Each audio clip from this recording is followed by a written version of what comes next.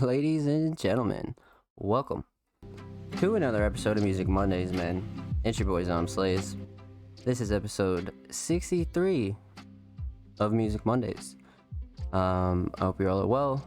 Hope you all had a good Monday. Tonight, we have a very special show for you. Just a quick few announcements. SoundCloud Sunday, Volume 24 is live on our SoundCloud. If you missed last week's episode of the podcast, episode 62 is also live on the YouTube channel, man. Make sure you go check that out, as well as visit allmusicmondays.com for our latest articles and written pieces. So, let's introduce our special guests.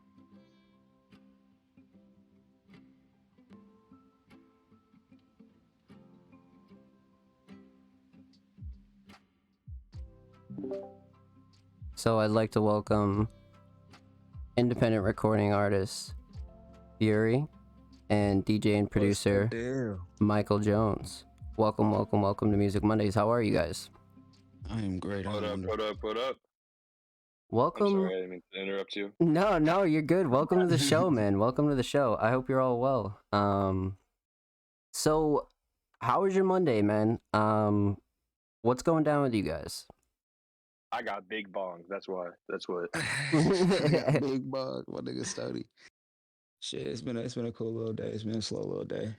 Yeah, just rainy day out in Houston for real. Rainy, slow day out in Houston. Yeah, how is Texas like for you guys? What's going down out in Texas? How is that? Bro, Texas is cool because of the homies, but Texas sucks. Really? That nigga said Texas sucks. I fuck with Houston. Houston's cool. Yeah, like Houston's cool. Houston's really like Gotham City, but I mean, Texas The itself, rest of Texas is really it's crashed out. Like really ain't shit. You feel me out here for nobody, but like Austin's it's a couple cool. key places. Yeah, San Antonio's cool. There's like 3 cool cities, and then it's like the rest is like Texas is big, man. First off, Texas is fucking big. Texas is definitely like 3 big. hours. Dude, I can drive 3, 4, 5 hours in one direction and not even hit a city. It's insane. Yeah, no, that's absolutely crazy. All right. So before we get into details, right? Before we get into super Texas talk, man, let's talk about who you guys are. Fury. Let's talk about who you are as an artist. Tell us a little bit about yourself and who you are today in 2022. Who I am as a person and as an artist. Yeah. Shit. I just try to be a human being, you feel me? I just dropped a project, be patient with me, I'm only human. And that's to really stress the fact that I'm only human, you know what I'm saying? I live every day. Take that shit as it comes. Right now I'm just fucking in a transition phase, you know what I'm saying?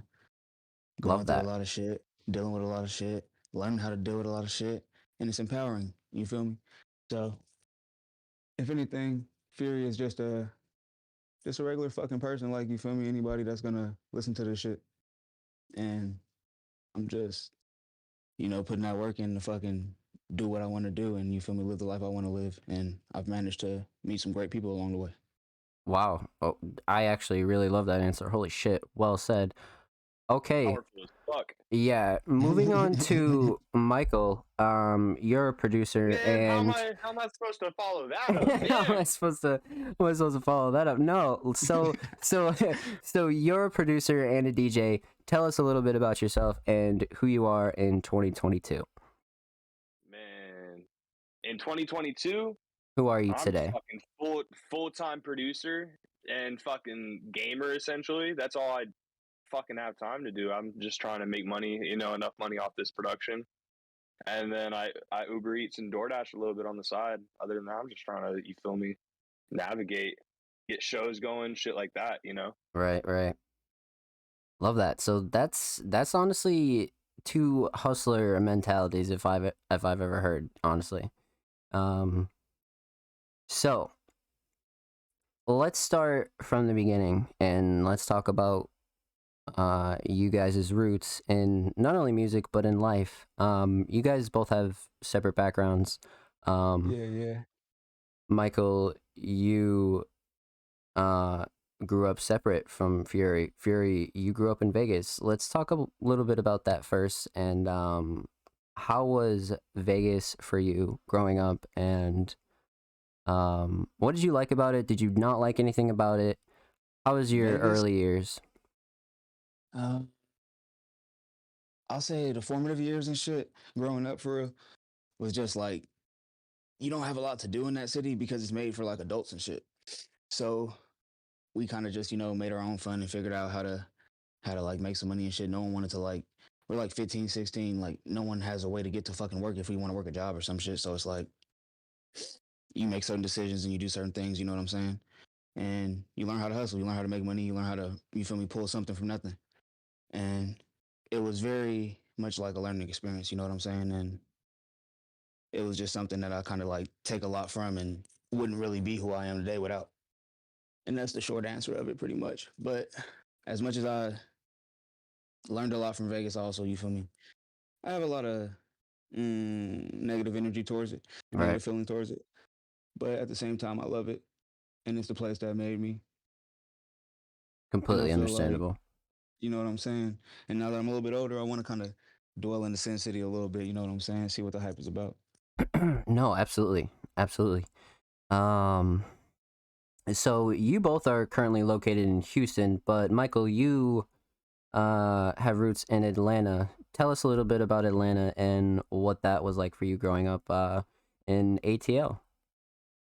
Dude, I love Atlanta. I just remember going to games a lot, like Falcons and Hawks and Braves games a lot, because our neighbor had like some season tickets for all. But he was a huge sports fan, and he always invited me and my dad. We were always going there. And other than that, like just musically, was always listening to fucking Outkast, hearing that on every fucking radio station.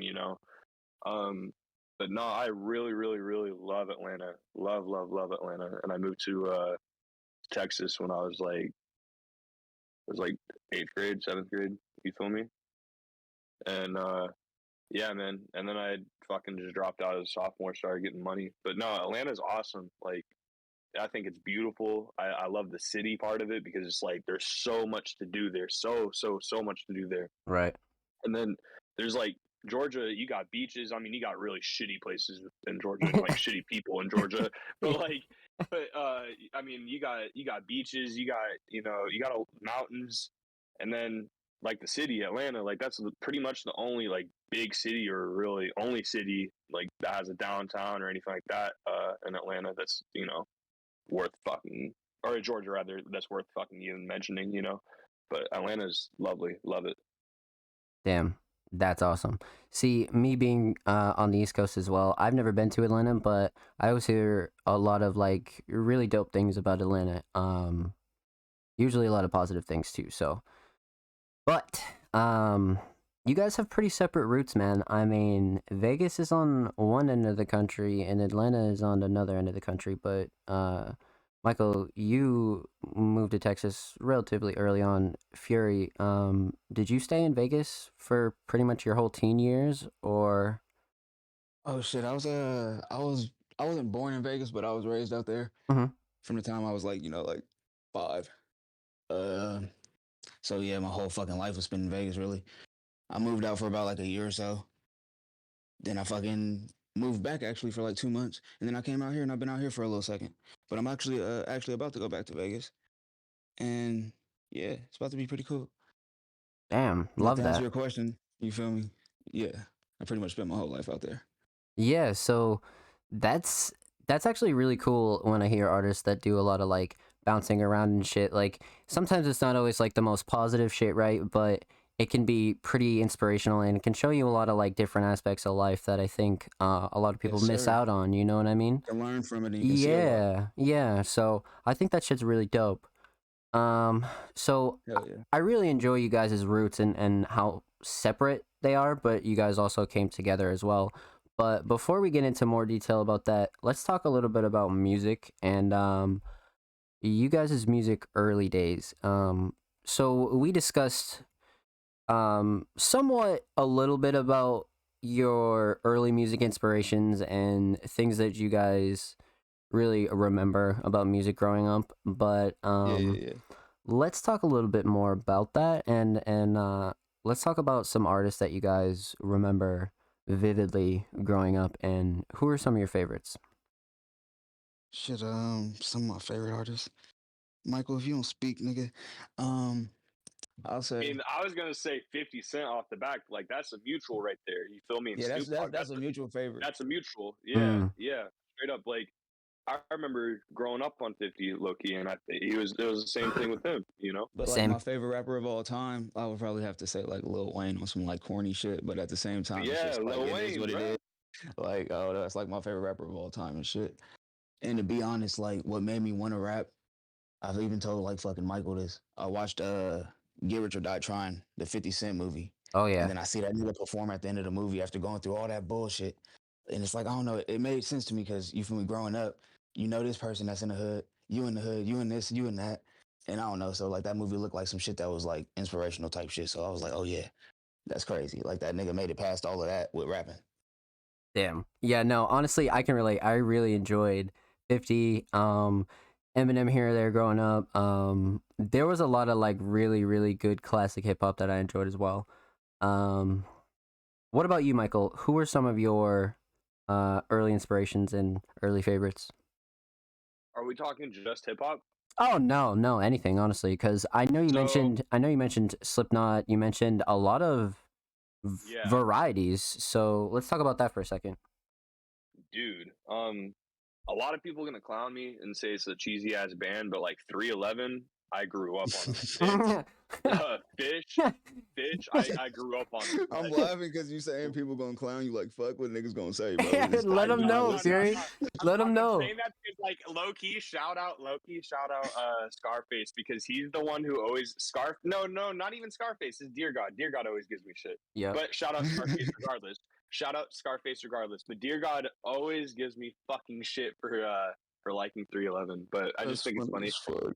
311 Fish, my brother like fucking loves them, you know, a lot. Like ritually go like listens to them. And so it kind of got me into that with a little bit like in my teenage years. I was like that with 311. And Right. then man, he also showed me at a young age, he showed me like I said 50 Cent, Snoop Dogg, Eminem, Slipknot, fucking Corn, Rage Against the Machine, like those last three, I remember the first time I heard them. Like I remember the first time I heard "Wait and Bleed." I was sitting there in this fucking corner, like, shit. What the fuck is that? Like what the fuck is like? There's so much going on right now, you know. And man, System of a Down is another. Oh wow. Incubus, Yeah, System of a Down. Holy shit. dude. Like System. There's a couple of these bands. Like for example, System of a Down, Corn, Hmm. and Slipknot, all of them, like those three, I would literally make a playlist on my Apple or my iTunes back in the day. I would make a playlist, and it would be if it was live songs, the better, you know. Right. Make a playlist. Well, I would want them to have a set list live, and I would play it on the fucking bass like along with them, like as best I could, and I would just fucking rock out for literally 3, 4, 5 hours until like on some like meth head shit, like until my fucking fingers, until my fingers were bleeding and shit, dude. Like literally until my fingers were bleeding and shit, until my fucking like my nails were fucked up. And it's like I say, like on some meth head shit. I won't disclose who, but like I have a family member who you know they're sober now, but like Hmm. back 10, 15 years ago, they used to like dabble in meth a little bit, and they did the Yeah. same thing on the base. They would Holy fucking, shit. you know, they would smoke and like, and obviously I don't do meth, but like it would like I'm just comparing it to the same thing. He would do it for fucking 10, 12 hours, you know, literally just fucking methed out, like fucking jamming on the bass, doing crazy, and he's a crazy ass bassist.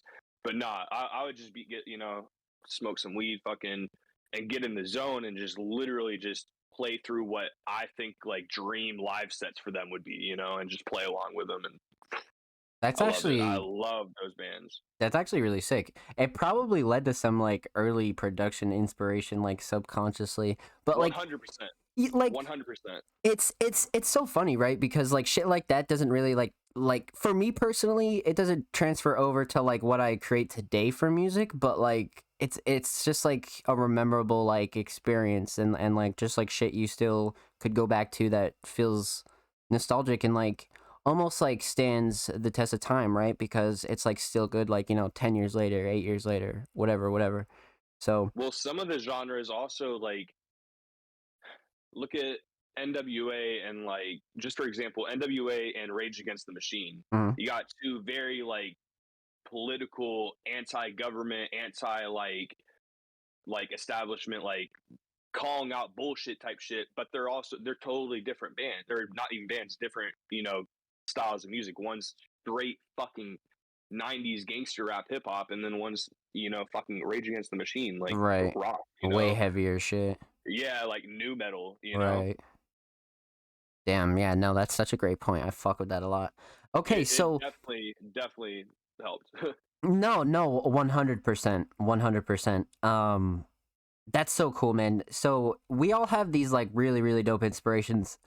But when did the idea of music really come about? So we discussed this not really at length and not really to the amount of detail that I really would like to, because everybody knows, you can only get so much detail through a text interview, right? So let's talk about how you guys got your roots in creating music, man, and how did you guys end up starting art and music? So Fury, I know you had a pretty early start. Let's talk about your first memory of creating music. Shit, probably being like 10, 11 years old with like a fucking Logitech microphone. Not even like an actual, studio microphone, nothing like that. It's a fucking, I forgot what the mic was even for. It was like a old school, like, you plug it right into the PC type shit. Like back when the PCs were fat as fuck. Like this is like 2009. Bro, I think I know what you're talking about. I think Yeah, I so know it was like a exactly gaming what mic. fucking mic. Dude, I think I know exactly what Hmm. fucking mic you're It was talking like one of about. them old ass gaming mics. So I'm like 10, 11 years old. I listened to a bunch of Lil Wayne. I Mm-hmm. remember I made a fucking song and I call it Like a Martian. And on the song, I'm like doing a Lil Wayne chuckle and shit, laughing like that nigga. Just saying a Damn. bunch of random, like dumb shit, whispering into the song. I uploaded it on YouTube and it had a fucking, I used a fucking Cookie Monster, bro, as the fucking artwork. And I think I deleted this shit like a couple years back. So nobody will ever find that shit. But yeah. It was that was like my first memory of like making music. My Bro. first time I was like, okay, let me just make some shit. And I'm just like 10 years old, just doing that shit, whispering that shit in the microphone so my mom don't hear me. No, see, I love that so much. And we keep bringing up Wayne, right? And I keep neglecting to mention the fact that there's a Wayne poster right above my head right now. So Wayne was definitely a real big inspiration for me growing up as well. Probably the biggest, along with like Young Jeezy and a couple other artists, man. But um Dude, My boy Jeezy, said that's G. another I one. was You saying, I just was like, hold mentioned on. some shit. yeah, That's what my Yeah, yeah, you boy just said. said some Jesus, real ATL crazy. shit. yeah, That yeah, I remember it, bro. yeah. Y'all remember Jeezy, whenever they put his and Kanye's song on Skate 3? holy shit, what is it called?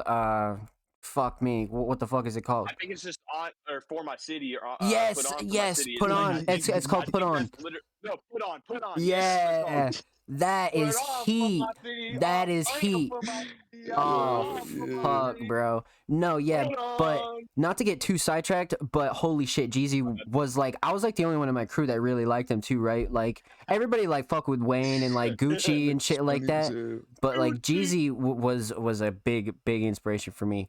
But yeah, man. So that's a really dope early memory, and a lot of that shit like sticks with you, right? Like for me, Hell yeah. like I remember like why I started doing this and like the fun in it, and like people always like lose sight of that sort of thing, and just like I keep those memories close, you know. So before we continue, Fury, what are some of your earliest memories of creating music? And I know you have a DJ background. Let's talk a little bit about your You mean early Michael? your your Confused the fuck out of me. You or mean me? yes.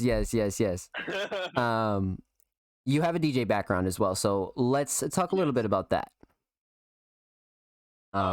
So I started. Damn. What really made me want to DJ? What made me want to get into music was my brother. I just didn't know how for the longest fucking time. It was I wanted to sing and be a guitarist. I wanted to play drums, but never had guitar. Or I got a guitar at like 10, 11, but didn't really know how to play it. And then I remember being 12 or 13. I think it was 12, maybe even 11. But Mm-hmm. Ultra Music Festival down in Miami used to run these live streams on their YouTube when like YouTube first started fucking like dabbling in live streams. You know, it was like only certain people could do live events. I remember it was like dubbed a live concert, and it was like their whole fucking festival. You know, it was free, and I was sitting there like in my room, like, holy fuck, I can watch this. I can be at this festival without actually paying anything, without being at this festival. So I watched like all 3 fucking days of it, and like this was the year that Swedish House Mafia like broke up for the first time, and I was sitting there like, damn, like I'm watching all these artists like Swedish House Mafia, Dead Mouse, like fucking Zed's Dead, crazy ass people, DJs and like dubstep producers or just EDM producers in general, would just blow me away with their mixes. I was like, I want to do that. You know, I want to do that right now. So I saved up like $50. I thought that was going to be enough for a good ass turntable. Again, I'm like 12, 13, 11, something like that. And I begged my parents to take me somewhere that I can get a turntable. And I picked, for whatever reason, I thought the Apple Store would have it. So I was asking, like, yo, can you take me to the Apple Store? Take me to the Apple Store. Like, I have this money. Like, can you take me there? I want to get something there. Right. And they didn't know what the fuck I wanted. And I got this like $30 like plastic piece of shit, like virtual DJ compatible turntable, and it was trash, but I loved it. And I would fucking, anytime I got the chance to DJ, I would. I was in band at the time. I remember asking my band director, like, whenever we had fucking events, like band events at the school, I would be like, yo, can I DJ? Like, I'll do it free. Like, I just put me in the corner. Like, I have my own setup. I have my own speakers. Like, just let me DJ. And like, would go and play the most fucking outrageous dubstep or like the most outrageous hip hop I could find. And they'd be like, all right, you can't do this anymore within like 30 minutes. You feel me? But not, and that got me into wanting to produce, you know, because I was like, oh shit, Dead Mouse, who I really loved at the time. Dead Mouse he's not a DJ, he produces and then makes his own live sets. Right. So then that got me into producing. I got a fucking Machine Mark 1. This is like when Native Instruments just dropped Machine, like it was brand fucking new. I got a Machine Mark 1, didn't know what the fuck I was doing with it, dabbled with it a little bit, and kind of put it to the side and went back to DJing because I thought it was simpler. And that was literally on like 13. Fast forward to about like 18, 19, and I got back into producing, and I got like FL, like, and I was like, all right, I'm gonna actually, you know, put fucking thought into this and put effort into this. And yeah, when I was 19, I think it was RJ the Guru, to be so honest with you, that I sent my first song to. Wow. If not him, that was like the second or third one, but I remember sending it to funnily enough, this dude out in Vegas, this like, I don't even remember his name, but some really, really shitty white boy rapper that found me on SoundCloud, and he was like, hey, can I use this beat? I was like, yeah, sure. And then he took the beat. I don't even count it because he took the beat and then fucking like edited it a bunch, like not even edit it, but like cut it. You feel me? Like What the like fuck? he would vocals. He like wanted, instead of asking me to, because it was like a 45, 50-second beat. All right, it was like real short. That's on me. I didn't know what the fuck I was doing. But instead of asking me, hey, can you make it longer or can you loop it, which would have been really easy, he fucking tried to loop it himself, and he did it like 3 or 4 times, and it fucking wasn't on beat. Like, you could hear the clip, and it just was shit. So I don't even count that. But like, yeah, RJ the Guru was like, that was the first like actual song that I was like, all right, this is like, I care about this. You know, like I actually know who this is. I met him through Faded Decade and shit. Shout out to my nigga RJ, man. Man, let's go. Big shouts out. So, holy shit, you like, that's like one hell of a fucking story right there. So, son of a bitch, man. Let's get it. No, that's great. That's great. Love to hear that. So, lots of great roots, lots of great memories. Fury, when Yes, sir. did you decide to start taking this seriously? Because you're definitely one of the more unique vocalists that not only I've ever encountered, but multiple people will tell you that. I mean, I just rap. You do? And then I put some shit on my voice that make it sound a little different, and that's it.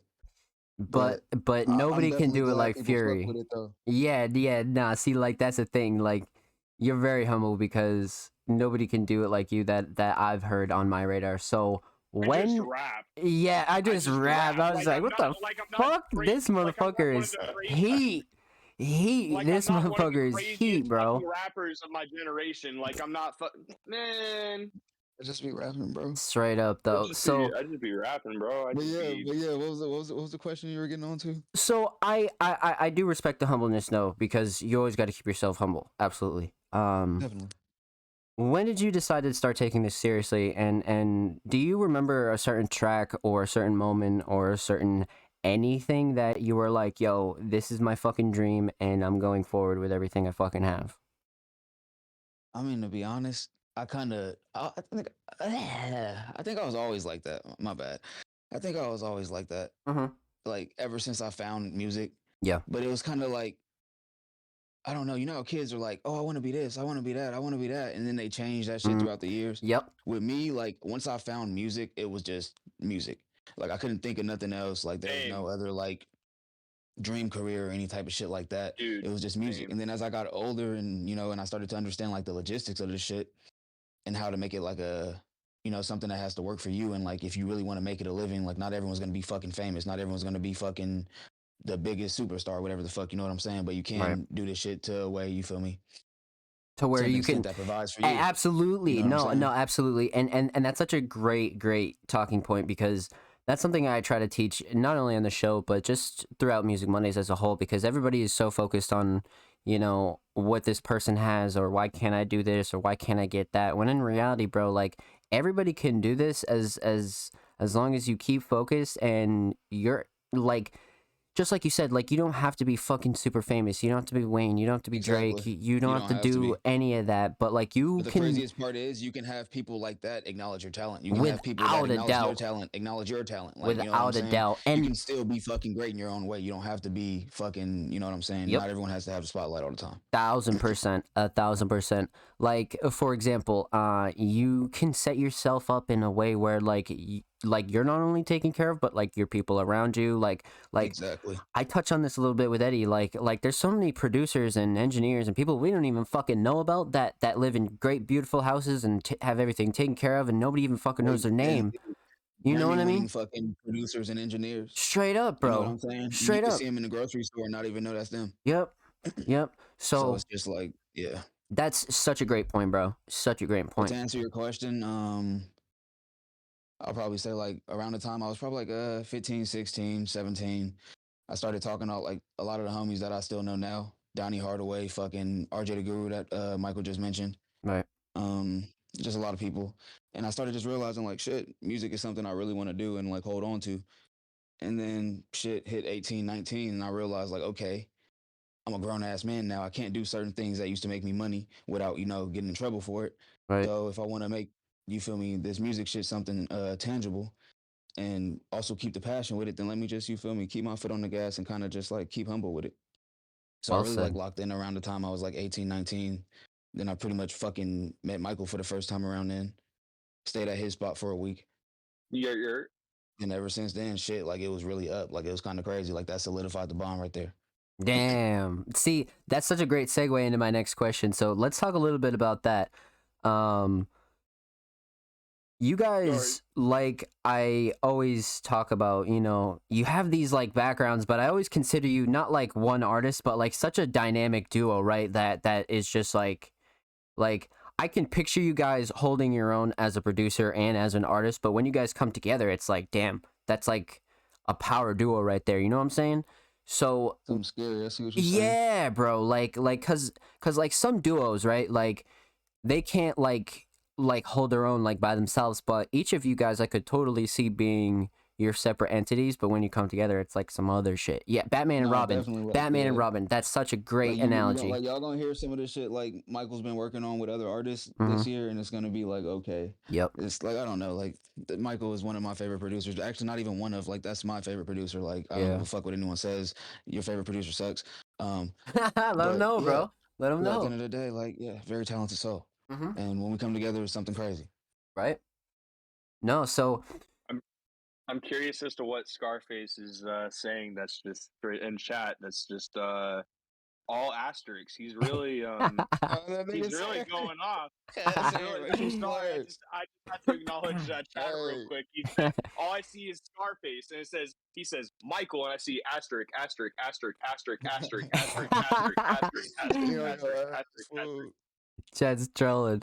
So you guys separate sides of the country, but you guys came together. When did you guys come together for the first time? What was the year? How old were you guys? When the fuck did this start, man? 2018, I think. 2018? Yeah, definitely. I think it was like June It of was 2018 it or was something like because that. I remember I went back home and then like a month later I turned like 19. Yeah, it was. Like yeah. So back when I first joined No Doms, I met No Doms through Faded Decade. Faded Decade's a clothing brand, a clothing store that used to throw heavy shows too, and they were out in fucking Huntsville, Texas, and then they moved to Houston. But when they were in Huntsville, I was at a show. I met Dally and Donnie and RJ. They were all performing. Met them. I was like, "Yo, what the fuck is up with you guys? Like, I fuck with y'all heavy."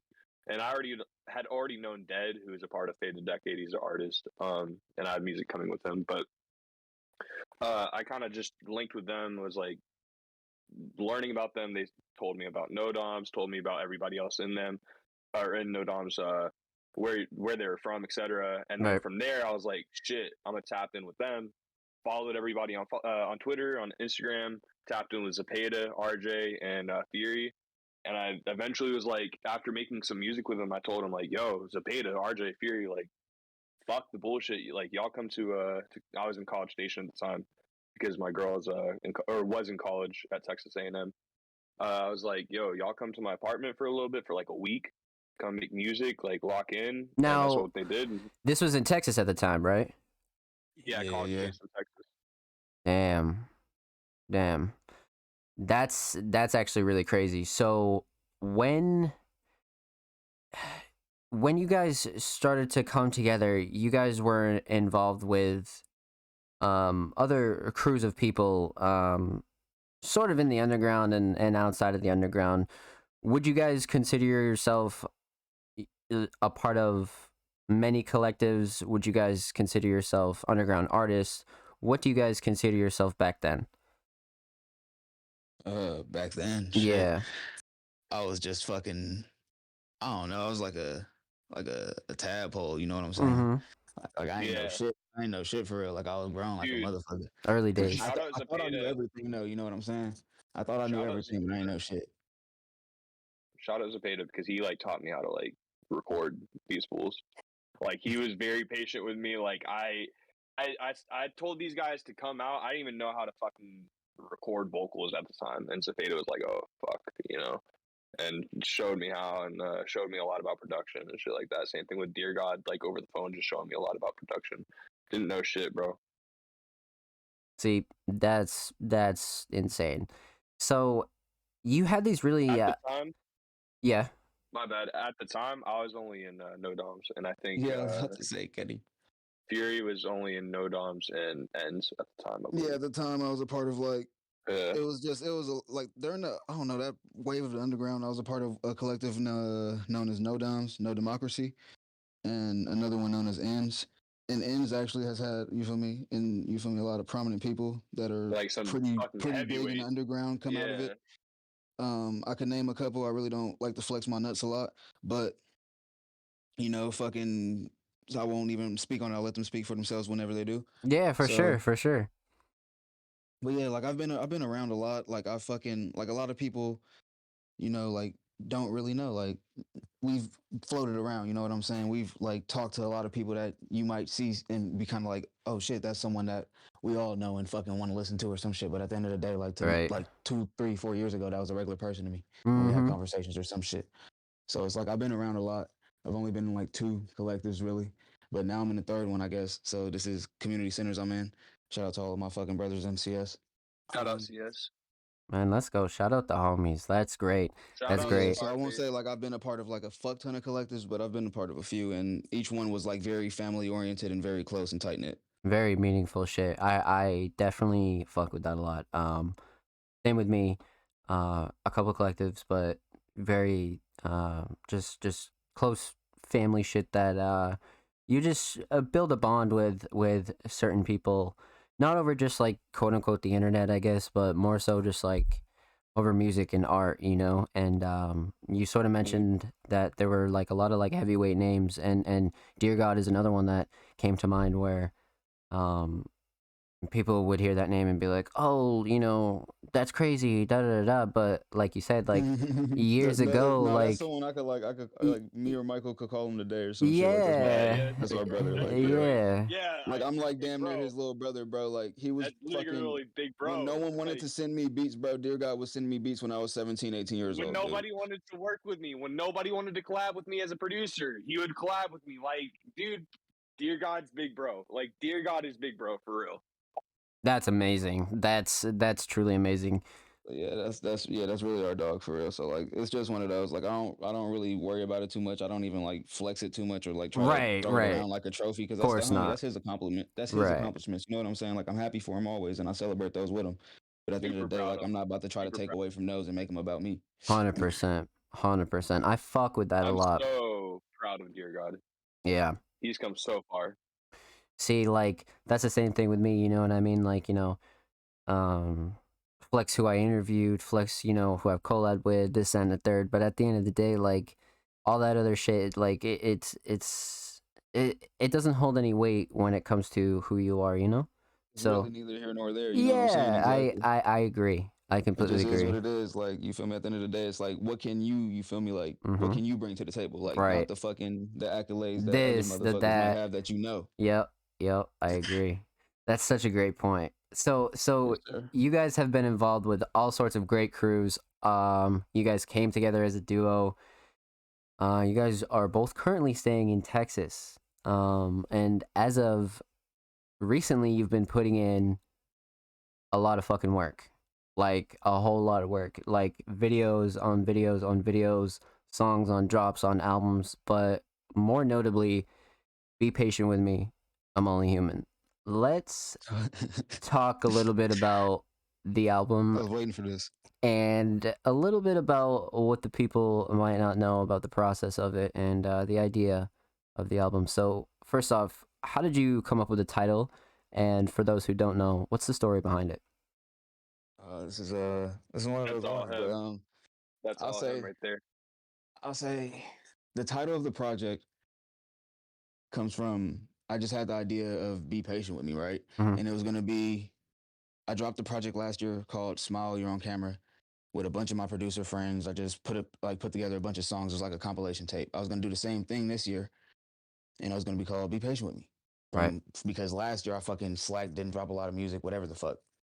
But then life happens. Shit fucking, turns around, flips upside down. 100%. And then me and Michael ended up with all these fucking songs. Or actually, hold on, I'll get to that later. And then that's when the part comes in with I'm only human. Be patient with me, I'm only human, because I'm like, okay, I feel a little bit different now. I want to represent myself a little different with this project. And then I pitched this project to Michael again. Like we've talked about it several times before. And he goes, okay, we have like a bunch of songs. How about we do a 2-part? And I'm like, so we do one half hype and, turned up songs like, feel good. And the other half is like, okay, we sad. You know what I'm saying? Right. So the first half is to be patient with me because it's kind of like you got to be patient with me. It's a lot of ignorance. It's a lot of bullshit I'm saying. But if you wait until the second half, I'm only human. You see you feel me, the human side of me, and you see the actual like the fact that I can speak on shit that's not just violence or fucking ignorance or whatever the fuck. Right. Now, that's a great dynamic. That's a fucking great dynamic. I know when I had listened to the album prior and while I was interviewing you guys through phone, it was some of the more like organic underground shit that I've ever heard. Like I'm not talking about underground like because nobody knows you or because you're not signed or any of that corny shit. I'm talking about like real like meaningful beautiful sounding shit that also had a great theme and like and I don't know about most people, but I'm big on themes when it comes to projects. Like if you're just putting together like a throwaway project, that's not what I'm talking about. But like if you're gonna put out like a good album, like I feel like Be Patient with Me had such a great double theme. Like a vinyl double sided would be crazy with this album. It's Definitely. wild you just said that. It's insane. You just said something But about a I'm vinyl. gonna let Michael talk. But before you say that, I had seen a video called like it was talking about the art of like an album rollout dying out. Like no one's doing that anymore. No one wants to give you a thing. No one wants to give you Fuck something to look at, no, something to bro. feel and connect with. Shh, brother. You know what I'm I saying? swear to God, like that shit, bro. This is the 63rd episode of Music Mondays, and I don't care if I gotta do another 63. I'll fucking say that till I die, bro. People don't want to promo, don't want to do this, don't want to do that. If you're gonna put in the time to make fucking beautiful songs, beautiful beats, beautiful art, you better put in the time to fucking roll it out properly and promote it properly and give it a good meaning. Push Like every single fucking song on there. Like facts, bro. Like, back what's that the motherfucker. point? Put your heart into that. Like why Right. put out a project if you don't give a fuck about it? 100%. Like why the fuck are you gonna paint the like a beautiful painting and then hang it up in a dumpster? Like why the fuck are you gonna do that? It's like the bullshit ass industry practice where they pretty much like will drop a full length album but call it a fucking mixtape because the sales didn't do well or some shit. That was a Like, big thing with it's producers as well, for sure, bullshit. because a lot of producers were getting cut out of shit like that because they would have to pay producers Because now less. you're not getting royalties and shit Right. because this was supposed to be an album. Right. Yeah. So Yeah, it's 100% like fucked up. So that's some shit that I'll always love and prove that works, because every time that I do it like one-on-one with somebody that's never done it, they see like success that they've never seen before, because people can like relate to shit like for example, Be Patient With Me, I'm Only Human was something for me as a listener I related to. Like that was such an like project that you can't go listen to that and tell me that there's not one song on there that you don't relate to. I'm glad you say that. Because that's bullshit, bro. Like there's great like raw hip hop shit, there's great like hard shit, but like you said, like the other side, you have the more emotional shit, you have the more real shit, you have the storytelling, and it's just you don't see a lot of like underground projects like that were like handled with a lot of care, because not only did you guys have like a great theme and a great rollout, but it was the visuals, it was everything following it, and the A lot of covers. that is fucking thanks to Michael. I will not even like lie to you, brother. Like I do not know. Yeah. Like I've always wanted to put the videos out and shit like that, but he pushes me to be like, all right, let's get this video done for this. You feel me? Mhm. Let's put these songs together, and then he'll help me curate the project and be like, okay, we're gonna put it in this order, and this song's gonna come after this one because it's Love gonna feel that. like this when you hear it after this. And a lot of times I might not get that shit because I understand a lot about music, and sometimes I just want to put the shit out or I just want to be done with it, Yep. wash my hands of it. But he definitely makes sure like a lot of the process is handled with a lot more care than what I will care for at the time sometimes. Oh, 100%. And some of it straight up just fun to me. Like for example, how he said, "Let's get this video out. Let's get this video made." He's editing all of it. He edits all the videos. Most like 98% of the album artwork he does, and he does for me. He's made. But like, I love shooting videos. Taking pictures. I also love DJing, which with curating the the set list.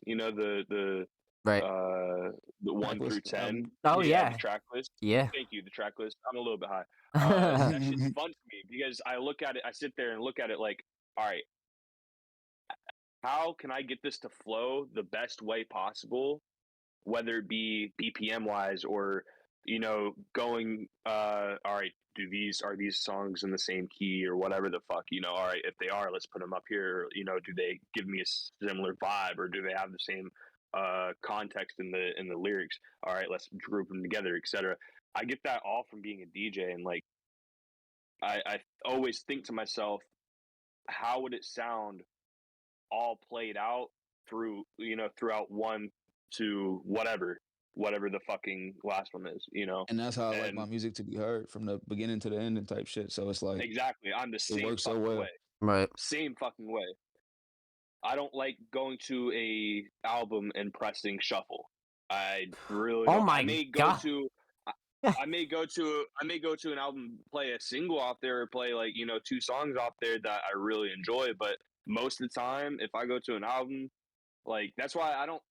Sometimes I don't like putting music on around people because I'll listen to fucking O3 Greedo and Kenny Beats fucking album, and from just one to whatever the fucking last song is, Listen to it's like, full yeah, projects and shit. it's a fucking hour long, you know, and I'll be like, all right, that was awesome. Like, That was I awesome. dive into, yeah, like I dive into albums like it's almost like a movie. Like I'll be like, oh shit, like, all right, fuck, what's the next song?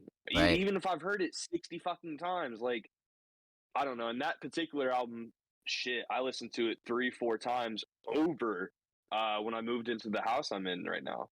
Like that's it. I was just sitting there, like I didn't really have time to fucking dick around with the music, anyways. You know, so I put on what album am I fucking with right now? All right, fucking O3 Greedo, Kenny Beats. Let's put that shit on. Like Netflix and Deal, put that shit on. All right.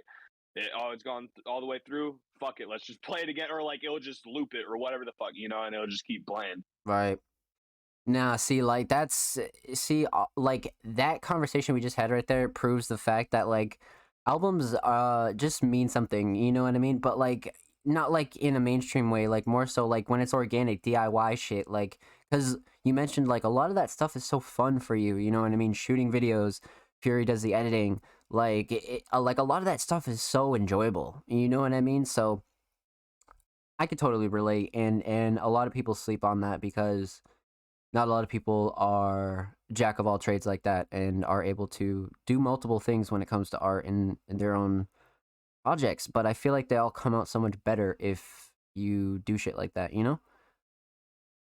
But When you have a lot 100%. more hands in the pot type shit, when you can yeah, control more aspects of what you're trying to 100%. put out. It's a team. Yeah. It's a team. yep, When you could curate your vision the way you want to, it definitely does come out and feel a lot better.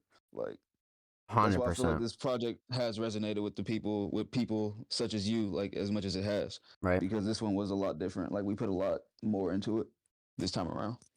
You could really tell too, it's pretty rare, and I'm not trying to like overly gas it, but there are just so many artists and so many projects that, you know, if they had the proper attention or if they did the proper thing or this or that, like one other thing was right, but it's very rare to find an album like created by two independent do-it-yourself creators that is so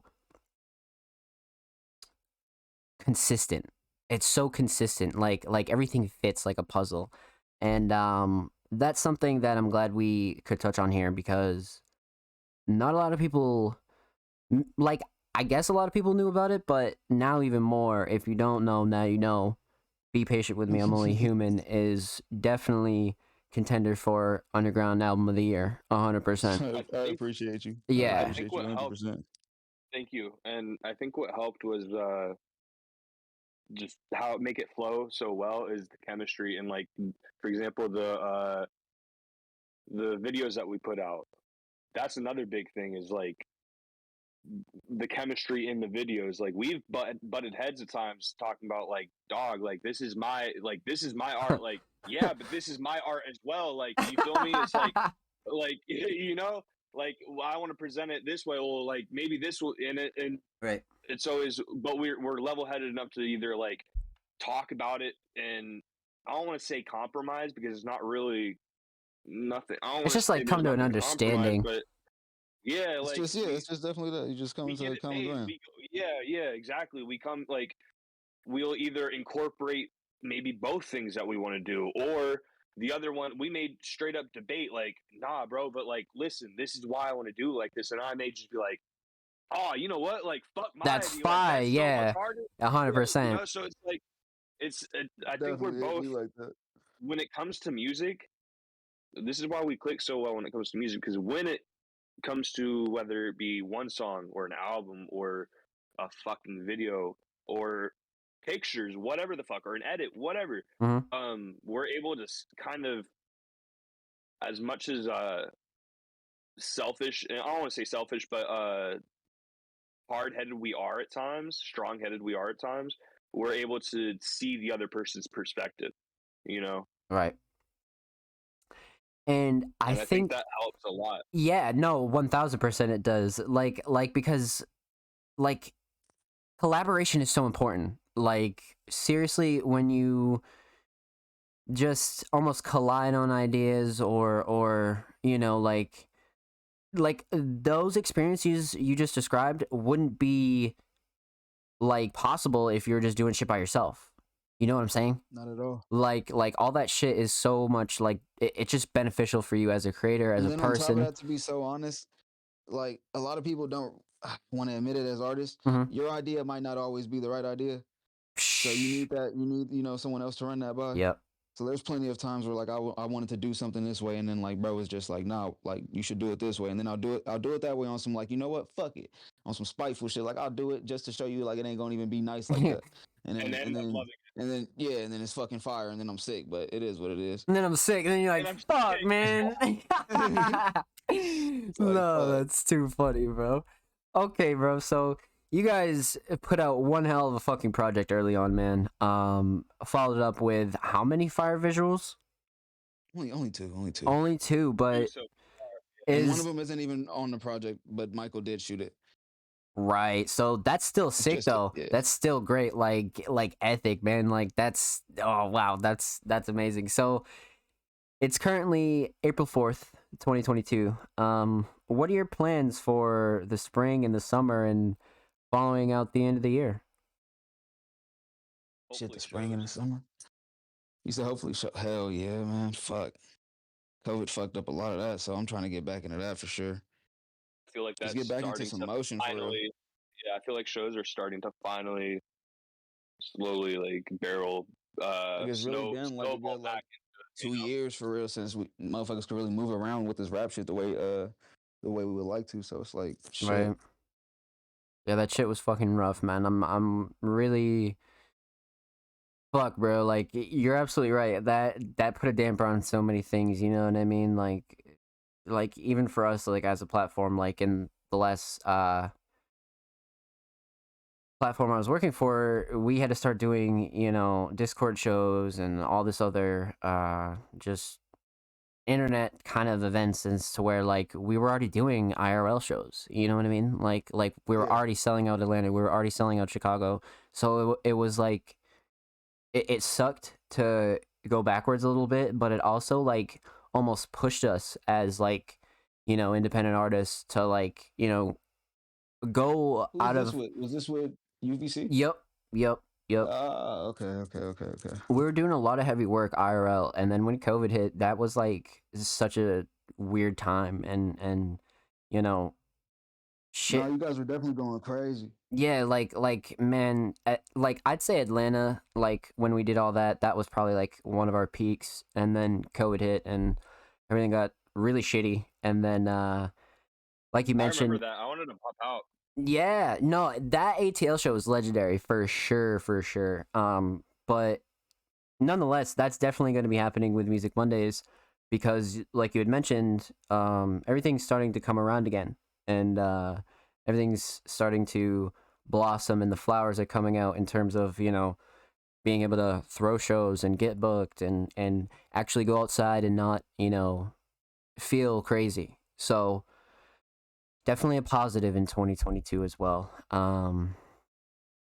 Yeah, I think it's looking up for real. Yeah, I do too. Man. Like I always try to look at the bright side of shit, especially when it comes to this. So Pandemics. yeah, fuck yeah, literally, bro. Like fucking hell. No, you're so right, bro. You're so right. So He said, "Don't say the P word." don't say it. Porsche Panorama. What Um, the fuck? what was I gonna say? Oh yeah, so do you guys consider yourselves underground artists? And like I said, not the whole sort of like, because you're not signed or anything like that, but do you guys consider yourself a part of the scene where like it's almost hard to describe, right? But like it's No, I know exactly what you're saying, and yeah. but I'll let you finish. Yeah, I don't at all, and I can't. It's very hard to because I feel like just a lot of the, you know what I'm saying, like whether it be like the blogs or like the people that were like very popular on these blogs that I've been around a lot in the Yeah. underground and shit, and I kind of feel like I was always one of the people like Getting shafted? not. It was just very weird. You know what I'm saying? Yeah. And it was because like So different. I would make music you feel me, with people that made like the trap metal shit or made this or made that, made the emo shit, Mhm. but I wasn't on that type of time ever. Dude, Like, I've always felt different. I always felt like I was on a you different feel time it? from everybody else. So Exactly. it's So like it's like, when you say me personally, when you say are you part of the underground, I'd say sure, I guess. and then like what the Because like underground is now is kind of like at this moment, it's I don't want to say it's at a stalemate. It's just at like a anybody could take the, you feel me, Yeah. the throne Yeah. type shit, I because it's agree. kind of like there's nobody to really lean on. Like who's the next big one out of the SoundCloud? Like SoundCloud era isn't really dead, but it's kind of like niggas are blowing up off of fucking what, TikTok now. So it's like, Man, yeah, and it's so it's yeah. like you're not even about to be a fucking SoundCloud rapper anymore. Niggas gonna be like, oh, you a TikTok rapper, bro? it's You oh a my Twitter god. rapper. You know what I'm saying? Like, Man, so it's that, just that like, Here's the thing. Here's the thing with music. mhm. Whether you want to call it just the underground, whether you want to say like put it into two different parts, you know, underground and mainstream, Right, right. whatever. There's whatever you want to classify music or just like, you know, whatever parts, you know, you want to put it in. Yep. There's levels to this shit. Oh, There's always like 1,000. no matter if you're Drake, no, like there it's hard to get to a point, no matter what artist you are, to be like, all right, I can't be better. I can't be bigger. I can't sell more. I can't I mean, the fucking craziest like. part is niggas like Drake kind of can be like that because you the biggest artist in rap, nigga, in hip That's what I'm hop, the saying. whole entire genre. You are the biggest artist, so And you that's what I'm saying. that It's is one of the hard. ones that I think it's you can. debatable. Like I think it's really like that subject. Not even just like in hip hop or in general. I'm just talking in music. I feel like it's Definitely. like super. I feel like it's super debatable to be like, all right, what like do you have like do You you have definitely more got to to keep give? leveling up though, unless you Yeah, are the pinnacle. yeah. Exactly. And it's like it's hard to say who the fucking pinnacle is right now. That's Because why it I'm kind of. mm-hmm. That's why I'm kind Depends of on your like, view of the shit. Yeah. yeah. That's why I'm trying to. That's the point I'm making exactly. Is like there's levels to this fucking shit, and it's hard to really say who the fucking top level is. You know, Yep. my fucking goal or like my classification I would give myself is just like I'm just trying to level up, man. You know, I know I'm at a low Definitely. level. I know there's like I know people around me that are bigger, you know, or at a higher level that can give me game or may not give me game, but it's up to me to, you know, Level fucking up put myself regardless. on. Yeah, I To agree. put myself on to like to put that fucking those 10,000 hours in, to put that fucking that time in, that effort, that fucking knowledge to that learning, you know. That's another thing is I don't give a fuck who you are. You could be Beethoven, like you can never say, all right, there's nothing more I can learn about music. Oh, 1,000%. 1,000%. Because it's so evolving. Like Oh, 100%. music history is literally happening every year, you know, and it's And evolving every fucking year.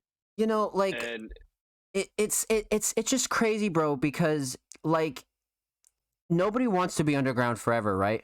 Like that's the thing. Like I always looked at it as like we were always more elite than anything else because everybody else was always looking at us for inspiration. Everybody's always looking for our sounds. Everybody's always looking for everything. And like you're mentioning now, yeah, everything's always evolving, right? So we're evolving and everybody's always looking at us for everything that we do. And it's very like it's something that it's like hard to explain, but you definitely like don't want to be quote unquote like underground forever, like regardless of like whatever your perception is. Definitely. You know what I And mean? another thing I probably want to touch on is like I don't really fit into like me and Michael shit for that matter don't fit into any type of niche in the underground that is currently ongoing. You know what I'm saying? That like Right. currently exists. Right. So it's kind of like hard to be like I can't really say I give our fit music a in. genre. I mean, it's hip hop. Go ahead. Like, that's that. I'm a.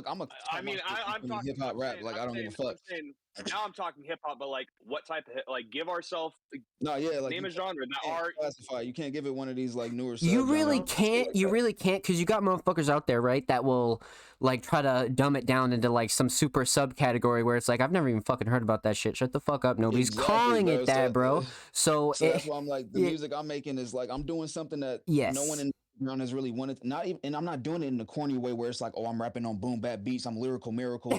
I'm just nigga, I'm rapping, bro. Like, Right, and doing your no one thing. wants He's to just fucking rap being anymore. him. People laugh at people for rapping. Like, Mhm. it's funny to be a rapper, and it's like you're fucking in hip hop, making hip hop inspired music, and you laugh at people for wanting to rap good. Like, what the fuck are you like? I don't know. This Right. this new generation, like I'm a part of the fucking generation, but it feels like I feel like an old head at times because it's like fucking stupid. Like you can make fun songs, but why be mad at people for actually rapping good too? Right. No. That's why I very 100%. much fuck with the rappers that I do. Like, shout out Scarface again, who's in chat right now. Like, Real one Fury. right there. A lot of people that just, I mean, at the time they don't make music anymore really as rappers, but Dread Junior, like, they are very much all right. I'm gonna do me.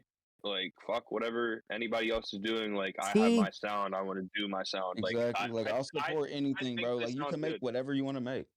that's what's Yeah. underground to me. To me, like as like the core of this shit, bro. Like why I do Music Mondays, why I've always done this shit, why I've interviewed people. Like it's that's what's underground to me because you're not trying to be anything. You're not trying to do this. You're trying to do that. You're doing what you love, and like Exactly. I'm not trying to that's sell you an image. I'm not trying to sell you a right. gimmick. I'm not trying to stay in this one lane so you can fucking Facts. suck me off and tell me I'm the Right. greatest rapper If the alive. Like I don't give a if the fuck. money Like I'm comes, just making this shit. Mm-hmm. if the money comes, that's cool. If the support comes, that's cool. If the fucking shows come, that's cool. If whatever fucking comes, that's cool. But like at the end of the day, I'm making this music because I want to hear what I'm putting out on the radio. I want to hear what I'm putting out be played. You know, Right. that's why like it sounds like I'm fucking sucking my own cock, but sometimes like I will sit there and like listen to my own music because some people will Nigga, be every like, artist does that. yeah, but like I do feel arrogant at times, but sometimes it's just like I don't want to hear anything else. I want to hear fucking like whatever. I want to hear this boom bap beat I made and fucking you know Right. I don't know. Hear about Scar telling me like, am I gonna fucking see tomorrow or not? Like you know, like you Yeah. feel me? Like I don't Yeah. know. Yeah. No, like that's the thing too, because like I know Fury mentioned in our phone interview that, you know, sometimes listening to your music back can also be a little bit of a challenge as well, you know, because sometimes when you make music it can bring you to like um, you know, emotional and painful places that, you know, I could never relate to like listening to, you know, certain songs of my own or, you know what I mean? You know, it- just because music will do that for you, you know what I mean? Like you're able to lay yourself out on a track or a canvas or anything like that, you know? So Definitely give all of yourself like at a certain point in time. yeah. So that's why I really don't like look for trends or anything like that. Like, of course I keep my eyes open and like I always have because that's not, you know, I always look out for, you know, the next one follower guy who's extremely talented. But at the end of the day, to say that like somebody should chase like, you know, the next big thing or this or that and the third, like over, you know, a pair who is doing something so unique and so independent that you're just fucking smoking crack, bro. It's Smoking crazy, crack, bro. bro. It's He crazy, said, "How you bro. not fucking with these It's guys?" crazy, bro. I couldn't do it. And Y'all and tripping, like, yeah. you know, like that's why I never fit in with like the rest of them and like I always expose like those, you know, like the stereotypical blogs, the managers, the all the people who weren't doing this for the art and the love and the music. They were doing it for other weird shit. And Bro, niggas really was so cheese. I watched that whole era, bro. Like I watched a big part of that era crumble because niggas just wanted to fucking capitalize off of what was already getting big. yep, Like find something new, yep. push something different. And like that's like the number one thing I learned was you could copy everything we were doing, I was doing, but we were always 50 steps ahead because we were in the Trying to lab, find the next person that was right, you feel yeah, in the that no lab one knew. every night, every fucking night. Oh, did you hear this guy? Oh, let's make this track. Yo, let's do an album. Yo, let's do a show. Like we That's why I were like, appreciate Eddie a lot because eh, no one in you I'm not gonna lie, no one in UVC fucked with me. I tried to reach out several times, no one yep, was fucking with me, and he yep, hit me up his own like free will type shit, like and reached out to me. So yeah, yep. certain people I'll always you feel me be grateful for. Eddie was such like a staple in that shit too, and like I gotta give my flowers to him while he's always still around and shit. But not a lot of people know about what he did for a lot of the shit back then, and it was only like me and him and like people like Tez and a couple other people that were really just He was really part of the like you were all a part of the machine, like keeping that motherfucker man. moving. We love this shit to the fucking bro. I'm telling you, like we were putting in money for merch that we didn't even have. Like so that's why I hate when I hear about blogs and this and that and the third trying to like take money from artists and this and that for the people that Oh don't yeah, even for like have $50 they will money. give you a write up. Yeah, like people don't even $100 they'll give have you a write up. money. What the They fuck don't are you even have talking money about, to nigga? Do you like my music or not, nigga? right. Like artists don't even have money to spend for themselves, and you're gonna try to ask them for fucking bread, bro. That is the That's burnt the craziest fuck out. shit, bro. It really is just bullshit, bro. So I've always like it's not even like an advantage because like I don't do it for the advantage. I just do it because I wake up like this, bro. Like it's been I don't do it for that. Like I enjoy putting a smile on people's faces and seeing them be like, wow, like this actually meant something to me and nobody fucking paid attention to my shit. Nobody did this, nobody did that. Like that's why I do this shit. And that's why a lot of people should do this shit. And when I see artists like you guys that have this energy going on that is just almost like it's like the eye test, right? Like you just know that if you guys keep going the way that you're going, it's impossible for you to fail. And like you said, like you don't got to be Drake, you don't got to be this, you don't got to be that, but you both can eat and sit at the table with everybody that you want to, as long as you keep true to this shit, bro. Like that's Yes, like indeed. it's so important, and that's some of the shit that a lot of people, I guess, take for granted or just don't Take for realize. granted and, like lose sight of.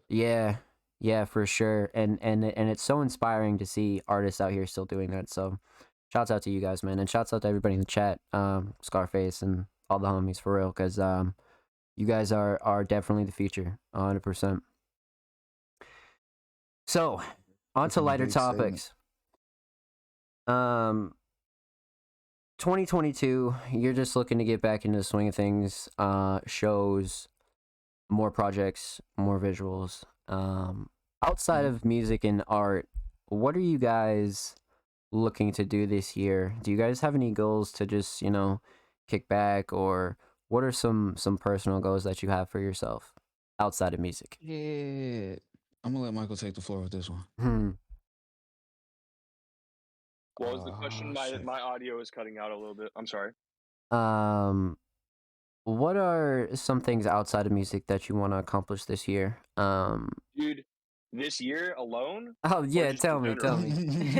Tell me. That's why I said I'm gonna let him go first. Yeah. So you guys have plans for music. You're just trying to get back into the swing of things, shows, more visuals, really, more everything. really want to work on our own merch. I mean, I guess that kind of has to do with music. Oh yeah, no, merch is Like, great though. Yeah, that's definitely I outside the really box. want to do that. And then me personally, I've been really wanting to work more with photography and editing, and maybe with that videography, sorry, and editing that, and really fucking just going into directing music videos and shit like that. And that shit, bro, I was watching a little bit of the directing of, I think, the Grammys, and that shit was fucking insane. Like he's sitting there watching a whole screen of I mean, obviously I can't do this year, but it's a whole team. But he's watching a whole screen of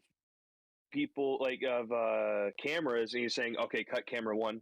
All right, cut camera 5." And he's like, like, bro, and it's a very well-oiled machine that he's at the top of. He's the director of, literally, in this. Right. Yeah, that shit's kind of cool. I'd like to do that at a very smaller scale for like music videos. Maybe just literally having 1 or 2 fucking people, working on videos or a video, and then using their different footage to chop that up and edit it and stuff like that. But yeah, I just really want to dabble into videography and photography and merch. Man, that's great. That's great. 100%. That's great. What about you, Fury? Shit, I'm just I'm striving, you feel me? I'm trying to like keep working on my motherfucking mental health, mental stability. Of course. Learn something new every day, you feel me? Learn something about myself, learn something about the people around me, learn something about people in general. So that way, you feel me, I'm less quick to fucking judge or be harsh. Just really progressing as a human being. That's really what I'm trying to do. and just more streams of income, more fucking ways to figure out shit and keep the ball rolling, and Always. just keep shit copacetic. Man, I love that. I love that. All positive gains in 2022, man. That's fucking Yes, sir. amazing. That's fucking amazing. So, um, we've been chatting it up for a little while. What are some topics that you guys wanted to touch on that we already didn't touch on? Do you guys have anything that Uh, you would like to say and you would like to chop it up about? I say all my favorite rappers are in the group I'm in, the collective I'm in, the actually fucking on paper label I'm in, Mhm. community centers. So if you guys are listening, whatever the fuck, and go on my Twitter or whatever the fuck, or go like at Comsen Music and shit, find all the homies. Yeah, go like run them niggas up. Yep, And I just like you listen to Scarface, right? for sure. Scarface was a recent Great rapper, submission of right? mine. Bro, he Amazing, right? fucking blew my mind. Yeah. Literally blew my mind. I think Community Sinners was the first time I heard you guys. If I'm not mistaken, I think it was Michael that submitted a Community Sinners song that he produced, and it was one of your tracks, and it was I think it was with Scarface maybe. And It was probably Fusion Dance. bro, it was fucking crazy, bro, crazy shit. Nice. But yeah, man, like I'm just so happy for you guys, and not like a lot of people have a work ethics like that actually care about their shit. So I'm I glad will say this. I'm glad you guys do.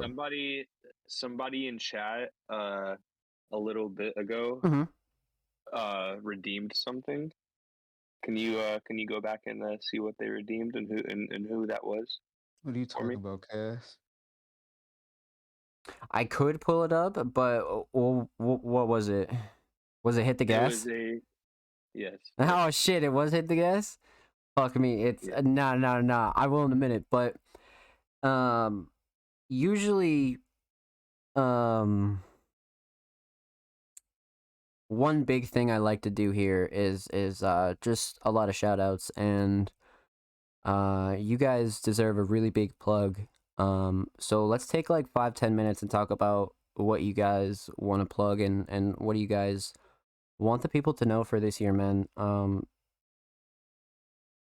Let them know. God damn it. Shit. A lot of music on the way. I Mm-hmm. fucking slacked last year. I didn't drop as much as I could have. Yeah, same. So I'm gonna go absolutely batshit insane. Give niggas a fuck ton of music.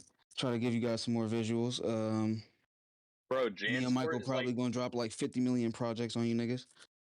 Love bro, that. What you about to Jansport's say? like the only fucking song that I like put out last year. One of the only songs that I put out last year. I put out that fucking Smile You're on Camera shit, bro, and that was like songs that were like 2 years old and shit like that, and that was it. Right? So yeah, like I'm Dude, feeling you. Like you gotta pandemic crank had me that. fucked up. I was at my parents' fucking like fat as shit. Like Hey man, 270, we 260.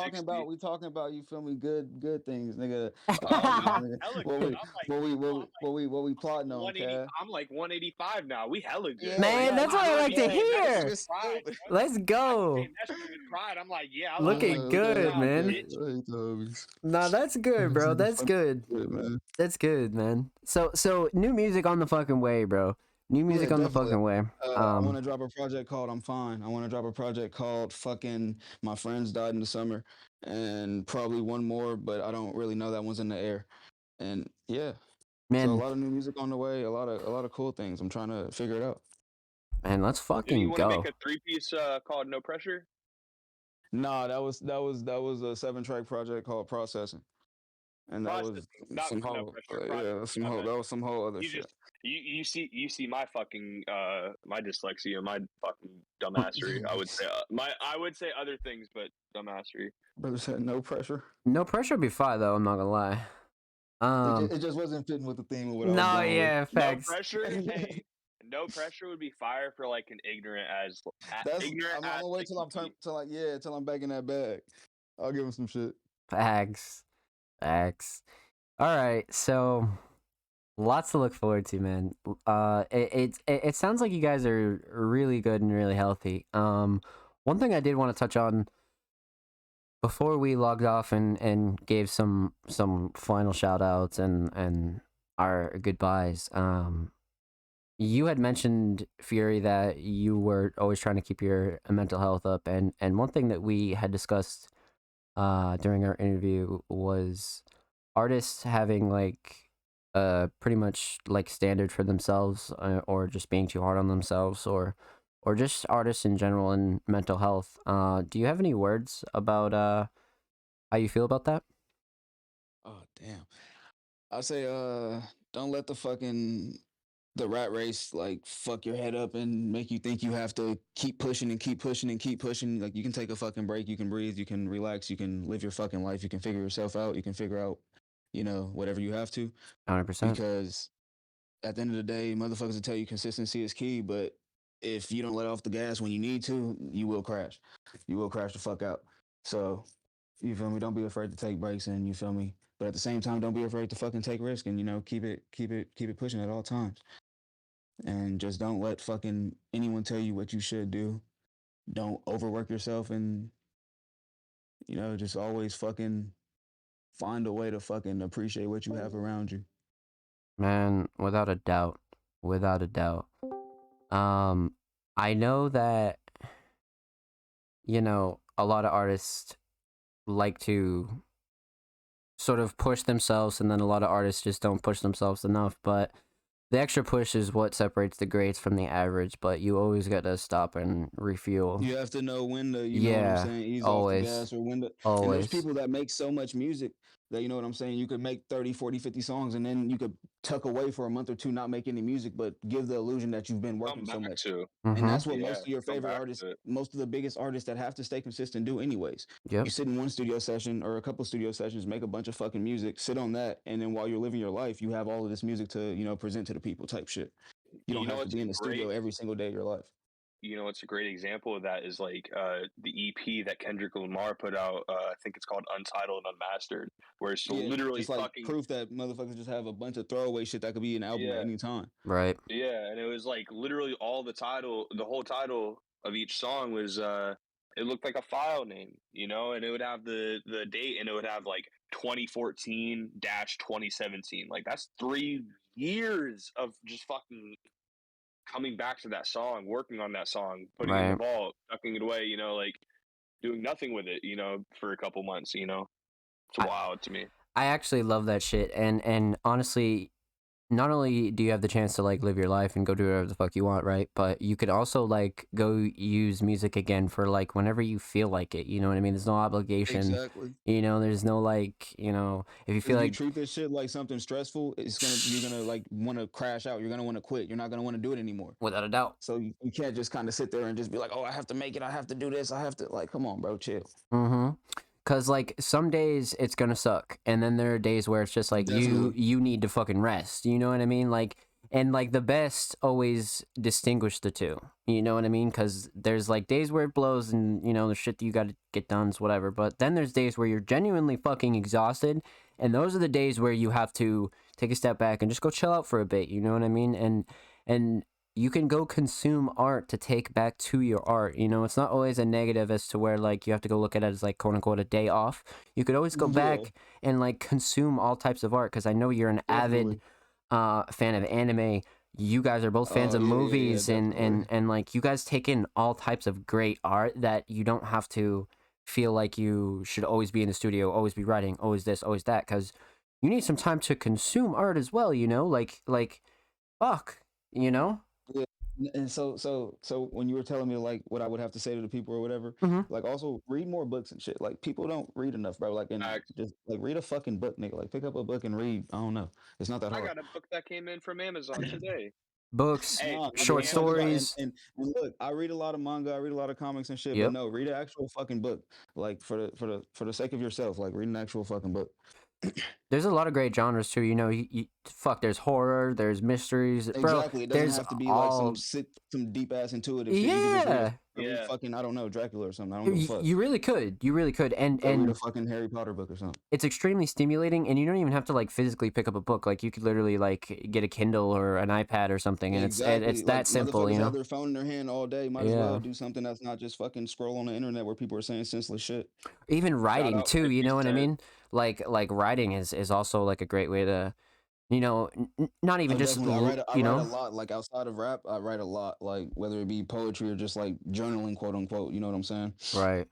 Definitely write Yeah, out any of your thoughts if It's you have to. so healthy. Like especially in terms of mental health, like that's one thing that's totally helped me was like writing down like how I felt and like how I should feel and Definitely. like how I feeling like how to like steer yourself almost. You know what I mean? It's fucking weird to say, but like if you like write out your thoughts in real form, you can like see how you can change it, you know?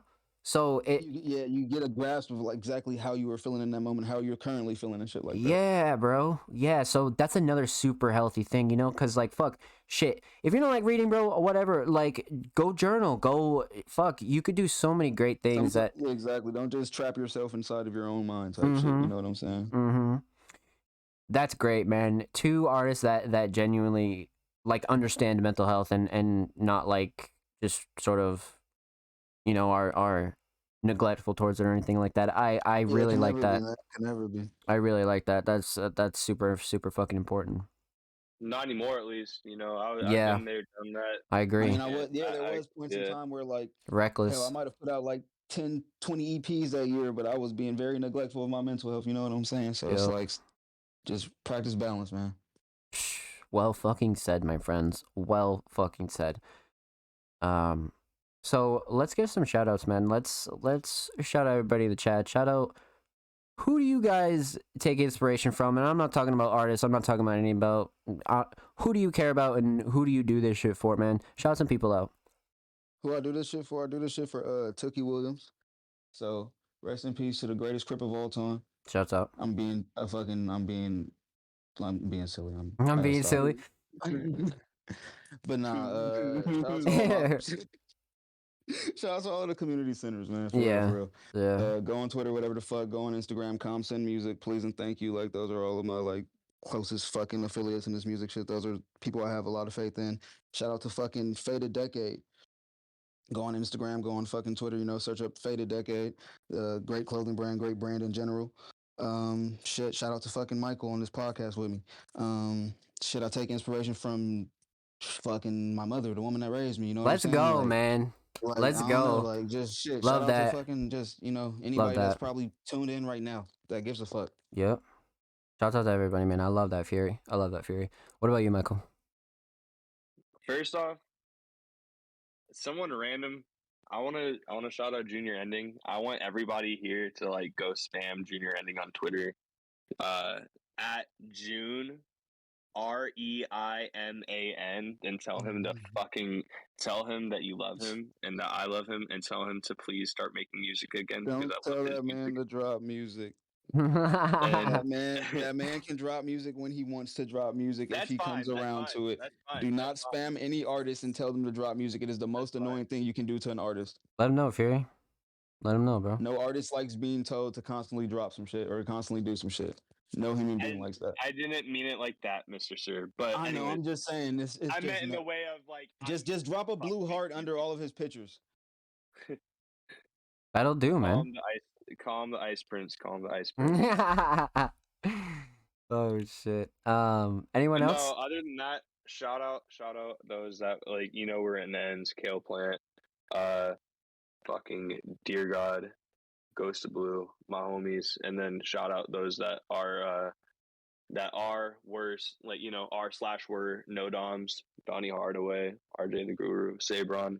I'm missing a lot, but like I Oh don't. yeah, I yeah, also yeah. Shout out Donnie Hardaway. Fucking please, please, you have to shout out Donnie Hardaway. You have to shout out fucking Dead. You have to shout out yeah. fucking Jesus Christ, I can't talk. Let him RJ the know, Guru, bro. Zapata, fucking there's a lot of people, man. There's a lot of Yeah. people. Yep. Shouts A out lot all of the real people. ones, man. I know I'm missing a lot, and like obviously shout out There's so CS. many. So I don't want to forget anybody. We Shout don't out, want to forget yeah, anybody. yeah. I know I am. Shout out Death Waiting, the producer group I'm in. Kale, fucking Umi style, But yeah, that's about it. That's about it. Shout out Man. Acidic Gloom. I hope he's safe. Out my boy out in Russia. Super. He's a super producer. He's like, you want to talk about consistency. You want to talk about fucking work ethic and like drive, bro. He like, I saw him on Instagram Live once, and he was like cooking up a beat, and I was like the only one in there. It was like 4 a.m. my time. You know, it was like Mhm. probably noon or whatever, 2 a.m. in Russia or 2 p.m. in Russia, Mhm. and he's fucking cooking up. I'm like, bro, this is fucking insane. And he's like 17, 18. He's like, bro, this shit, like this is ass. I'm like, what the fuck? He's on awesome. He's like constantly fucking putting out music. Aesthetic Gloom's awesome. I hope he's safe. Abyssal Sounds, you know, shout out all of them. There's Yeah, a can I lot say of one last thing? Can I say one last thing Absolutely. before No, we the floor is before we yours. before we get up? Okay. Yeah. Rest in peace, Haji. Rest in peace, David. Free Dito. Free all my Crips. Shit. Let them Fuck. know, bro. Yeah. Thank you for having us. Thank you a lot. Be patient with me. I'm only human on all fucking platforms. Every platform, go stream that shit. And yeah, thank you. Thank you very much. Let's fucking go, baby. Alrighty. Ladies and gentlemen, that was our guest segment for the night. Make sure you follow Fury. Make sure you follow Michael. For anybody else y'all watching better on, smoke weed. yeah, facts. Y'all Anybody better else, smoke fucking weed. y'all better smoke weed to this. Y'all better enjoy Hey, I'm this about to podcast. smoke hella weed, Facts. nigga. What the fuck? Facts. Like, listen, you guys better run this up on Enjoy YouTube. themselves. Show these two some fucking love, man. Show Fury some love. Show Michael some love. Anybody who saw this on the channel, man, live, thank you. I appreciate it. You guys were great, and thank you to Fury and Michael for coming on the show, man. We're Thank doing you this so much for again. having us. We're doing this again, 1000%. Relatively soon. Anytime you want, you're more than welcome to come on. Every Monday, we're fucking chilling here, just vibing out. Say less. Straight up, we're just chilling. So anytime you guys want to come on, you just let me know, man. Thank you We'll for make your sure to tap time. in, always. Absolutely, absolutely. Thank you for having us. Absolutely, man. My pleasure. Super fun. Super fun. Our pleasure. And I'm glad that we were able to dive in a little bit more into the energy that you guys are putting out. I'm just really happy with it, and this is going to be good for the scene, man. And I hope you guys keep pushing really hard because you're very inspirational for sure. Thank you so much. That means like the fucking world, yeah. Because I don't know. That's a big ass statement. Thank you. Yeah, no, of course. Alrighty. I suppose I'm gonna go finish off the show. You guys are free to go. Thank you for your time once again. I really, really appreciate it. This will be live on the YouTube channel this Saturday. Hell yeah. Make sure you tune in and make sure you follow Fury. Make sure you follow Michael. I'm gonna link both their socials in the description. Don't worry about finding their shit. Just look in the box. Make sure you show them some love. Make sure you go stream. Be patient with me. I'm only human. Show the motherfuckers some love, man. Straight up. Yeah. I'm Everyone into be it. safe and have a Back. fucking great night. Be safe. Thank you Make guys. sure you put the burner in the stash box. Let them know, Fury, bro. Man. Thank you. Thank you so much. I'm in chat. If you guys want to follow me, I think my links are on my Twitch. So there Yep. you go. You more than welcome to drop them in chat. Absolutely. All right, gentlemen. Thank you so much for tuning in, and I will talk to you guys extremely soon. You have a good night, brother. Later. Much love. Thank you. Be safe. Man, let's go. That was a conversation with two legends, man. Chopped it up for almost 2 hours. Got over a pretty decent amount of topics. Just was able to lay out a good foundation, a good update for the homies. And I hope that was an okay representation, because that won't be the only time that Fury and Michael will be on the show. Rest assured. Believe that. So, I hope you guys enjoyed. We can get right into submissions. Let me just...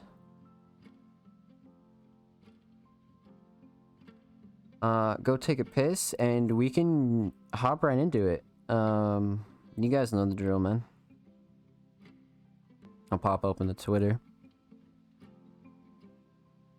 Alright, ladies and gentlemen, I will be right back. I'm gonna take a piss. I'm gonna run a quick ad. You guys can vibe out to the lo-fi. And thank you for tuning in, and I hope you guys enjoyed. We probably got another hour and a half of the show. Pretty decent show. So we're gonna keep it going.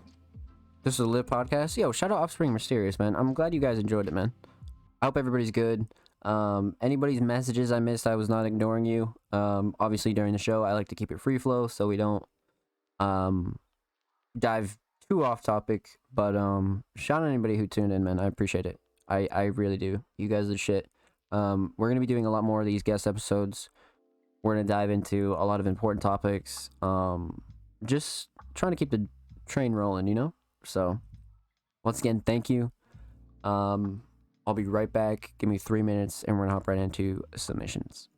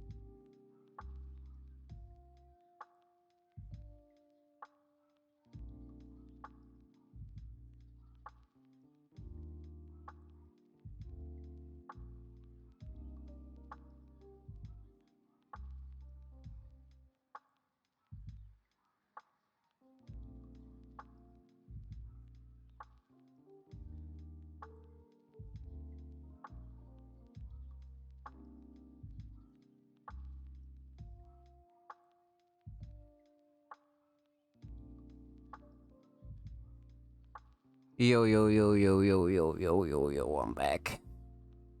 How's everybody doing, man? What's poppin'? What's poppin'? Let me just get a quick hit of a cig, and we can hop right into these, man. Michael, you did great. Tell Fury he did an amazing job as well. He fucking killed it.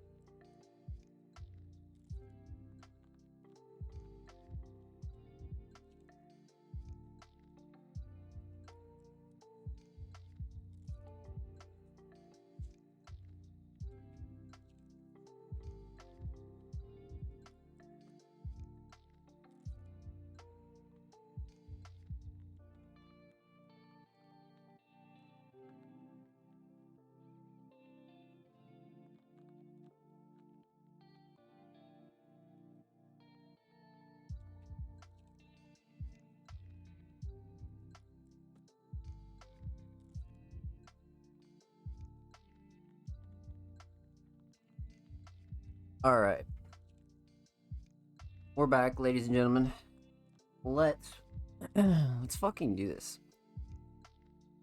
Hope you're all well. That was a great segment, if I do say so myself. But you guys know the drill. It's time.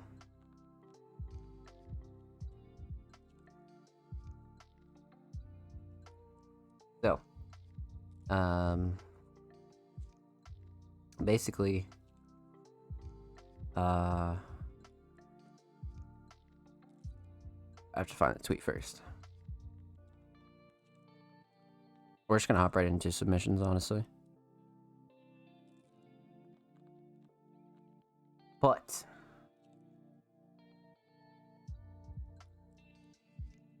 you guys know the drill, man. And if you don't,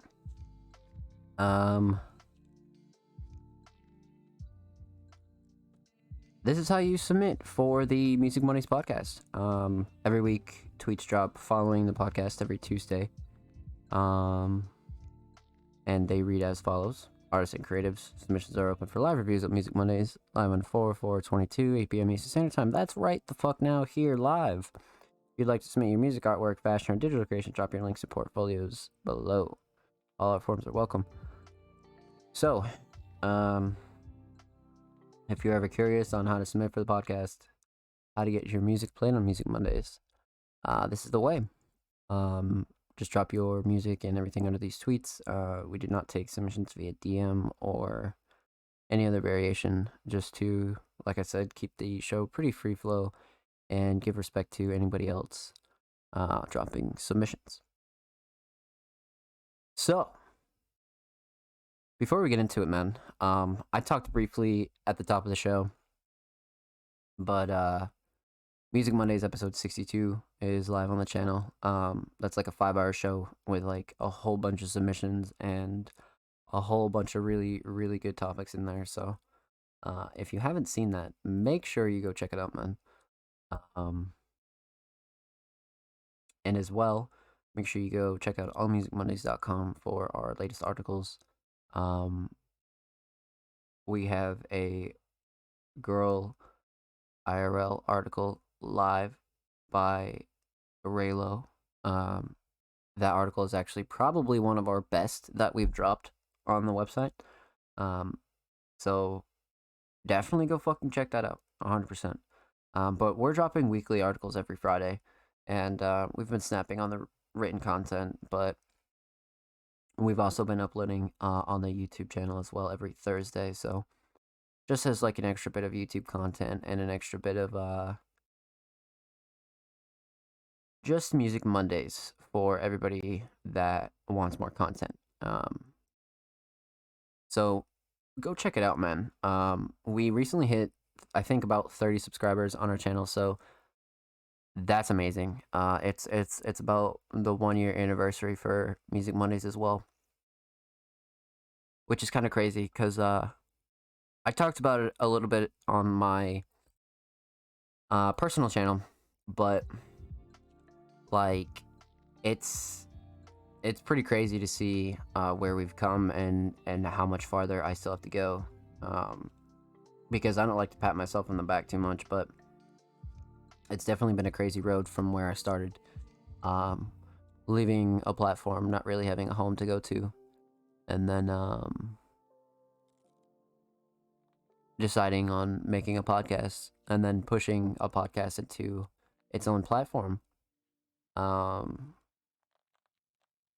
Like at one point I was playing Skate 3, not even having the ability to play music on stream. Like it was really crazy to see the journey and really just put everything to use. I'll pat you on the back. Thank you, Apple. Let's fucking get it, baby. But 1 year, and I'm not even halfway to where I want to be. Not even a quarter, actually.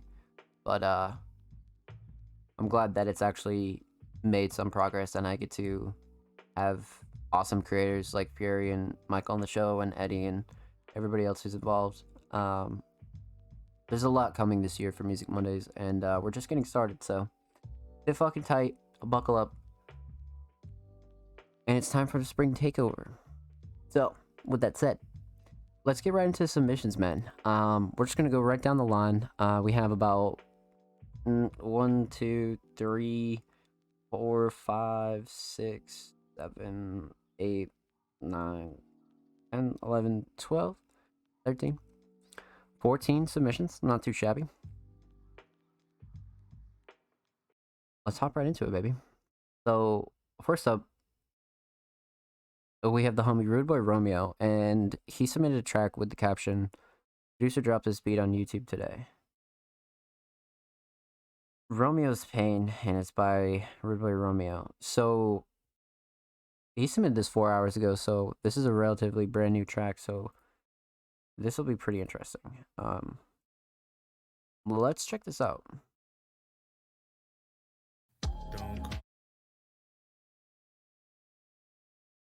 This will be interesting. Usually when we have Rude Boy Romeo tracks, they're a couple of days old, or just like not like hot off the the press like this. So this is gonna be pretty interesting. This is pretty much a premiere. But overall, Rude Boy Romeo is a staple of Music Mondays, and it's funny because I was just talking about the anniversary, and Rude Boy Romeo was one of the artists that reached out pretty early on, and actually had a lot of talent and a lot of promise in terms of being unique and just putting out shit that they enjoy. So, without further ado, Rude Boy Romeo, Romeo's Pain. Let's get it. On my phone, don't say my name, look shorty way. Don't call my phone, don't say my name, look shorty way. Don't want my love, what can I say? Not good enough for you, okay? And now I'm so alone, not on your brain, shit's not the same. Everything's gone, you wanna change. I'm sorry, love, but I'm insane. Don't worry, Romeo's done, Romeo's pain. I've given up on everything, unwanted drugs stuck in a drain. Don't have no peace, no sleep. I'm trying so hard, but can't explain. Got to maintain, move on again. Can't let you cross my mind again. Sorry for being so plain. I can't be pressed, girl. You dropped the stress. Don't feel gone, but I'm so depressed. On my chest, I can feel your breath. Waking up all alone, can't rest. And the stars low-key broke my heart. Think too long and I fall apart. See your face when I'm in the dark. Fuck, forget it all when I spark.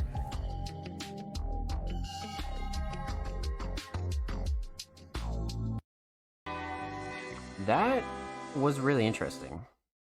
And it looks like he dropped like a whole bunch of tracks too. So, you guys know the drill. Let's break it down. We're gonna talk about instrumentals. We're gonna talk about vocals, and we're gonna talk about the overall theme of the track. It's a great instrumental. This melody is great. I would have to agree with you, Bloodcat, for sure. It's a great instrumental choice. I always feel like Rude Boy Romeo has like some of the like better taste I've ever come across when it comes to beat choices. He just has this great like R&B sort of like just like sample heavy inspiration. So without a doubt, a Rude Boy Romeo staple, 100%. But instrumental solid, comfortable R&B like, definitely chill. Typical Rude Boy Romeo fashion though. Definitely fits his style without a doubt. Let's talk about vocals. Vocals are kind of interesting here. The mix was solid. Definitely a Rude Boy mix. Nothing too out of the ordinary. Everything was solid, not too clashy or anything like that or low. It was definitely um a good balance. But some of the interesting flows in here when it comes to cadence and things like that are kind of like, you could say that they're not like your style, or like you don't really like them that much. But the thing is with Rude Boy Romeo is like, you always have to tip it, because Rude Boy always goes outside the box and like is always pushing himself as an artist and like trying to like perfect himself on like all different types of beats. And I think that's something that not a lot of artists do.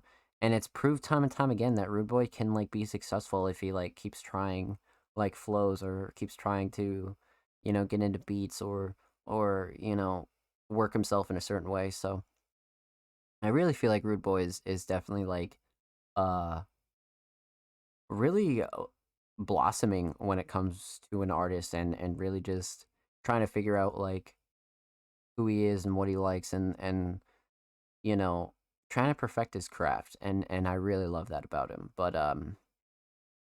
overall, um it's got some bounce to it. I like it. It's not like it, it's not like what's the word, like overbearing or anything like that. It's just a very chill, almost lo-fi energy type track. It definitely makes you want to kick back. That's for sure. But overall, I like the vocals. The writing's good as well. Um, Rude Boy's always been a really passionate writer. When it comes to his lyrics, Rude Boy is definitely not short on that. Rude Boy just has like a really good way of like using phrases and painting just portraits for his songs, man, to be honest with you. Um, but he knows how to sort of like keep his own style, but like still have energy on the track. And it's interesting because he has such a chill style, but like there's still energy in there. Like it's crazy. But like I said, overall, I enjoy the vocals a lot. Um, the overall theme of the track is definitely dope. I like the track titled Romeo's Pain. The cover's nuts. I like how the cover is the same throughout all the tracks that he dropped, like in this bunch. So I think that's really dope. Um, but Romeo's Pain definitely goes hand in hand with the writing. Definitely some clever bars in there, and just some nuances and things that are, exclusive to Rude Boy and how he writes. So I gotta respect that as well, because music's definitely like almost like a therapy for Rude Boy Romeo. So I think it's dope, man. I like the theme a lot. Overall, very solid track. Rude Boy Romeo, like I said, has been a staple, man. So it's always a pleasure to hear from Rude Boy, and to see what he's been up to, man. And by the looks of it, Rude Boy has been killing it. So good for you, homie. Keep it the fuck up. And of course, as always, make sure you show a Rude Boy some love. Make sure you follow Rude Boy on Twitter, man. Follow Rude Boy on SoundCloud. Um, just show him some love, man. Rude Boy is definitely a staple on Music Mondays, 100%. And of course, you guys know the drill. Every artist featured in today's episode and every episode will be linked in the description of the YouTube re-upload. And when does the YouTube re-upload drop? Every Saturday. You're watching here live on Monday. I had to sneeze. YouTube re-upload drops every Saturday. So be on the lookout for that, man, and make sure you show it some love, for sure. So, Rude Boy Romeo, that was solid, 100%. Up next, we got the homie Cole Gerard, and Cole is a really good friend of the homie King Mark. And Cole has been very active in supporting Music Mondays, and has just shown a lot of love, man. Definitely a very positive energy to have around. And just a really dope individual. Just something that is needed in a lot of places. And it's just it's just a real pleasure to have around. But I believe this is the first time we've had Cole on the show. I believe. You missed a sick beat. So yeah, first time submitting artist, Cole Gerard, a very active member of the Music Mondays community, man. So let's see what they submitted. They submitted a track titled Deja Vu, and it's a YouTube link. So we can definitely pop this open in a new tab for sure.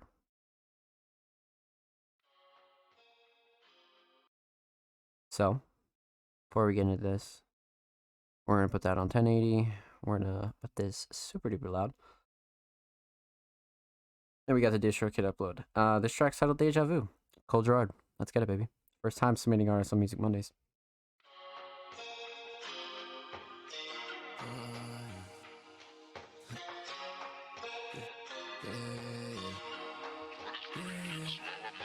Strong rolling, rolling place, snowing, and we hit the banks. When it's snow, we pack up the shovel, skate the banks. Let 'em bang, let 'em bang, let 'em bang. Squad doors in and out like bangs. See them dudes like in and out, get my change. When I'm on, snow, I'm gone, yeah, I do my thing. Storm, rolling, pack the gun, snowing, toe to toe, run the show and shut it down. And we going hop a 4 wheels in my 4 wheels, gonna show you something. I could flip 'em, we could ditch 'em real strong, yeah. 4 wheels gonna show you something. I could flip 'em, we could ditch 'em real strong, yeah. Always got this feeling on my chest, gotta get back to my day one, yeah. Sometimes I wanna replay, some days I'm over these days. Somewhere chilling on a riverbank, somewhere building all these buildings, man. Betcha I'ma tell 'em, betcha we can show 'em. Feel like a deja vu, like I used to know ya. Life is going pretty smooth like a roller coaster. Feeling like it's deja vu. Vibes like what I gotta lose. Got so many lives, which do I choose? I can make a choice, what do I do? I'ma run a big pop, loud mouth, hood up, iced out. I like the nice slice, iced out. I like the thump in the crowd when I'm bobbing my head. With my boys in the back running. Storm in my head, looking for an exit. No control, don't pretend. Strong, rolling, poise, snowing, then we hit the banks. When it's snow, we pack up the shovel, skate the banks. Let 'em bang, let 'em bang, let 'em bang. Squad doors in and out like bangs. See them dudes like in and out, get my change. When I'm on, snow, I'm gone, yeah, I do my thing, yeah. Storm, rolling, pack to going, snowing, toe to toe, run the show and shut it down, and we going. Hop a 4 wheels in my 4 wheels, gonna show you something. I can flip it, we can ditch 'em real strong, yeah. 4 wheels, gonna show you something. I can flip it, we can ditch 'em real strong, yeah.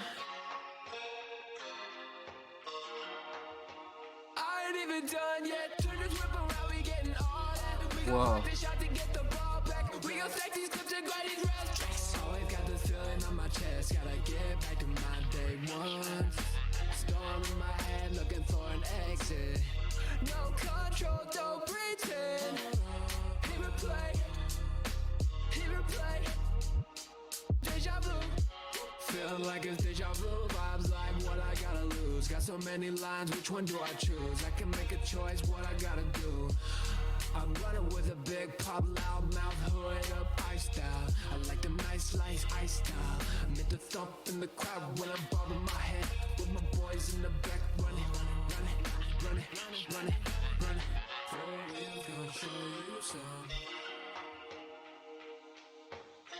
I can flip it, we can do some real strong. Yeah.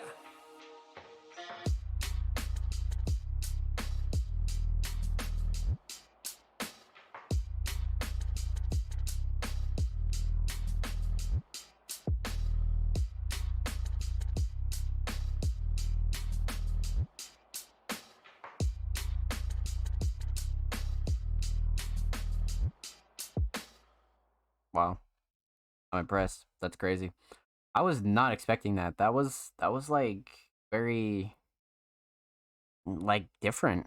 I don't know what I was expecting, but that's heat. That's really heat. Cole is extremely talented. So it's like got this like alternative vibe, but like Cole can spit. like for sure. Cole's like definitely like a good writer, but let's break this down, man. We're gonna talk about the instrumental. We're gonna talk about vocals. We're gonna talk about the overall theme of the track. So, the instrumental is fire, like 10 out of 10 without a fucking doubt. This beat is crazy. The mix is really good. The bass is really good. The drums are really good. It doesn't clash with vocals or anything like that. This is a 10 out of 10 beat choice from me. Not so much for what the beat is, but because like if you know you can like pick a beat like this and just destroy it, I feel like Cole made this beat better for sure. Like it's definitely a good like solo beat, like 100%, like from a like a producer standpoint, but Cole definitely made this beat like 10 times better. Like Cole like slid on this like fucking sled for sure. So yeah, big fan of the instrumental here. Vocals, I'm impressed, man. I'm like really impressed. Not that I wasn't expecting anything or I didn't have my like hopes high or anything like that, but more so I didn't know what to expect, and like especially with like first time submitting artists, it's like okay, what are we gonna get, you know? And Cole definitely delivered, man. It's like this great like hip hop alternative fusion with like these like just like well written, clever bars, but like they're not. I don't know. It's great. It's great, 100%. It's something to do with like the blending that really got me here because Cole hits some notes and just like really experiments with his vocals. I feel like I mean unless like genuinely like you know that's what Cole is like pretty much used to, but overall like Cole definitely delivered on the fusion like 100%. I should submit the old Colex King for next episode. Man's got range. Yeah, what the fuck? I'm trying to hear more. Oh, what the fuck? Oh, 1000%. But overall, man, the vocals, solid, really solid, and especially when it comes to the mix, if you're gonna be skating on vocals like this and doing all types of like, um, just new types of flows, it's got to be mixed well, and Cole definitely delivered on the mix for sure. Cole's definitely a solid engineer when it comes to this for sure.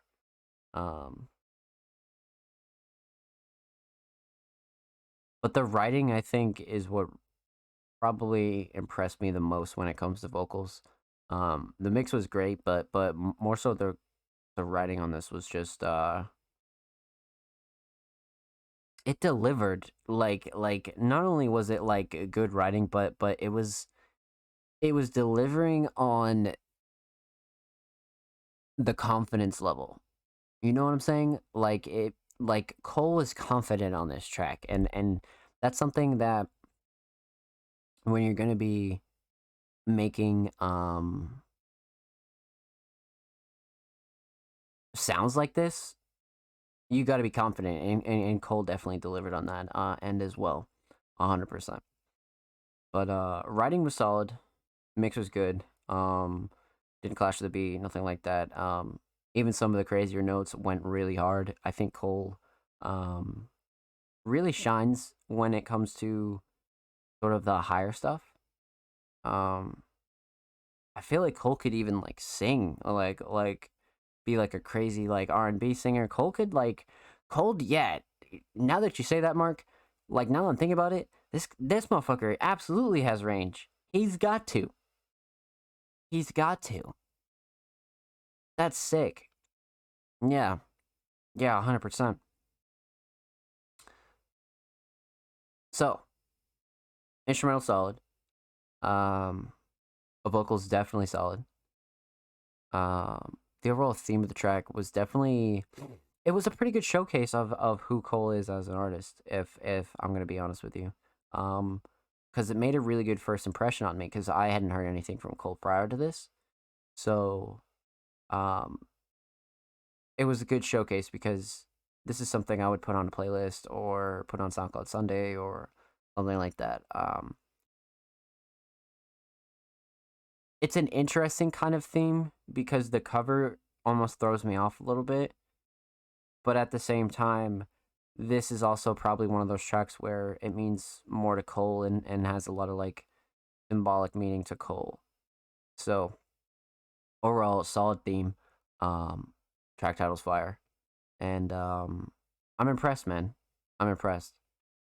I'm definitely impressed. And I think Cole's from Illinois. I think so he has like this like really good sort of like vocal range that I don't know where he got the inspiration from, but it just sounds fucking great. So yeah, man. Cole, keep doing your thing, homie. Much fucking love. Thank you for the submission. Make sure you guys go play Deja Vu. Go show some love. Go show Cole some love. Go drop a like on this. Go follow Cole on Twitter at Cole Gerard, man. And just show him some love, man. Cole's definitely somebody that I like to hear more from in the future, and absolutely would like to see continue creating shit like Deja Vu, for sure, for sure. So, Rude Boy was fire. Cole was great first impressions. I'm very intrigued by this man's stuff. Yeah, no, especially the King Mark collab as well. I feel like that could be really good. But No Name Dread is our next submission, and they submitted a track titled I'm Fine. And this should be interesting. No Name Dread has been killing it with submissions that are just like very rare. And like, look at this cover. So we have a exclusive private track here. I don't know if this is dropping soon or this is just some really new Dread cook-up, but regardless, this is what you're hearing first on Music Mondays. Dread, without a doubt, has one of the most unique styles we've ever encountered on Music Mondays. From his vocal range to his production, his art. Dread's got a fucking one hell of a style, that's for sure. And his submissions have just been topping each other week after week. So I'm really excited to get into some new exclusive Dread. So this is uploaded 5 days ago. I'm not sure when it's dropping, but Music Mondays premiere, No Name Dread, I'm Fine.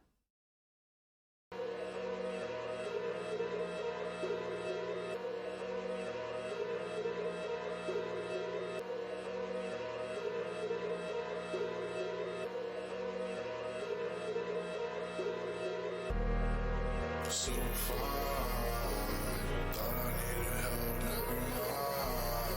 Gotta rearrange myself, it takes time. Smoke up in my vision, now I'm blind.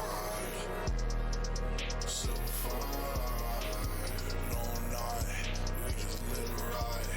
I'm just dust up in the air before I hit the plot. On pursuit to happiness, it's like I missed the sky. So far. So far, so far, so far, so far, so far. But wait, never mind. I got all these problems, I admit I'm wasting time. Hold away, rewind. We ain't do it, yeah, that's fine. Gon' go blame it on myself, you gon' go blame it on your son. What the fuck?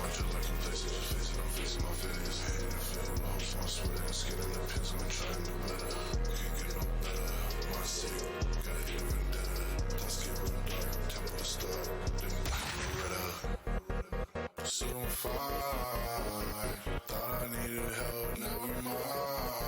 Gotta rearrange myself, it takes time. Smoke up in my vision, now I'm blind. So far, so far, so far, Set 'em fire.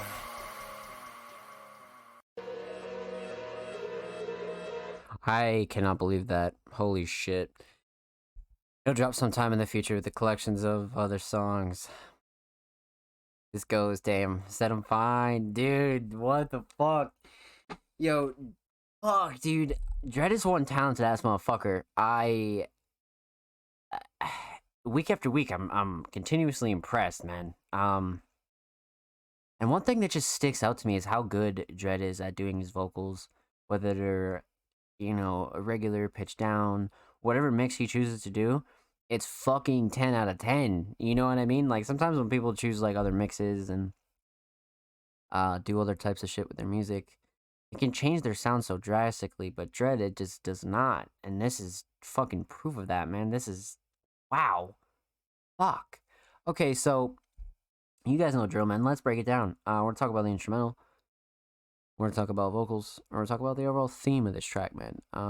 Instrumental is 10 out of 10. Dredd has one hell of a fucking sound when it comes to instrumentals and beats. Dredd is normally a type of ethereal, heavy bass, but dreamlike cloud sort of sound. But I'm sure Dredd could dabble in whatever he really wanted to dabble in. But at the end of the day, Dredd always makes the best of these beats that are just so evil, but yet like dreamlike. They're not like very like pure, like muddy 808 evil. They're very like heavy, like dream evil, and it's crazy. I don't know how to describe it, but it just takes you to a sort of weird feeling, and Dredd's music is definitely very unique when it comes to when he just starts off, picking a beat, making a song, and it all starts with the beat, so I feel like the taste in beats is such a big influence here. As far as, where the rest of your track goes, of course. But instrumentals 10 out of 10. Great beat choice, but just a very Dredd choice as well. I feel like the last like 3 or 4 weeks, like whether it be old Dredd, new Dredd, Dredd's really like come into his sound like after all this time, like playing like No Name Poshy shit and playing like just other obscure Dredd tracks that aren't recent, and then to hear something like this, it's just like, man, like you just fuck, you just have to be happy for it, because artists like find a sound that they enjoy doing, and then they just like keep doing it, and it's the sickest shit. But like I said, beat choice 10 out of 10, 100%. Vocals, huge fan of this mix. I feel like almost the mix gets better each time, regardless of whether Dredd's doing much to tweak it each time. It could be the way you're performing vocals, anything like that, but each time it's gotten smoother, better, and clearer. And like Dredd makes like the pitches like really dope. Like it's pretty rare to find some shit like this in 2022, but to find it and have it be this well done is pretty impressive. So without a doubt, I'm a big fan of the mix. But the writing, and I guess we'll talk about the theme in a minute, but the writing is really what tops this track off. So the sound is fucking great, the mix is great, but the writing is just it's really great, because Dredd just tops this off with flows and writing that it's like, wait a minute, hold up, this is a fucking bop. And it really is. Like this is what I would consider an underground classic, for sure. Like, drop this with a visual, and like it's just so unheard of and so good that it's like, yeah, like this is the type of shit you want to see pushed. This is the type of shit you want to see more of. And it just makes me happy to see Dredd finally, like, not finally, but to come into like this like almost confident style, and just really submit something like this. This is really dope. This is almost one of the newer or newest maybe dread tracks that we've ever heard. But overall, instrumental, absolutely great. I love the choice per usual. Vocals are great. The mix improvement is insane. The writing's great. The flows and the hook here especially are great. And it's a very like easy, memorable hook as well. So solid. Moving on to the theme though, sort of ties into the writing and what we're talking about. Um, man, the hook set 'em fine. Like, bro, that is heat, bro. And like, I feel like Dread could only do some shit like that. Like, I don't know. You hear artists try to take this like avenue like a lot. You know what I mean? Like artists will try to take like a Swerve, like and just do some shit like this, and it just doesn't work out, man. It just doesn't fucking work out. Like this shit will stick in your head, and that's how you know it's fire. 100%. But the writing is what really makes this really really dope, and just overall contributes to like the track title, and this cover once again tops off the theme, and it's just almost this like Dread might be the leading scorer for covers, just in terms of like uniqueness and really blending all types of like outdoor forest vibes with like great futuristic deep fried vibes. And it just always comes out to like this crazy color palette. Like the color palette on that cover is insane. But overall, man, a very memorable track. 100%. And that's how I know you definitely have a hit on your hands, is because this is just very memorable and definitely needs more eyes on it when it drops. For sure. Um but overall, man,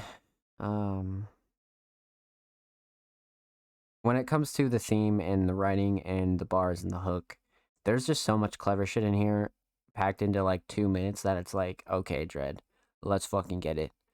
Um, and it's another like emotional release track where you could almost like take these lyrics and scream them, but at the same time, Dread's just so chill and very like said I'm fine. So it's kind of impactful, like the more I think about it. So I- very impressed. Very, very fucking impressed, honestly. Can't wait for this to fucking drop. No Name Dread, thank you for the submission, homie. Much fucking love. Make sure you guys follow No Name Dread to get this track first. Make sure you follow him on Twitter. Show him some love, man. Follow him at No Name Dread 1. And of course, every artist featured in today's episode and every episode will be featured in a description box of the re-upload. Let's get it, baby. You guys have been fucking snapping. Like, absolutely fucking snapping. That one kind of threw me for a loop there. So, Rude Boy, fire. Whole fire. Dread, absolutely fire. Up next, we got the homie, Heavy Metaphors. This upcoming project is going to be worked on and added to, and is me and... So it looks like this is Human Resources and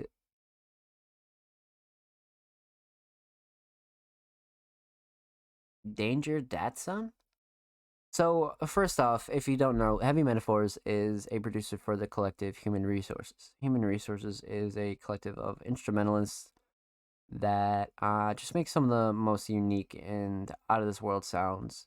Always coming in and out of the scene and always showing love to Music Mondays, man. So, this is apparently one of their more recent tracks. And it's in a collab with Human Resources featuring Heavy Metaphors and Danger That Sun. So let's check this out and see what we have here. It's under a SoundCloud called Supernormal.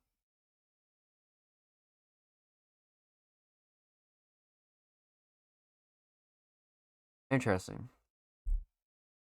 Supernormal is that like what the collab project is called? Probably. Danger, Human Resources, and Heavy. Yeah, so it's probably just all of them. So we got a pretty decent collaboration track here. Let's check this out. So submitted by Heavy Metaphors and Human Resources.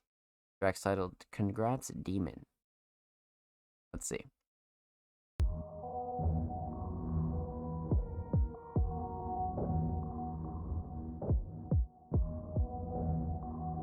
Five days ago.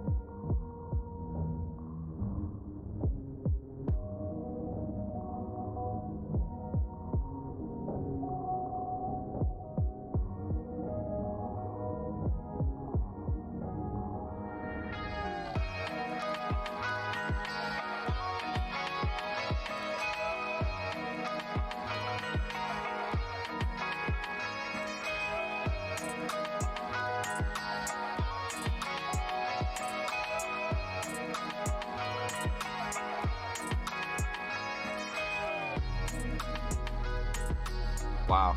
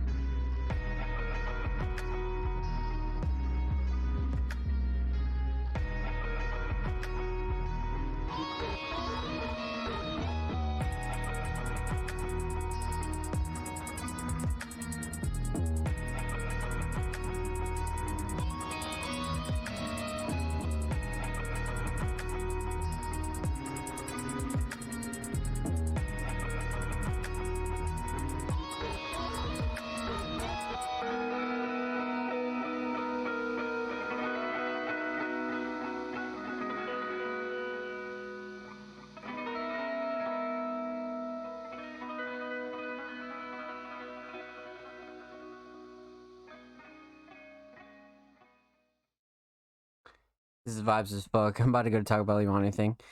Yeah, no, I completely agree with you, Kale. This is definitely a fucking vibe. Definitely a fucking vibe for sure. So Human Resources has always had these like wonderful, just sort of like very out of this world instrumentals, but they're always still very modern, if that makes sense. They always use the most interesting and unique sounds, and they always do the most interesting sort of visuals, and this is definitely an interesting collab. So it fucking checks out, that's for sure. So let's get right into it, man. Obviously no vocals to comment on here, so we're gonna talk about the instrumental. We're gonna talk about the theme of Congrats, Demon. Um So, hey, how do I request a submission? Submissions are closed when the show starts.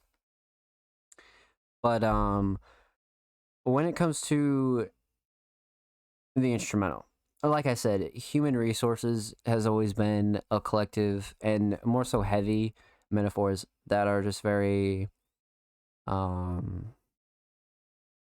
just are filled with some of the most unique yet like almost classic kind of sounds, because when it comes to heavy metaphors and Human Resources, they're very like raw instrumentalists, and they mix it with a lot of like um process sounds as well, and I feel like they always have this like extreme benefit from that, because it's like this huge group of talented individuals, um but they come together with almost a modern take on, you know, classic sounds, and it's kind of sick. But overall, it's got a very like indie alternative sound. Like they've sort of expanded on sounds and how like, you know, things are done. But when it comes to them collabing with another artist, this is definitely something that is interesting, because whenever I've seen Human Resources collab or anything like that, uh, it's usually with a vocalist or uh, themselves. But this is interesting because, like, the branding throws me off a little bit, because Super Normal is like maybe the name of their collab project, but yet I think Danger is a producer. Either that or an artist. Creation and speculation. Check out my NFTs.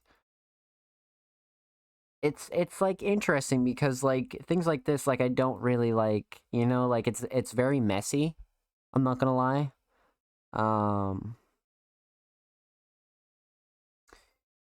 like I don't get it. Like music aside and instrumental for a second, like going to like look at this and like whether it be like a collab or anything like that, it's sort of like it's hard to tell who's doing what, and the fact that it's uploaded on a separate channel, it like makes it hard to decipher anything. But I like the concept 100%, regardless of whether this is like an instrumental collab or this is a NFT collab. Maybe I don't know if this guy did the art or what, but yeah, that's the only thing that really throws me off is I don't really get it. Um, but when it comes down to the instrumental, man, like I said, um, Human Resources and Heavy Metaphors have always been experts in blending sounds and genres, and this is definitely no exception. Um, and Congrats Demon totally comes off as like super indie, but at the same time, it has a great alternative sound to it. I really, really enjoy the mix here, especially the drums. I feel like Heavy Metaphors has always had like a super talent with the drums. I've always been a huge fan of Heavy Metaphors drums, and um how he structures his drums as well. Because the melodies are great without a doubt. The melodies could be played on their own. They've always been talented instrumentalists, but when it comes to the drums, fuck, the drums are always so well structured and so well mixed that even even if you were to only listen to instrumentals, I feel like Heavy Metaphors and Human Resources are artists that you could easily throw on a lot of their tracks and you would vibe out 100%, and you could chill out, and you could they have like very wide ranges. Like they have chill study music, and then they have gym music and hype music and harder types of beats. So it's kind of cool to see them still kicking and still like putting out new fresh ideas when it comes to mixing raw instrumentals and modern sounds, you know? But overall, man, I like the concept here. It's dope. It's dope. Overall, I would just recommend a little bit more deciphering on what's what and um who's who. But other than that, really, really fire concept. And congrats, Demon is up to human resources and heavy metaphors standards without a doubt. Um, so with that said, shout out heavy metaphors, shout out human resources, and shout out anybody else involved in this project, man. You guys did an excellent job. Um, Overall, it was solid. The theme kind of threw me off because I tried to think about the theme like as I was going along, and it was taking different directions. So I was like just thrown off, and that would be the only thing I would take away. But like I said, shout out Heavy Metaphors, shout out Human Resources, man. You guys did an excellent job. Thank you for the submission. And of course, make sure you follow Heavy Metaphors on Twitter. Make sure you follow Human Resources and Danger That Son on Twitter. And of course, every artist featured in today's episode and every episode will be linked in the description box of the YouTube re-upload. Interesting, man. Like, you guys know the drill, right? Like, I don't, you don't have to be like super fucking descriptive or anything like that, but just let people know what your project is, you know? Like, rather than you don't want to have 500 SoundClouds and not credit people properly, and if you're going to serve somebody a steak with potatoes, make sure you tell them it's a steak of potatoes, you know what I'm saying? So that's the kind of thing with that, it doesn't have to be fucking top tier, but at the end of the day, because me, I could figure it out for myself. This is what I do. This is my job. I seek out and find and put on artists, and I've been doing this for 4+ years and yada yada yada. But in terms of like new supporters and new listeners, you know what I mean? Somebody stumbling across your music is not going to get, whatever you're trying to get across if you're structuring it in a weird way. So always keep that in mind, because me, I can give you advice and I can, uh, help you with opinions and shit like that. But at the end of the day, it's always going to be about the people that, are stumbling across your shit. And, I know what me as a listener and what, other listeners don't enjoy when they stumble across music. So always interesting topics to talk about, and that's why I do one-on-one management and shit like that, is because topics and ideas like that are important. But nonetheless, man, up next we got the homie Offspring Mysterious, and we have another short film from the homie Offspring, man. Offspring has blessed us with short films and a bunch of content that has just filled our episodes and just gave us time to decompress and bring the content shift to another place. And we're happy to premiere and check out and always look at Offspring Mysterious short films and what's going on in the life of Offspring, man. It's always a pleasure. So they submitted a short film titled "What Is Love? Baby Don't Hurt Me No More." Sorry, I had to finish it. But let's check this out, man. For those of you who don't know, Offspring Mysterious is a producer, writer, editor, short filmmaker, and overall a jack of all trades when it comes to independent art, man. We premiere, check out, and look at Offspring short films here on the Music Mondays podcast, and just gives an insider outlook on what some creators are doing outside of music, outside of art, outside of other things, and just to show love to people that are doing shit that they enjoy. So let's get into it, man.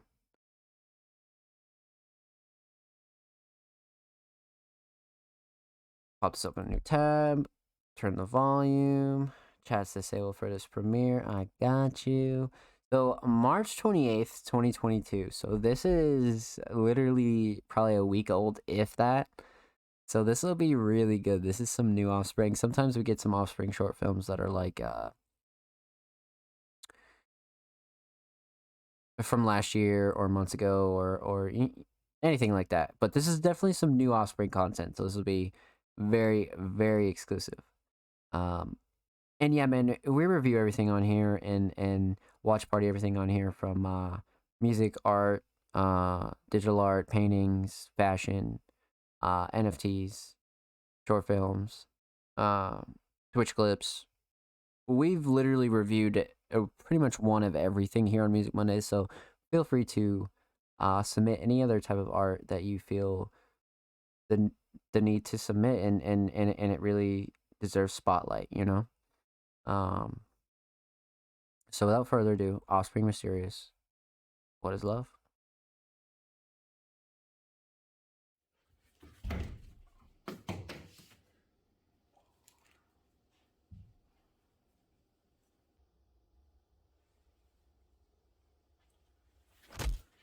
Wait. I was about to say this angle's crazy. We gotta full screen this bitch.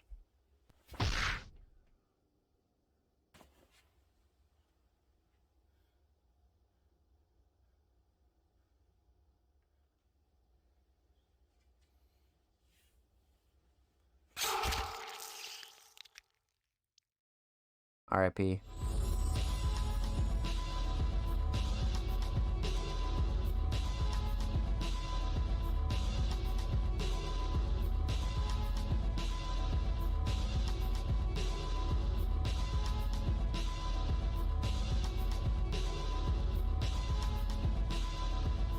Offspring getting jiggy, baby.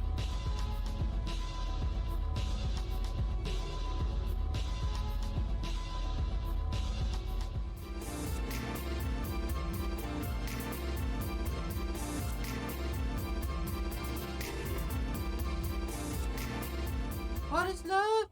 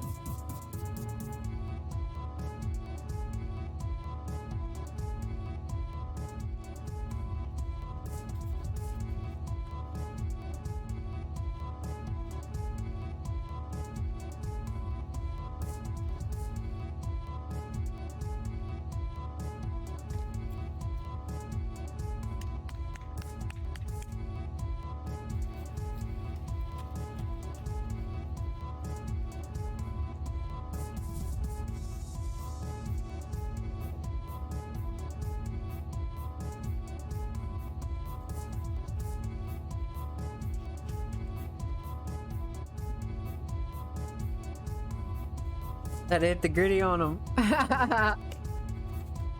Oh, look at that shit, baby.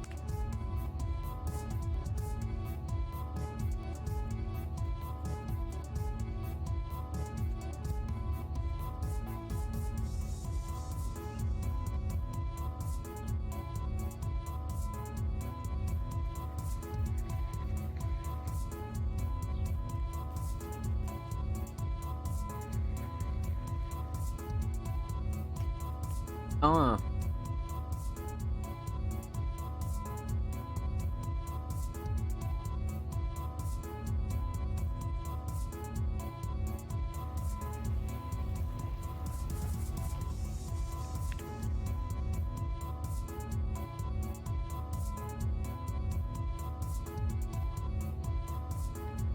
Yeah, it looks like it, I'm not gonna lie.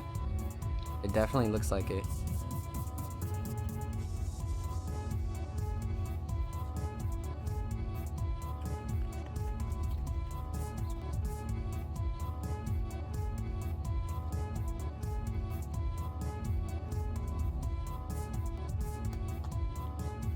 That was sick.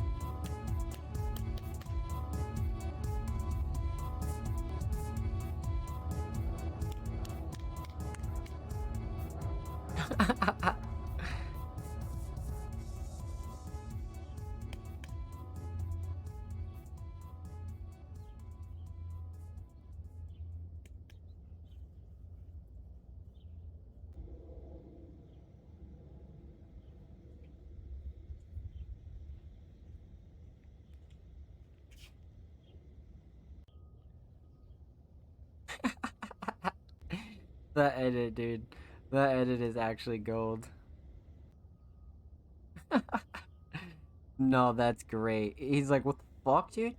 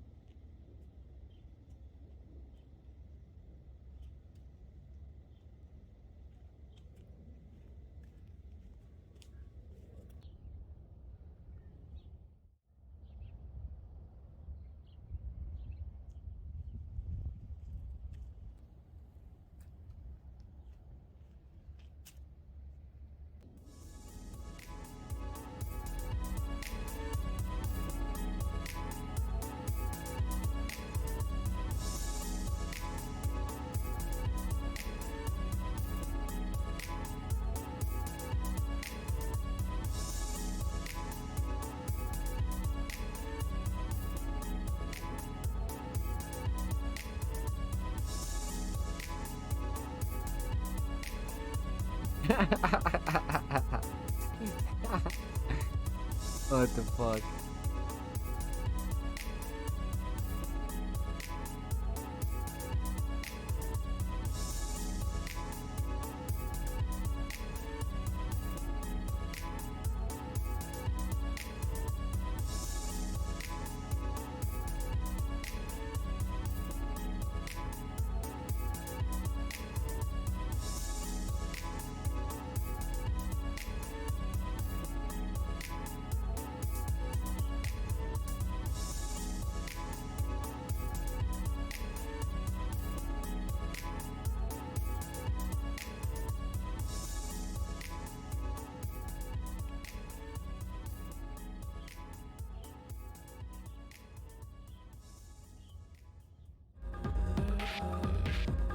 Time to get jiggy.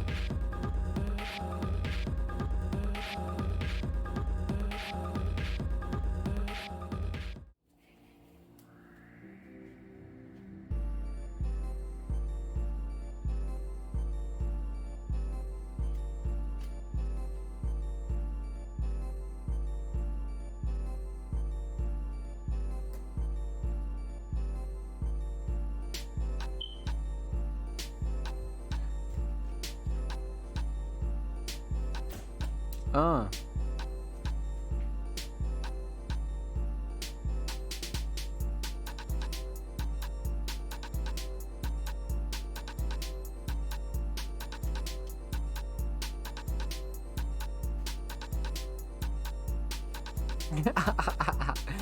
Yo, dude, you've gotten so good at editing. Not that it was bad before, but the improvement's insane.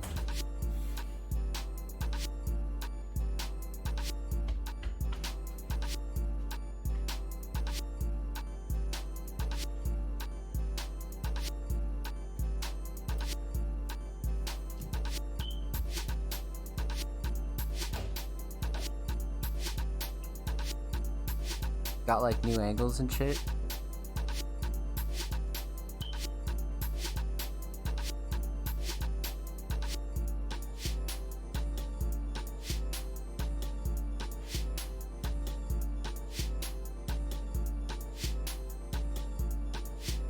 Let's get it, Offspring.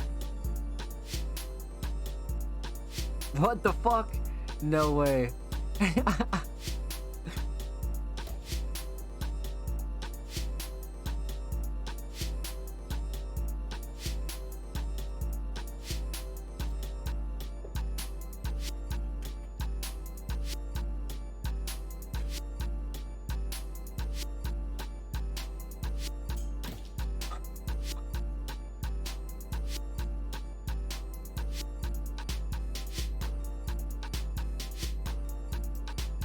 Smoked.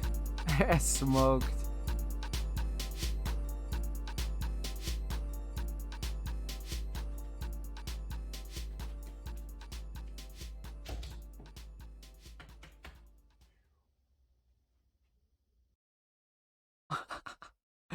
No fucking way.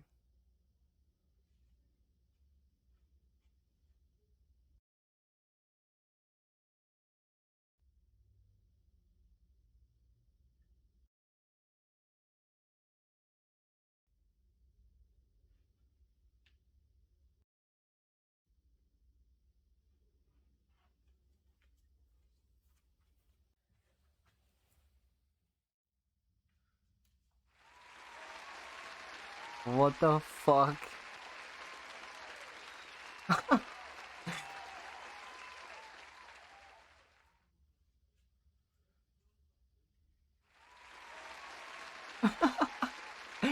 What the fuck?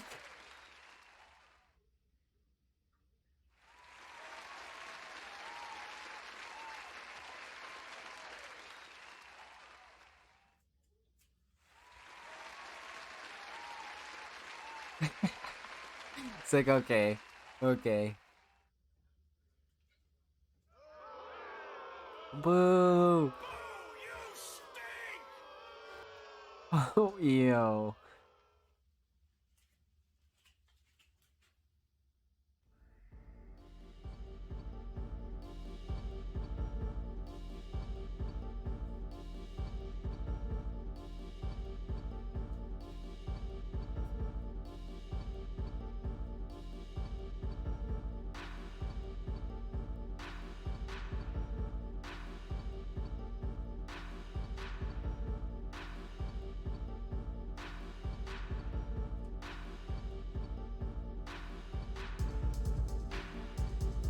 Oh, this beat's hard.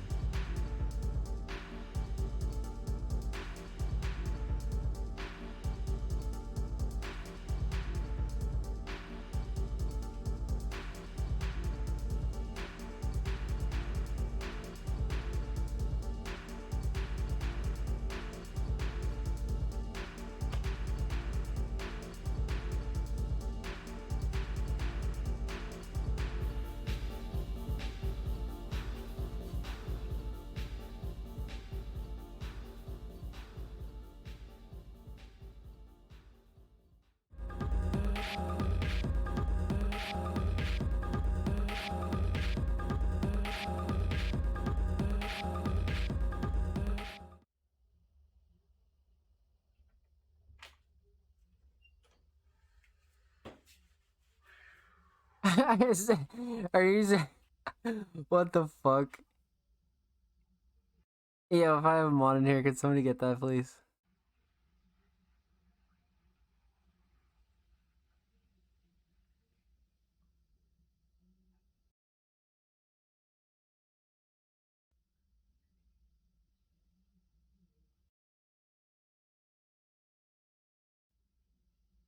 Dude, coming out of the bathroom with the sweatshirt, the towel fucking sent me.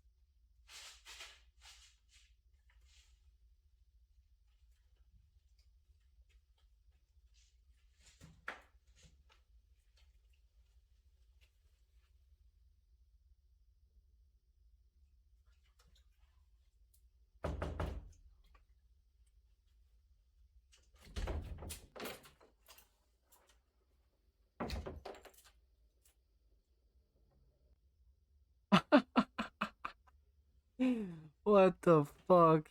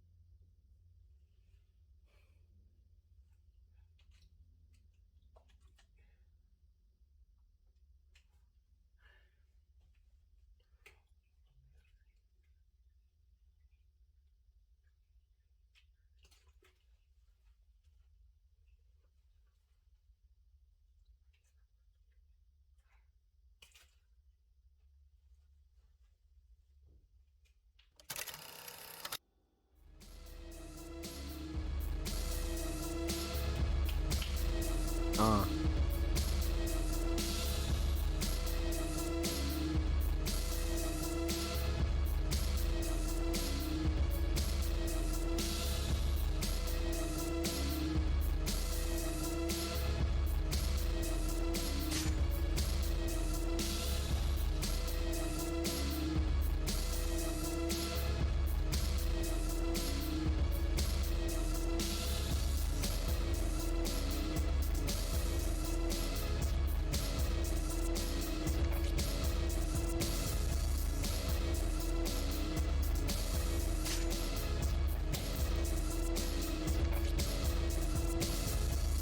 This dude never misses. Yo, Arco, it's good on me. Hope you're well.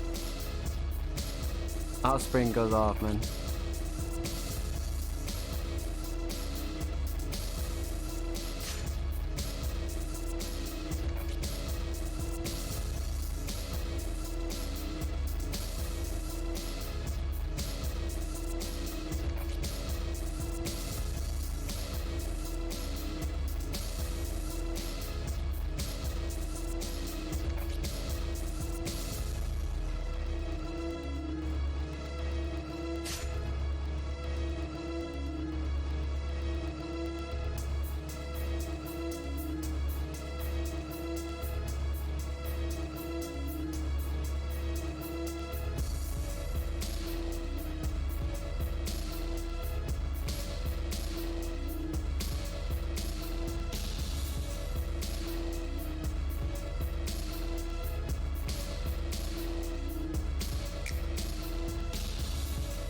Oh shit.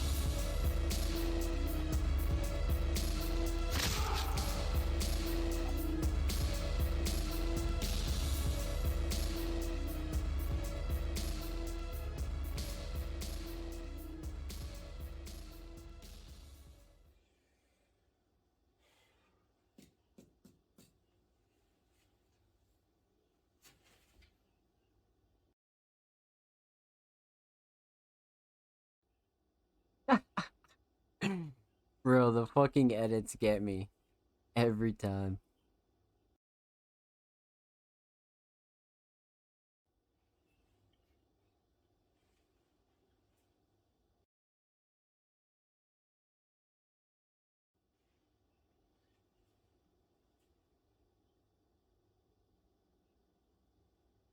Some lizards, but just feed them and they'll be fine. Let's get it, Harko. That's good to hear, my friend.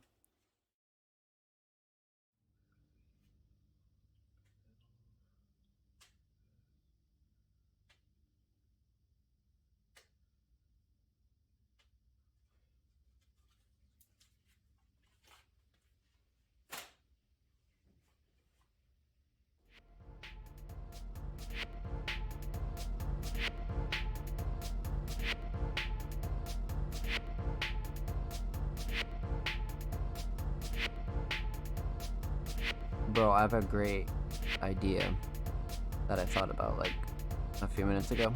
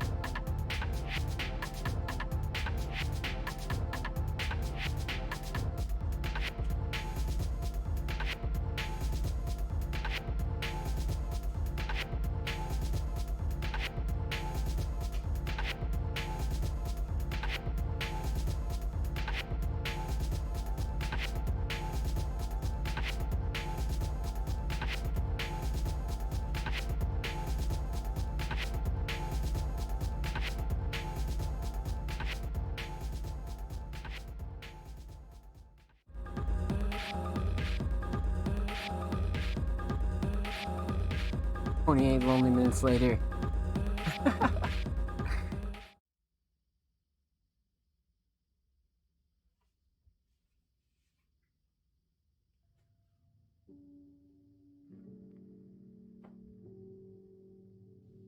Oh no. No way!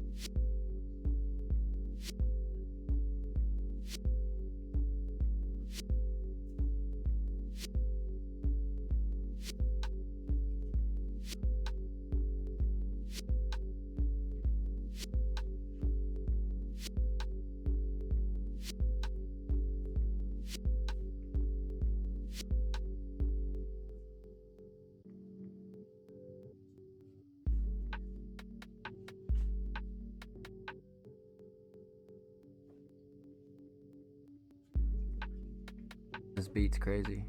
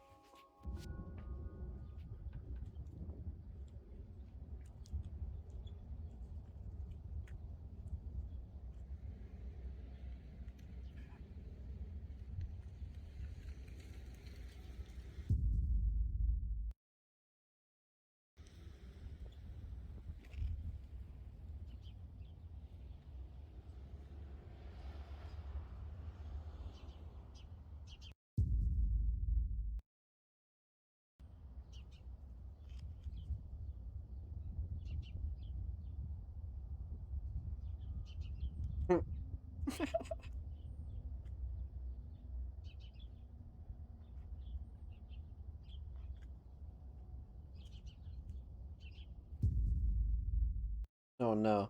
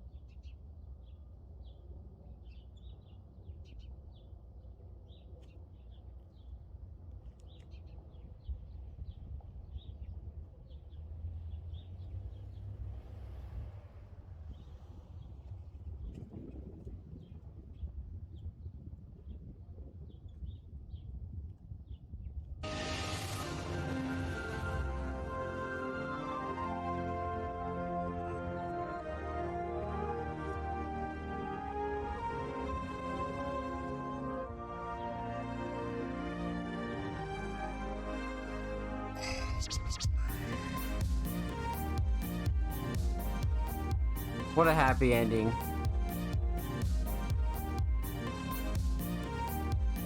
That was fucking great.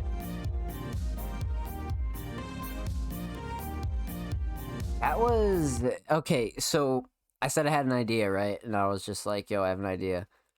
Fucking surprise! Is a new single, April 13th, 2022. Bitch. But I thought about this, right? And you're gonna be like, "Holy shit, bro!" I could 100% see one of these going viral, whether it be your sports clips or something to do with any one of these scenes, and I could see them going viral with one of your beats behind it. Or if you filmed a music video with the computer monitor over your head, 100%. 100%. I could just see it because it's that like I don't know. It's just that outlandish that I think people would be like, "Holy shit, this is actually crazy." Like a video with the monitor would go so fucking hard. It would go insanely hard. Yeah, that could be fucking crazy. So regardless, I like this one a lot. Uh, just purely based on the fact that the editing is so it just improved. Like you could tell the amount of time that you put into this. Um, and it's truly showing because not only is your editing better, but the way that you're presenting yourself on camera is more creative and there's more angles and there's more everything. Uh, and improvement's the number one thing when it comes to anything. So as long as you're improving, I think you're doing something right. And this is definitely an improvement. But I could see one of these clips going viral just because 99% of the time you produce the music in them anyways, unless you're using something else. But most of the time, it's all songs you've produced. So I feel like this could easily go viral and it's all your content. Like that's the thing. Like you could like make that your thing.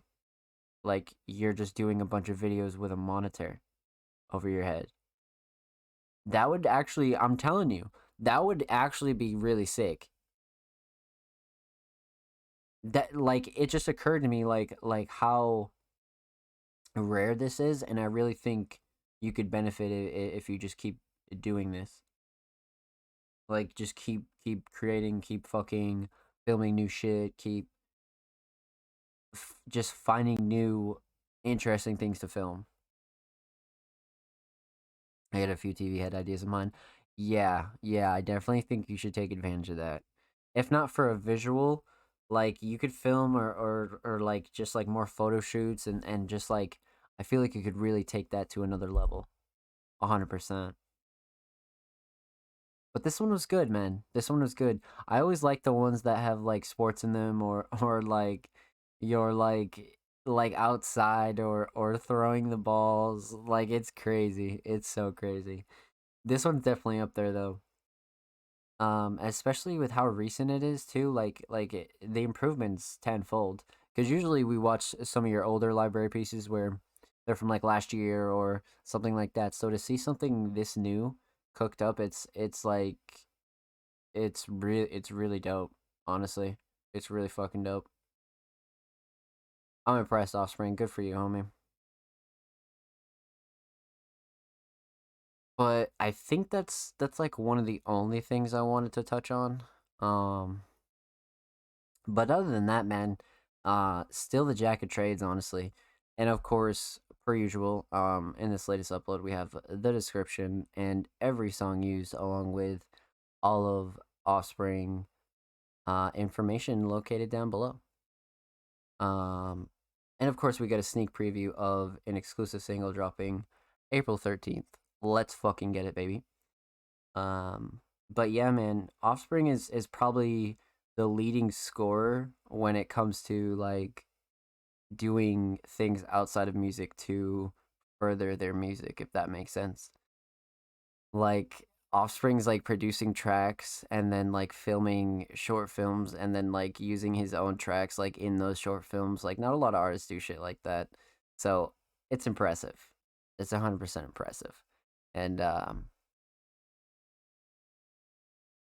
I think one of my favorite parts though was noticing like how well the early edits were. Like especially like off rip, I started to notice. I was like, holy shit, Offspring's editing has gotten like super fucking detailed. But regardless, man, let's fucking get it. New Offspring single, April 13th, 2022. Be on the lookout for that. And of course, shout out Offspring Mysterious, man. Make sure you go show Offspring some love. Make sure you go subscribe to Offspring's YouTube channel, man. He's super, super close to 100 subs. Make sure you go show him some love. Hit him up for instrumentals. Show his music some love, man. And of course, follow Offspring on Twitter. Make sure you follow Offspring on SoundCloud. Show Offspring some love, man. Consistent support of Music Mondays, and it's always a pleasure to premiere some of your content, man. Thank you for the submission. Let's fucking get it, baby. And of course, per usual, every artist featured in today's episode and every episode will be linked in the description box of the YouTube re-upload. My friend sent me vocals. He did. Would you like to hear it? Yeah, you can send it to my DM. Be on the lookout for new videos in the coming months. Let's fucking get it, Offspring. And plus, it's getting warmer outside. Just wait for the animated series I'm working on. King Mark's gonna come in with something that shits all over Rick and Morty. It's just gonna be like an anti-Rick and Morty show. Let's fucking get it, baby. So, we already did a pretty good dent in these. Let's get it. I don't think we missed anybody. We covered Rude Boy, covered Cole, No Name Dread, Heavy Metaphors, Offspring. Up next, we got the homie Harco. Wildly on brand, not gonna lie. Yeah, I kind of had a feeling you would like that one. But up next, we got the homie Harco, man. We've listened to Harco's music for the last couple of episodes of Music Mondays, and he's consistently impressed on all sorts of avenues and bases, and definitely is a promising artist we featured here on Music Mondays. So I'm excited to get into another Harco track for sure. Harco, I mentioned he's going to be at work, but I saw him in the chat earlier, so he's here in the chat lurking somewhere. But they submitted a track titled Floating in the Ocean, and it's an official lyric video. So this will be pretty interesting. Harco usually snaps on the visuals, so with a lyric video, this should be pretty dope.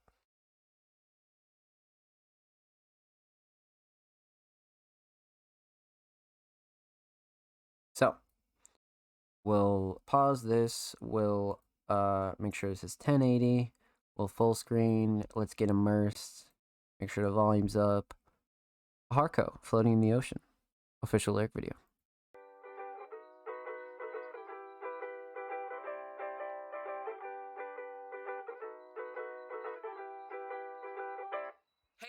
Spend all my days and my weeks, snuggled up underneath her sheets, underneath the sheets. She said I'm her favorite little geek, Didn't have to do that much but speak. I mean, true. Go ahead and think I'll sing. But I've been floating in the ocean, feeling like a million, in control of my emotions, looking off the pavilion. My mama wonders if I'll stay, if I'll fucking stay. Half the time I don't know what to say, I don't know what the fuck to say. Looking up, no clouds in my eyes, say I cannot watch my whole life. Watch this shit. Eyes on me like I'm hibachi, I know I'll become somebody, and that's a fucking fact.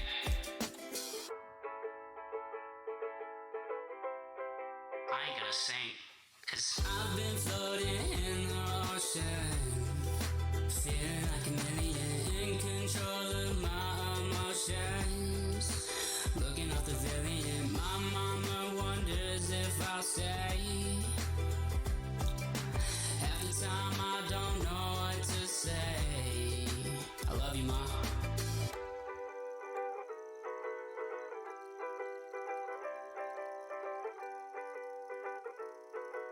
I like the edit, man. The edit was good. That was a comfy little edit.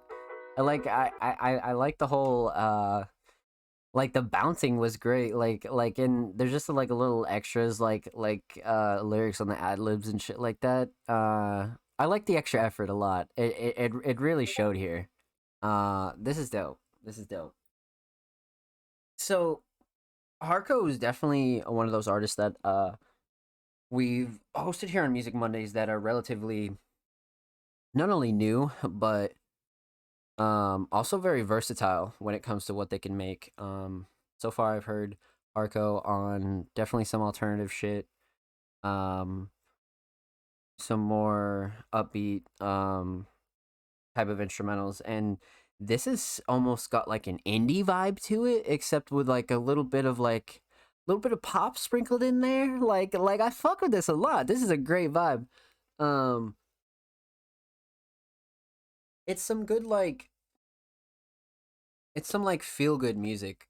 I'm not gonna lie. Um,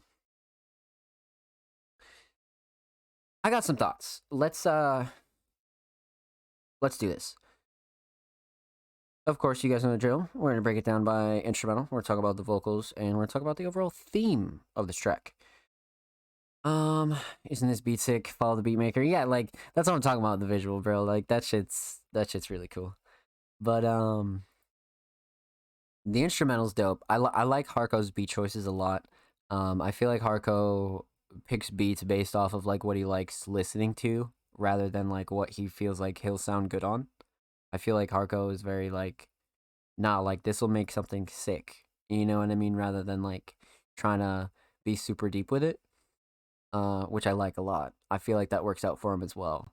Because if you can like picture yourself on a beat and then like you can like make yourself work with it, then all the better, you know? Um, but overall, solid instrumental choice, very chill. And the beat maker did snap. Shout out the producer as well. Whoever produced this did an insane job. Um,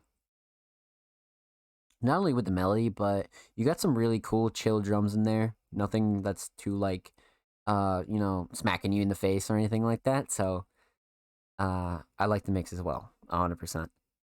But overall, I enjoy Harco's beat choices for sure, for sure, for sure. Um, Promising, you know, sort of future when you can just like pick beats that you know you're gonna be good on, you know? So shout out Harco for that. Definitely really dope. Um let's move on to vocals. Vocals are kind of interesting here. Um Harco's mixes are like not consistent, and I don't think that's a bad thing. Nobody's mixes should be like, exactly sounding the same like every fucking like every track, every this, every that. So I like Harco experimenting on different types of beats. I like Harco experimenting on different types of tracks. So overall, I'm a fan of this mix. I feel like Harco is definitely one of those artists that benefits from experimentation, not only with mixing but with beats and things like that. So overall, solid mix for sure. But I think one of the shining stars here for this track is the writing. The writing is 1,000% one of the shining stars. Um, Whether Harco writes with friends, he's in the studio with whoever. Harco's tracks, the way that they're written, always come out really well, really really well. Um, the thing is like it's always like a hit or miss when you sort of try something new. So like regardless of like, um you trying something new or trying something like, you never done before, um you could just end up not really enjoying that style anyways, but the benefit to it is to try out what you like, you know what I mean? So that's what's really good about Harco is he doesn't spread himself thin and try to narrow himself down to like, one sound early on, you know what I mean, when it comes to making music consistently. So that's what's solid about that. Um I think that's all I wanted to mention about vocals. But overall, mix was solid. Writing was good.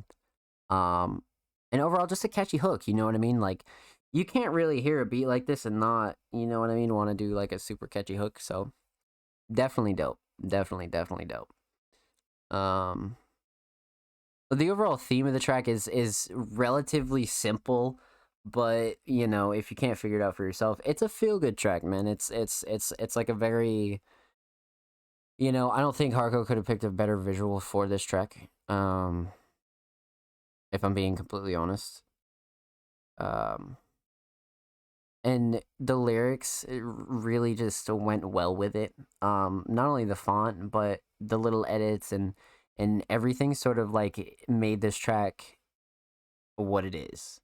Because not only the title, floating in the ocean, but you have the ocean visual, the lyrics, but like the little like snippets and just like little shout outs in the lyrics and just like the extra little edits make this a comfy track for sure as far as theme goes. 100%. But overall, man, solid. I enjoy this a lot. But I've always said this, Harco definitely has a promising future without a doubt. Keep experimenting, keep doing your thing, and absolutely keep doing this, because this is great. Because the visual just shows effort, and I just like the lyrics, and I can't get enough of like people who go the extra mile to show their music some love, man. So this was dope. Very much a pleasure. Shout out Harco, man. Make sure you go show Harco some love. Make sure you follow Harco on Twitter. Make sure you follow and subscribe to Harco. Harco is at 95 subs. Make sure you go get him to 100 fucking subscribers. Probably one of the most promising underground artists we've had in the recent weeks here on Music Mondays. So, with that said, every artist featured in today's episode and every episode will be linked in the description box to the YouTube re-upload. And shout out Harco, man. That was a treat, man. That was definitely a fucking treat.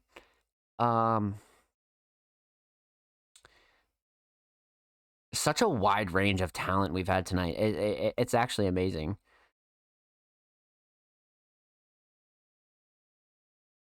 Yeah, so everybody's good. I'm impressed. What a treat that was. So we have 1, 2, 3, 4, 5, about 7 left. Up next, we have an artist known as Hi-Res. It's been a minute since we've heard anything from Hi-Res. Higher has been featured on Music Mondays, I believe, one previous time.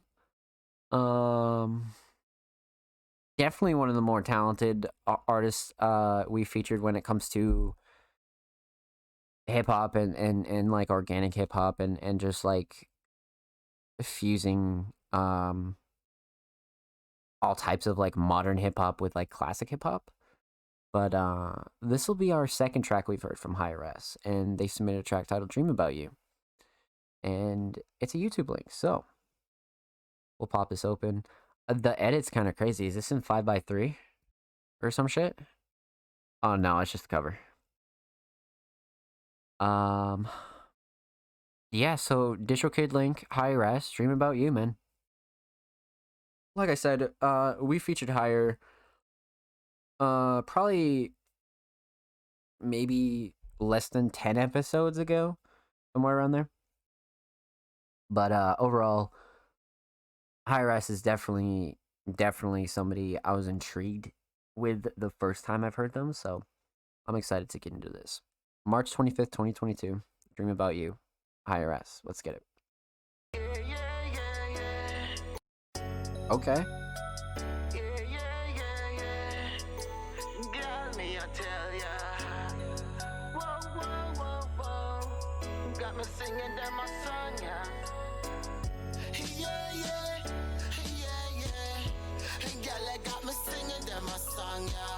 I want you, I need you. Every night I come put it on me. I done told you, you got the key to the M5, the Benz. Don't even mention the Lexus Jeep. Spending money on you, that's the least. Girl, I got millions. Would make you weak in the knees. Like 50 crore with the G, girl. Yeah. Girl, I got me singing them a song, yeah. I want you, I need you. Every night I dream about you. Can I ask you this? Can I insert my hard drive in a yeah.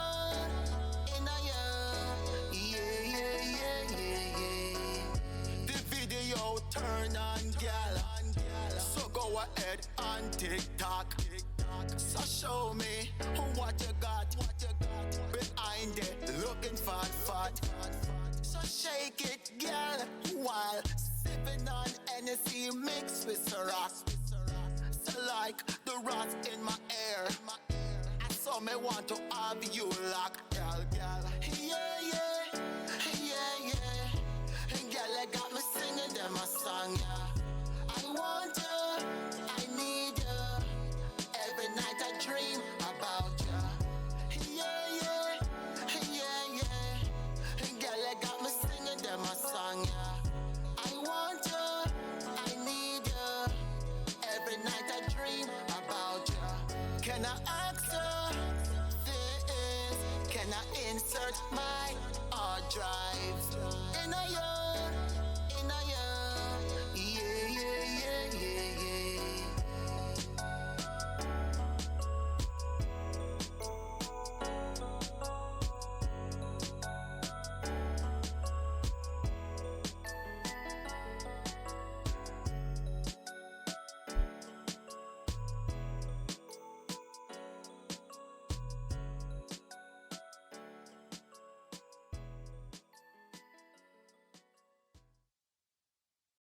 Interesting. That's like a very like unique, but like I don't know. I don't know how to feel about that one. That was definitely interesting. Yo, Cole, what's good, homie? I hope you're well. Welcome to the stream. But yeah, let's just hop right into this one. We're gonna talk about the instrumental. We're gonna talk about vocals. We're gonna talk about the overall theme of this track, man. The instrumental definitely caught my ear right off the rip. This is very dreamlike, sort of like just peaceful kind of melody. But not too crazy of drums though, because usually like people could go with like really chill basic melodies and like super hard, like just like harder drums, but this was a good balance, for sure. But it was a very like upbeat kind of instrumental. I don't know about you guys, but it made me want to dance. It made me want to do something like that. It was there, you know what I mean? It was definitely there. This guy's like a vibe, you know what I mean? Like I feel like hearing this song, like this motherfucker is like the life of the party or some shit. But all in all, great instrumental choice. I feel like this is definitely one of those cases where Higher Ass like had like sort of like a background idea prior to what he wanted to do for recording, like he had an idea and then found the beat after, rather than like finding the beat and then having the idea from the beat. But I could be wrong, you know what I mean? But either way, solid instrumental choice regardless.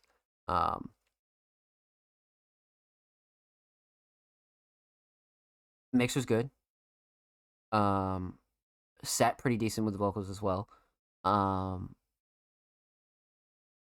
Speaking of vocals though, vocals here were interesting, right? Because this is like such a like a interesting kind of hook and like style that like we very rarely get here on Music Mondays. This is a very like a party vibe almost, you know what I mean? Very like like, I don't want to say like house, but like it's like a form of just like chill party vibes, and it's very it's interesting. I'm not gonna lie. Um, Overall though, vocals are solid. I mean, for what it is, like all I picture is just like people turning up at like a party and like just good vibes and everybody's just like very summer song is what this is 100%. This is very a summer track for sure.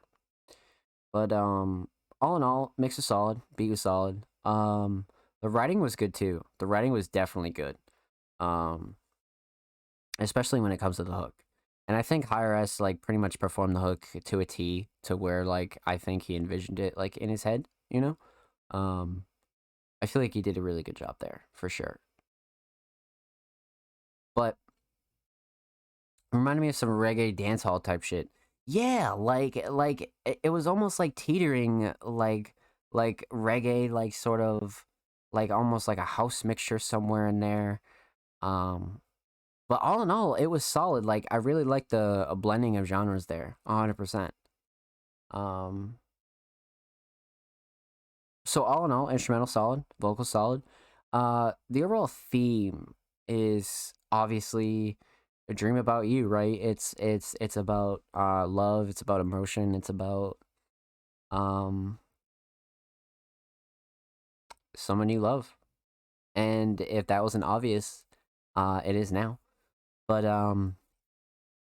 obviously sort of a regular cover. The track title solid, but I think the lyrics and everything else kept up with the theme pretty well, for sure, for sure, for sure. So overall, definitely a solid alternative to a form of reggae, 100%. And it's got a lot of modern twists in it that made it pretty enjoyable and had a lot of good vibes. So shout out to Higher S, man. Thank you for the submission. Make sure you follow Higher S on YouTube. Make sure you follow Higher S on Twitter, man. Show him some love. And of course, every artist featured in today's episode and every episode will be featured in a description box of the YouTube re-upload. Excellent job, Higher S, man. Excellent job to everybody featured so far. Everybody did an excellent job, man. Excellent. Rude Boy checked out. Gold, good. Nomad, good. Offspring. Heavy, Harco, Higher S. Up next, we got the homie Mac. Mac 2 times, man. Mac has been an artist that has been improving on their music since the first time they've ever submitted to Music Mondays. Mac just always comes back with improved flows and just all types of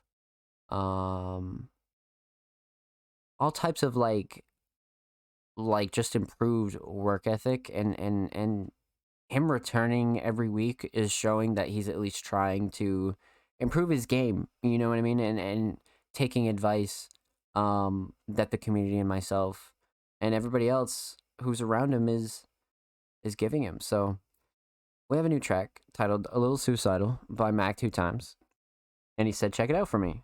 I will do that, my friend. Let's get it, baby. Let's pop this open in a new tab. Mac 2 times. A Little Suicidal. 17 days ago. Let's get it. Dude, they just force you with that ad, don't they? Fuck me. 3, 2, 1.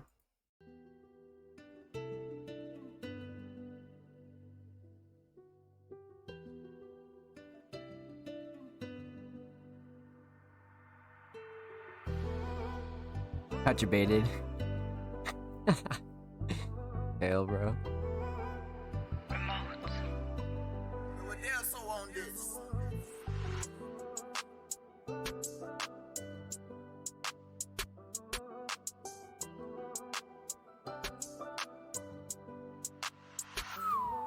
I'm a little suicidal, somebody need to get me. In my thoughts all day, tryna live in my dream. I don't know who I am, I need someone to find me. Help me understand why I went from main to a side piece. In a way with deals, I don't know what I'm doing. Me versus them, they undefeated, cause I'm always losing. Cause I'm always losing. I'm always losing. I throw them out, but they find a way back to me. This real relationships got me. This love shit is so confusing. Don't come back and lie to me, saying that you're sorry. You screwed me over more than once. Who you think you fooling? Now that y'all hearing this song, y'all know what the truth is. Y'all know what the truth is. You the main reason why my heart got all of these bruises. Got all these bruises. My fault I'm in this position. I think I might just say screw this. I might just say screw this. I've been thinking about suicide, devil asking me what's stopping you. I got family I'm thinking about, I can't lie to you. I can't lie to you. If my mom lost me, I don't know what she would do. But I know that shit won't bother you. You said you got a knife right there. Why don't you put it to use? Nobody gon' care. For a moment I thought it was true. I'm a little suicidal, somebody need to get me. In my thoughts all day, tryna live in my dreams. I don't know who I am, I need someone to find me. Help me understand why I went from main to a side piece. In a way with deals, I don't know what I'm doing. Me versus them, they undefeated, cause I'm always losing. Cause I'm always losing. Cause I'm always losing. Everybody got high hopes. Man, I just wish I could see. In a few more years, I hope I am who I wanna be. The sooner the better. I just want my parents proud of me. Just want my parents proud of me. Don't know if I'm gonna make it that far, cause lately I've been feeling blue. If I was told to find myself, I would need a clue. I'm looking at the glass half empty, y'all thinking it's full. But I know I'm gonna see better days, so hopefully I make it through. I'm a little suicidal, somebody need to get me. In my thoughts all day, tryna live in my dreams. I don't know who I am, I need someone to find me. Help me understand why I went from main to a side piece. In a way with pills, I don't know what I'm doing. Me versus them, they undefeated, cause I'm always losing. Cause I'm always losing. I'm a little suicidal, somebody need to get me. In my thoughts all day, tryna live in my dreams. I don't know who I am, I need someone to find me. Help me understand why I went from main to a side piece. In a way with pills, I don't know what I'm doing. Me versus them, they undefeated, cause I'm always losing. Cause I'm always losing. It's my favorite by Mac. Dude. Bro, Mark, you know what's up, bro. Like, we've been watching Mac grow the fuck up, bro. Straight up, bro. Alright, Mac. Listen. I'm proud of you, bro. I'm fucking proud of you. I remember, like, one of the first tracks Mac ever submitted to Music Mondays, man. And, like, I don't do the show to tear artists down or anything like that, but, I always critique if I feel like you can improve on something, and I'm not gonna let you, you know, I'm not gonna gas you up if you could improve on something. And Mac, whether he, like, listens to reviews or not,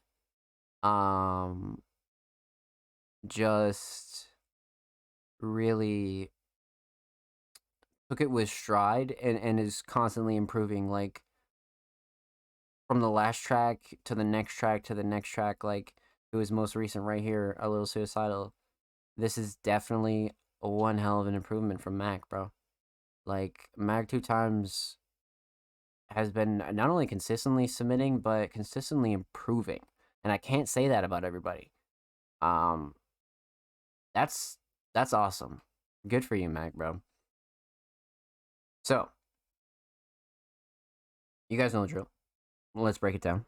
We're going to talk about the instrumental. We're going to talk about vocals. And we're going to talk about the overall theme of this track. Instrumentals 10 out of 10 immediately. Just based off the Mac sound. Mac knows how to pick his beats, what he enjoys creating with, and overall just knows what his sound is. So it definitely fits Mac like a glove. The mix is solid. The drums are really, really good. I like the layout as well. It's definitely got a very somber feeling as well. So I think Mac just has a really good ear for emotional beats. As you know, it's not too hard to pick them, but you know, it's hard to pick one that fits how you're feeling. And I think Mac does that well. So, shout out Adelso, man. Adelso fucking snapped on this beat, 100%. So instrumental choice, extremely solid. I like the mix a lot. Structure's good. Vocals. Vocals are interesting because one of the most improved things here are flows and cadence. Mac's flows on this are just improved so much from where he started submitting to Music Mondays and to where he's at now. Just improved tenfold, and I couldn't be proud. Like it just makes me so proud to see somebody do that. You know what I mean? It's really dope, and it's what this shit is all about. You know what I mean? And to be able to, you know, show somebody an improved track, or go even show yourself an improved track and be like, yo, I finally, like, this sounds way better, like, you know, da da da da. Like, that's such a good feeling in music. So I'm proud of Mac for that, man. Proud of Mac for sure. But yeah, man, flows and cadence probably the shining star here. Very, very big improvement. The mix as far as vocals go is pretty solid as well. Mac never really had an issue with vocal mixes. Always stayed pretty solid. The writing is definitely top tier for sure. Not that Mac ever had questionable writing. I always thought Mac's writing was pretty solid. It was more so how he used to perform his songs that were a little off, but this one seems to hit all the boxes, man. Like, not only the mix, but the writing, the flows, like, everything here seems to check out. Like, I almost feel like this is what Mac has been wanting to do all along, and, like, he just improved himself nonstop until he got, you know, sort of a track or a sound, at least in my opinion, as to where, like, this is a good representation of Mac. So vocals, solid. Let's just skip right to the theme because the writing sort of has to do with the theme. Mac is definitely known for more emotional tracks. But this one packs a punch with what Mac is laying out on the line, and just how he's fearful and somewhat hopeful of the future, and just hopes he becomes what he wants to become. And you know, whether it's like a high degree or, you know, a low degree, we've all been there. And that shit can vary in all different kinds of ranges. You know, everybody's situation is different. People go through different things, and people react to things differently. And all in all, one thing I do want to say to Mac is there's better days ahead, my friend. Regardless if today is not a good day, there's always better days ahead. And you easily have the talent and skill to be able to get where you want to be, without a doubt. Like, the fact that you've consistently improved here on Music Mondays, and you show up every week and have no fucks given as to what you submit, and just sort of, you know, always take stride with everything that you submit, and, you know, take the review or take, you know, whoever's tips and go apply it in the lab. Just shows that you're going to get right where you need to be and where you want to be, as long as you keep believing in yourself. All in all, solid track. A very good representation of not only Mac, but what it means to be able to create a track yourself, or write it out yourself, publish it yourself, promote it yourself, and just be able to do it all yourself, man. And no rules, no nothing, and whoever likes it, you know? Because you do tracks like this for, like, yourself, you know what I mean? It's just a good way to get a lot of stuff off your chest, and it's probably one of the healthiest ways to cope with mental health. So, with that said, anyone out there struggling, Music Mondays always supports you. Music Mondays is in your corner, and I'm in your corner. So, always better days ahead, man. And just make sure you stay positive with anything. And whether today sucks, tonight sucks, tomorrow sucks, it's going to suck at some point. So just know if you power through it, you're going to be that much better. For sure. So, powerful theme, solid theme, but all in all, I fuck with Mac's vision. Mac uses music as an outlet, and as everybody should.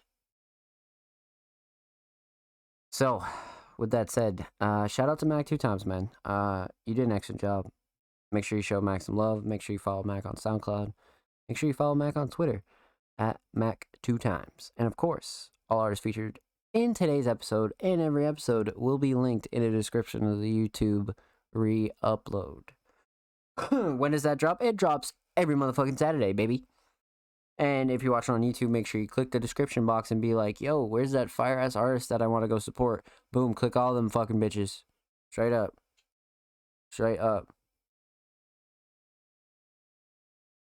Let's get it, baby. So, Rude Boy, check. Cold, check.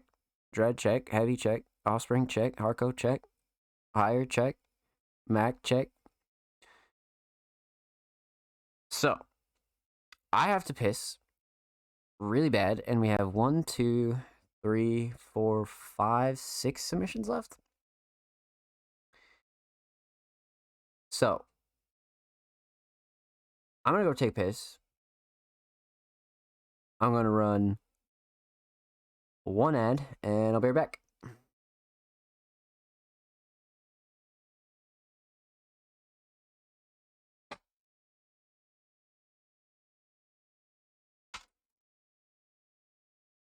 My fuck.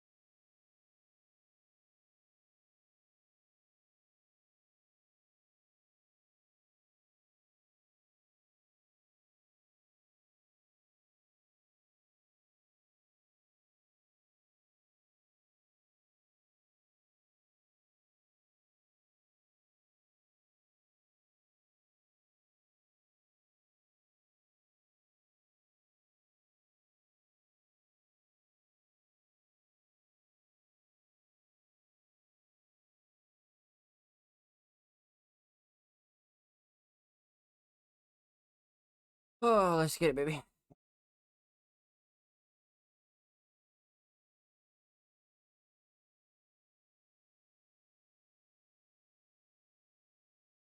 Yo, yo, yo, yo, yo, yo, yo, yo, yo. Let's get this shit popping. In my DM too, LOL. Yeah, I'll check it out after the stream, bro. Usually I close submissions after the show starts. I've started to crack down on submissions just because we get a lot now. So if you're not following the page and it's not in before the show starts, I usually can't get to it. But up next, we have a first-time submitting artist, I believe. For real, MW.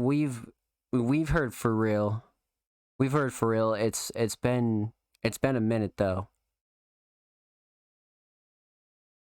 It's been a minute. I think they're located in Africa, I believe. Here's a song talking about how we all want to live fast, but at the same time we feel like living straight and regret some things that we do. But yeah, we live like it's our last. Okay. I can respect it. It's been a minute since we've heard anything from For Real, for sure. It's definitely been a minute. Maybe even since 2021. But regardless, For Real, my last. Let's get into it.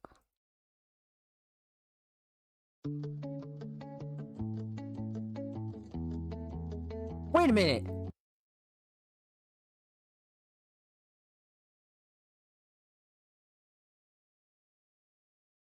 Man.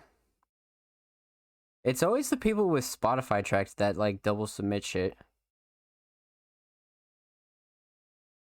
I was about to react to that until I realized that I've heard this before.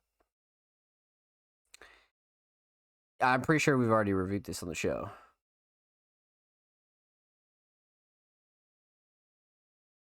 Unfortunately. But I'll double check. Why has this been happening a lot lately? This happened last week too.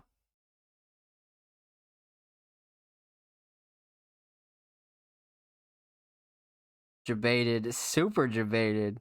I'll double check just so we're not fucking skimping somebody out that submitted. But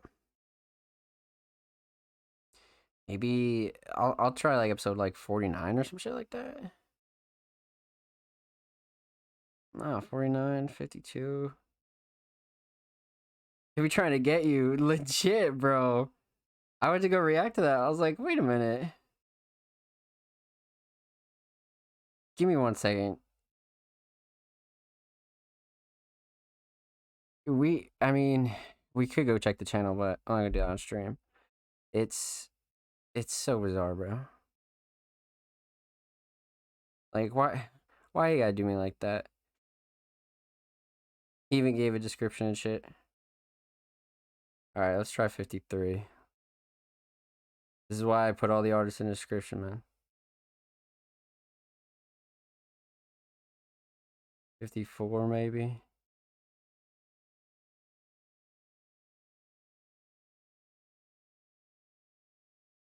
Bro, it's somewhere because it came out in 2021. 55, I don't know, bro.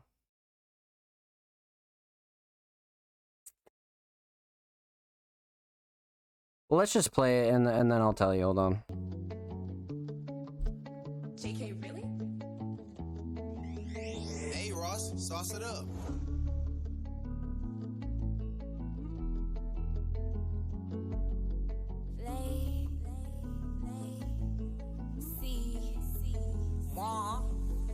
I'm gonna live it like my last. Running through the field with some Henny in my bag with some bottom feeders. I'm gonna live it like my last. Flying through the sky, always some rockets, yeah.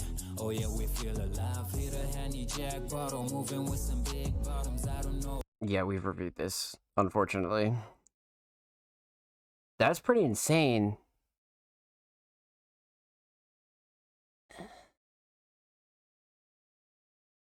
How many tweets does he have? He has 1,000 tweets.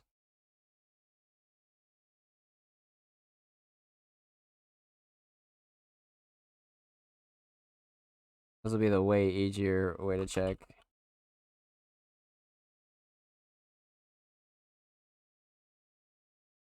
Would you look at that?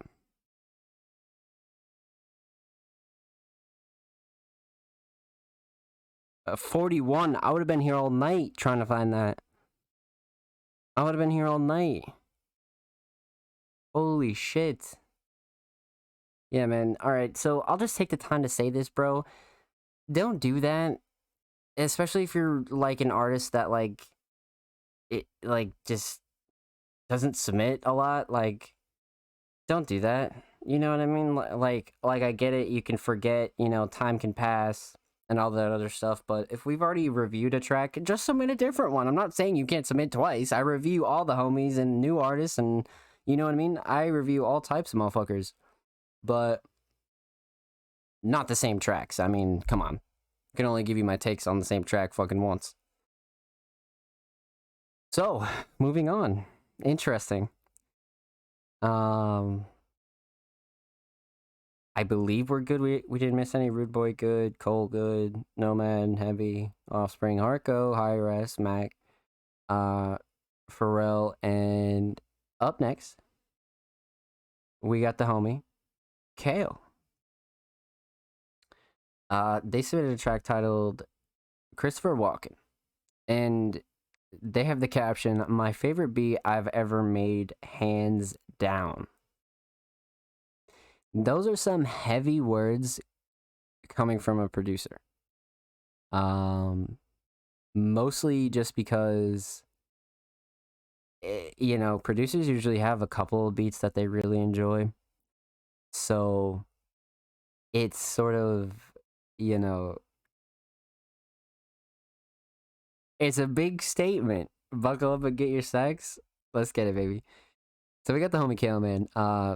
Not enough great things to say about Kale. Not only is he an extremely active member of the Music Mondays community, but extremely talented producer and always embodies what I think is a good producer. And Kale just is constantly building a brand for himself and just enjoys making fire-ass music and has one hell of a library.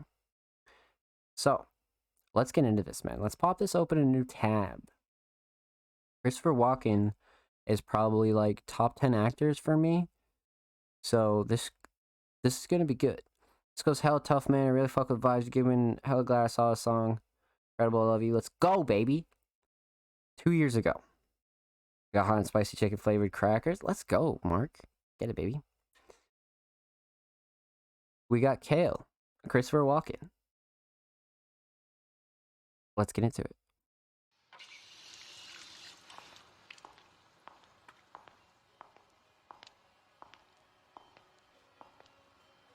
The other animals, they notice this, and they start to move in. The jackals, hyenas, they're barking at him, laughing at him. They nip his toes and eat the food that's in his domain. They do this, and they get closer and closer and bolder, till one day, that lion gets up and tears the shit out of everybody. Runs like a bull. Eats everything in his path. Because every once in a while, the lion has to show the jackals who he is.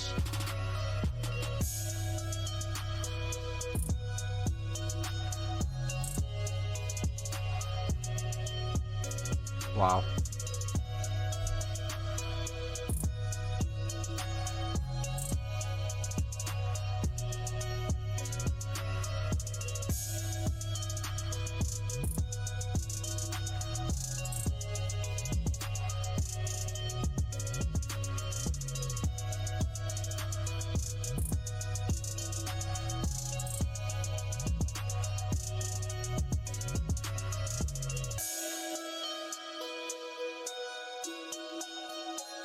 Now, let me hear it.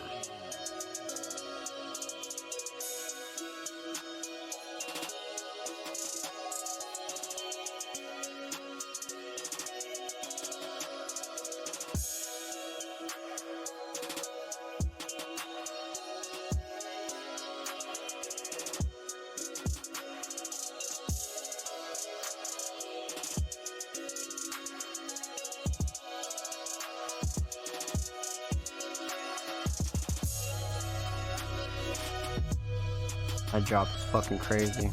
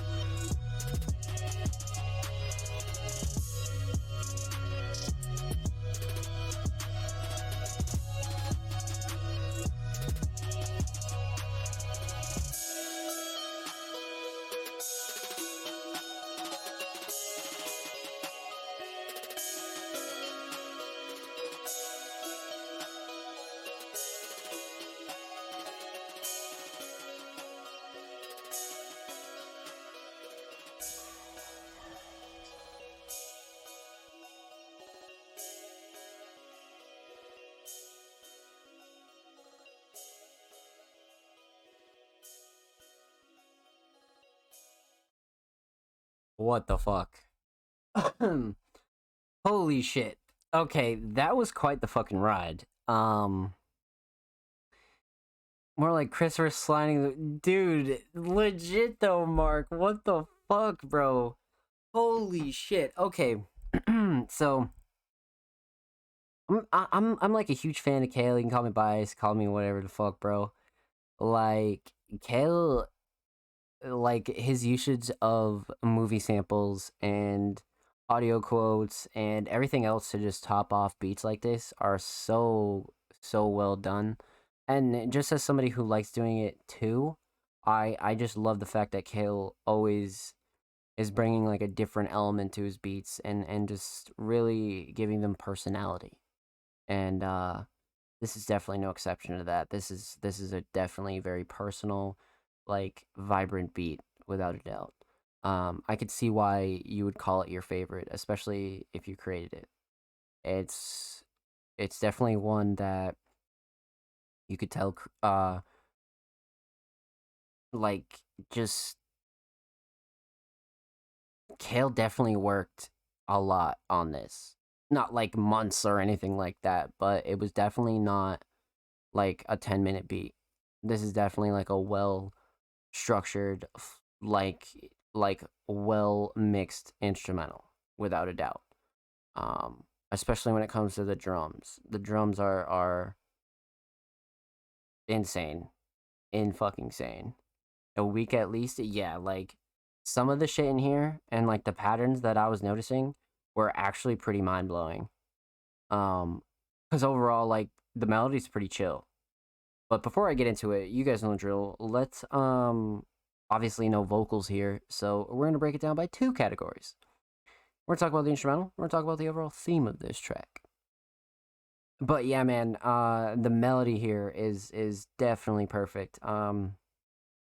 Dreamlike, ethereal, very cloudy, but overall pretty chill. And very like almost a very like softer kind of melody.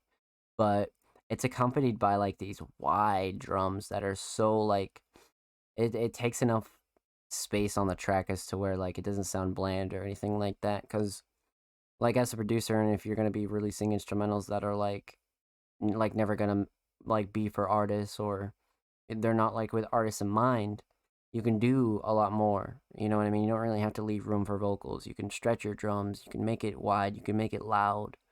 And this is like a product of like what you can do as a producer, you know?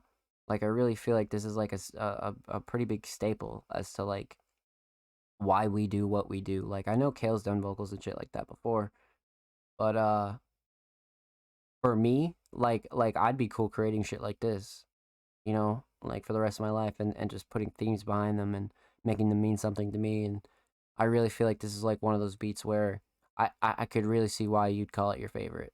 100%. 100%. But the melody's great. But I really think the shining star here is the drums. Not only the drums, but the drum structure. The way everything is placed, and some of the snares and the percussions here are top notch. Really, really top notch. Mostly the snares is very memorable for me. This is a very like a team sesh beat. I could see Bones literally pissing all over this.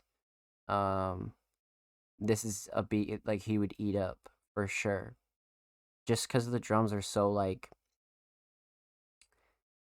they're so erratic, but they're so structured. It's crazy. Like you got like a lot of like the doubles and trips, and like some of the stuff that was going on in there was like wow. It was like fireworks in drums. Like it was like fucking how a firework explodes, and like you like see it spread out. Like that's what Kale's drums were doing during this, especially like the 808 on like the outside, and then like on the inner side you have like the percussions and like the hat. Yeah, 100%. Reminds me of a firework for sure. The fat compliment, dude. What the fuck? Nah, honestly, I straight up was thinking about it. I was like, man, Bones could fucking piss all over this, bro. Like, fuck.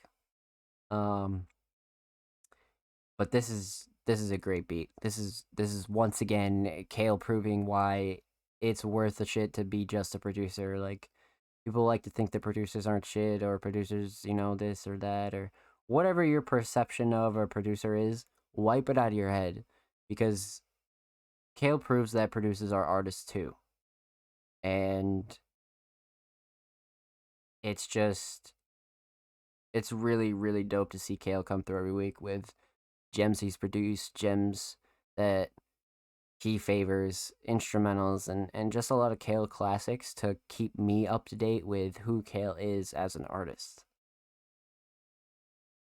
So, with that said, let's talk about the theme here. Christopher Walken. Christopher Walken is... No, I'm just kidding. Christopher Walken is a legend.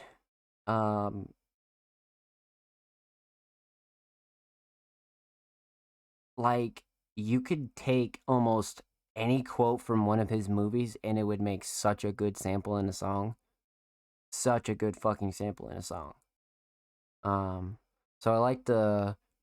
Because it's not like you sit down and you're like, oh, okay, I'm going to make a Christopher Walken theme type beat. And it's just, like, not really the case. But then, like, you get the sample, and then you get a picture of Christopher Walken, and then, like, one thing leads to another, and it's a Christopher Walken theme, and it's just, like, a fire-ass track, as to where, like, you don't really have to, like, dig too deep or anything like that. It's you'll know why it's called Christopher Walken.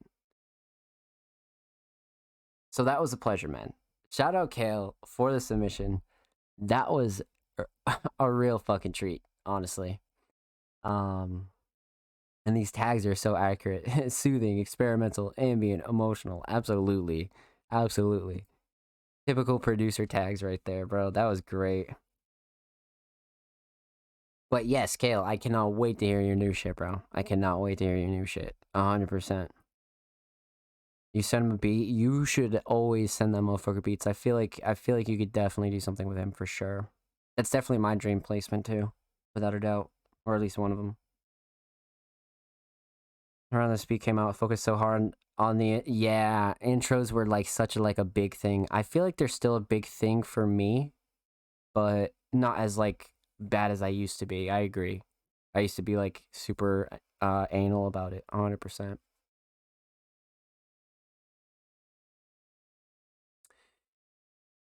So, before I die, at least, facts. Like, I want that too, bro. I feel you. Maybe we just collab and then we'll both get it in one shot.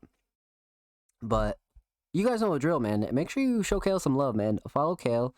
Follow Kale on SoundCloud. Follow Kale on Twitter. But if you're watching on YouTube, every artist featured in today's episode and every episode will be linked in the description of the YouTube re-upload. Let's get it, Kale. So, we have 4 special submissions left, man. Let's get right into it. We have the homie Chris O'Christian, or better yet known as Thomas Marcus.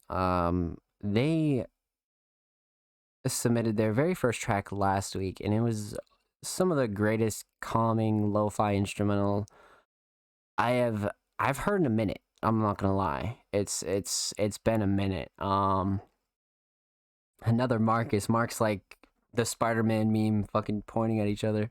We fight to the death, dude. Legit. There can only be one.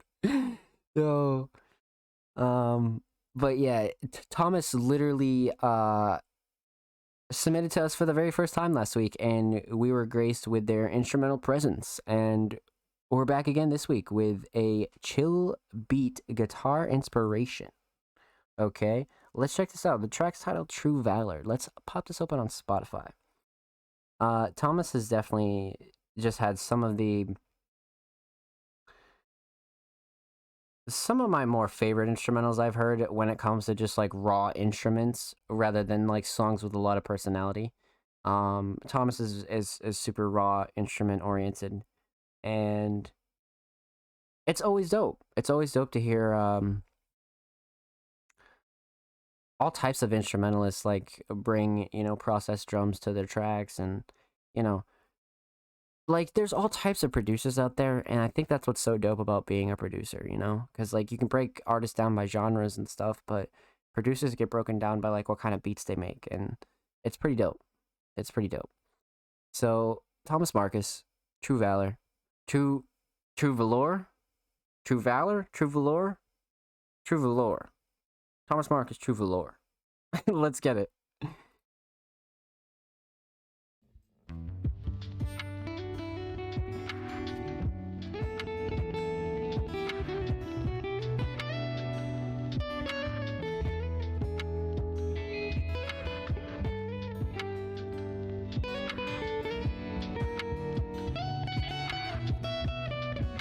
Reminds me of a video game main menu.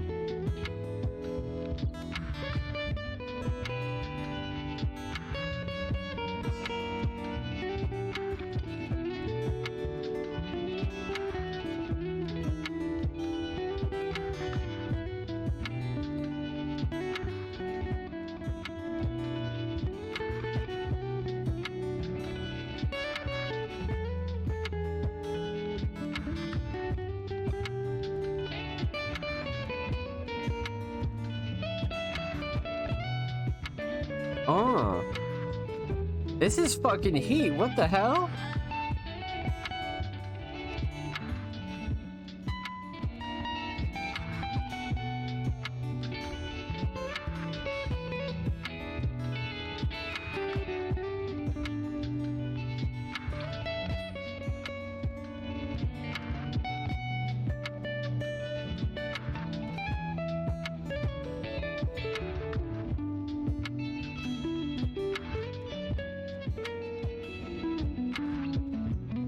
He's like blending genres as he goes. Holy shit. He's like, oh nah, I'm gonna go blues. Interesting.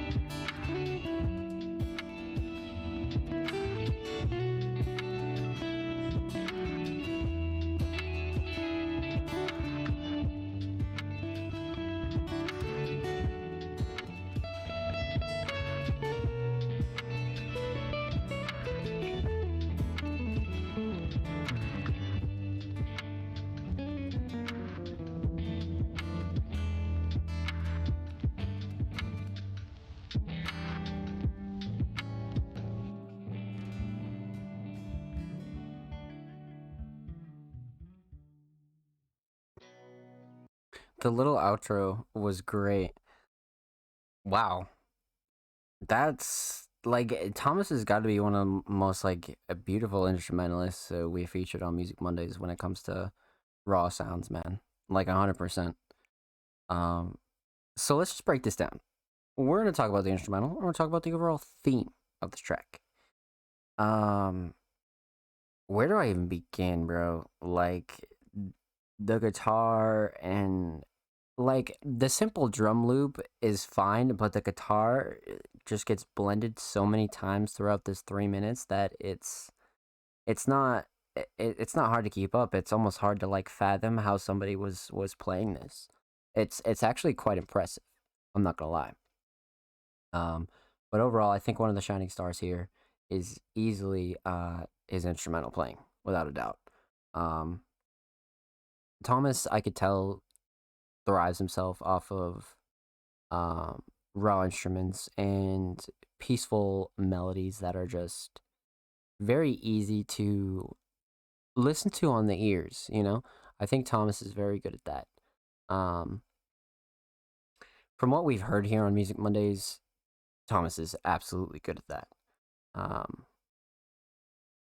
But this is definitely, like, at first, like, I got video game main menu kind of like chill vibes, right? Where you're just, you know, open field, you know, press play, kind of just a vision. And then it slowly transformed into like a beach. And then like it slowly transformed into blues almost. And you were getting a little emotional. You could see the blending here that Thomas did with a lot of this. And not something you see often when it comes to production. I feel like Thomas was able to carry himself throughout this track just based off the melody alone, which is also pretty impressive. But overall, I think Thomas gives his instrumentals meaning, and I think that's the ultimate goal when it comes to being a producer. And Thomas absolutely killed this, without a doubt. Very much a chill track, very much something you could throw on in the background, very much something that gives production meaning, for sure. Going on to the overall theme of this track, True Valor is got a relatively simple theme, but when it comes to Thomas, I don't think his gems lie in his themes of his tracks. I think it's more so his actual sounds he's creating. And Thomas definitely creates sounds that stick with you way past you're done listening. And once again, I think that's a great goal as a producer, is to create sounds that stick with you long after you listen, and to give your tracks purpose. And Thomas hits both of those check boxes for me. So shout out Thomas Marcus, man. Keep doing your instrumentals, keep doing your production, keep doing your music, keep doing your thing, my friend. Much fucking love. Thank you for the submission. And of course, every artist featured in today's episode and every episode will be featured in the YouTube re-upload. So, you're watching on YouTube and you're like, yo, where are all these artists at? Click the description box, motherfucker. Click each link and be like, I'm gonna follow this guy, I'm gonna follow this guy, I'm gonna follow this guy, and follow everybody in that box, baby. So, 3 submissions left. And we're moving on to Lil Skunky. Lil Skunky Raps, otherwise known as Bloodcat, working on an alter ego project here. And they submitted a track titled Pop Punk - Lay Low. And this will be interesting. So, well, let's pop this open a new tab.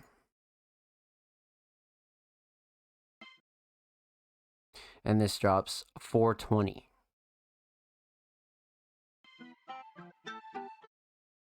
This beat's already fucking crazy, holy shit.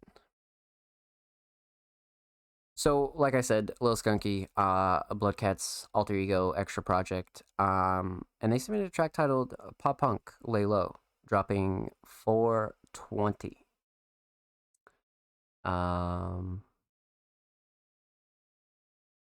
Let's get right into this. Music Mondays exclusive.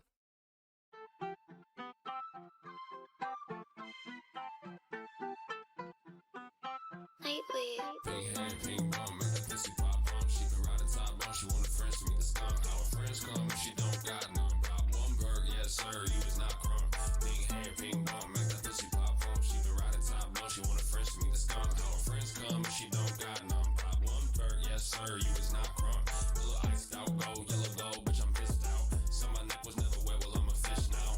I'm a fucking on my stem cells, fuck a hallmark bitch. Cause I've been well, I need a fucking stem cell riding on my dick. I ain't been grinding for the clicks, I ain't been lying to my bitch like you been lying to your bitch. No I'm sick, make her do a trick, suck me like a tick on Rick and I don't owe him shit. No I'm sick, make her do a trick, pop a heel flip on my dick, my place. nice, your place, taking field trips, backyard high, and we're taking field trips, and we blast off, fly, rolling real shit. Pink hair, pink bong, make that pussy pop home. She been riding top bone, she wanted friends to meet the skunk. How her friends come, she don't got none but one perk, yes sir, you is not crunk.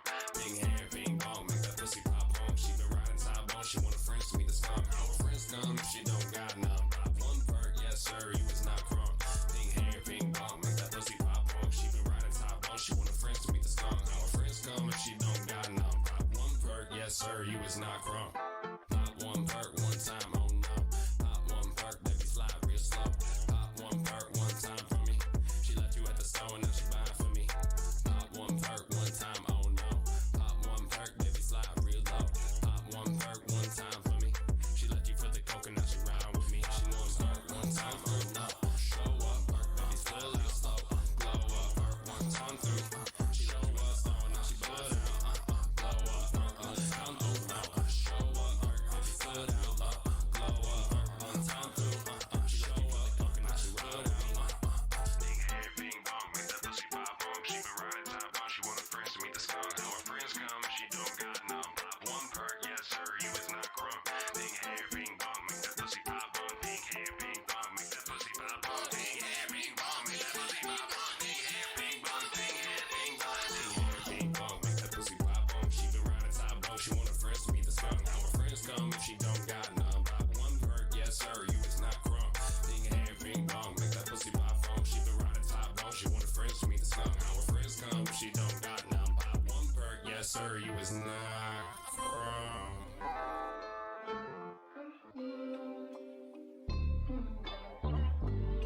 Kind of waiting for that blend. I was like, where is it at?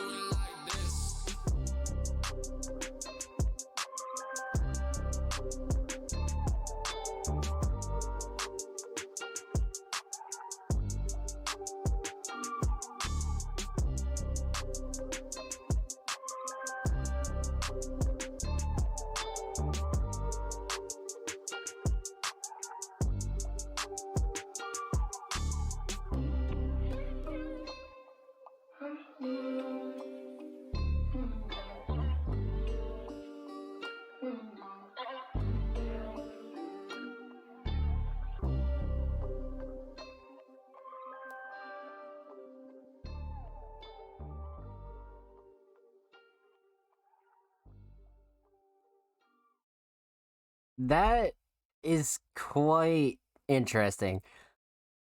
Where do I even begin with this? This is like it's very, I don't know. It's so interesting, right? Because pop punk has me feeling one way, and then like lay low has you feeling like a completely different other way.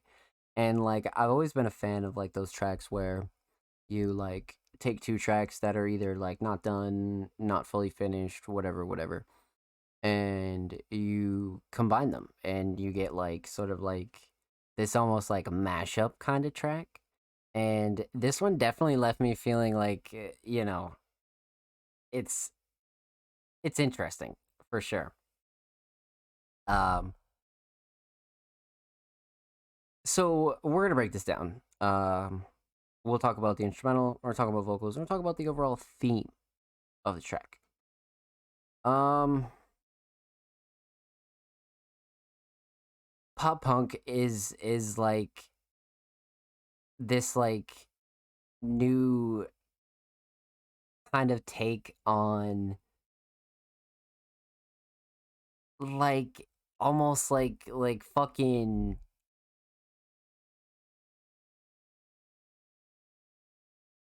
like classic.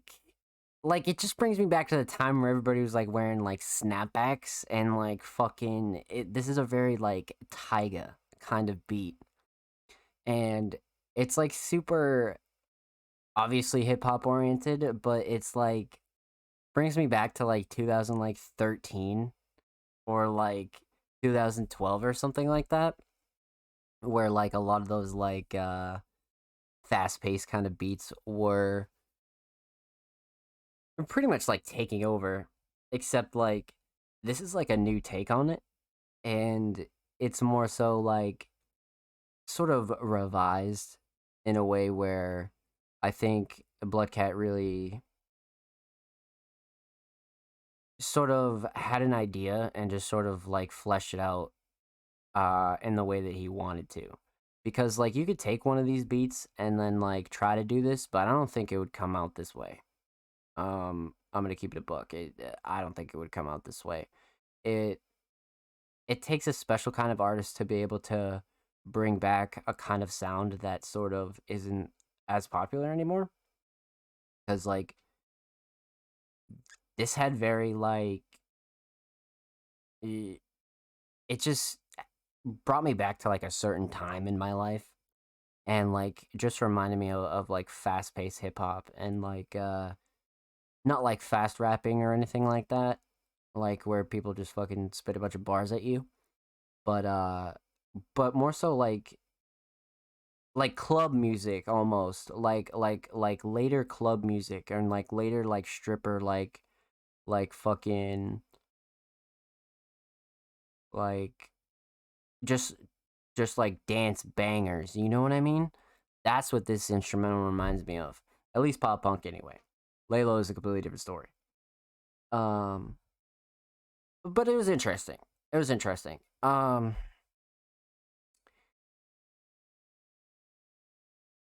don't see one thing that throws me off about this whole project is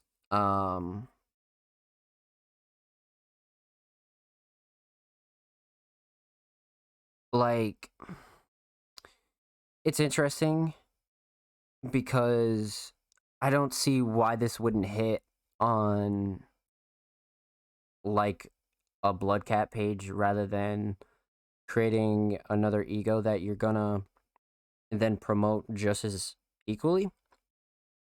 So it kind of like throws off the vibe for me because like I've heard so much of the Bloodcat tracks already and sort of become accustomed to this sound, and to like put another face behind it is almost a little difficult for me, because usually when people create like side projects and alter ego projects, they don't really like tell people about it. It's just more so like, a way to like get away from your music, because usually people develop support bases and they don't want to have to always feel like they should be doing a certain thing. So they, create side projects and alter egos. Somebody like Grief is a perfect example.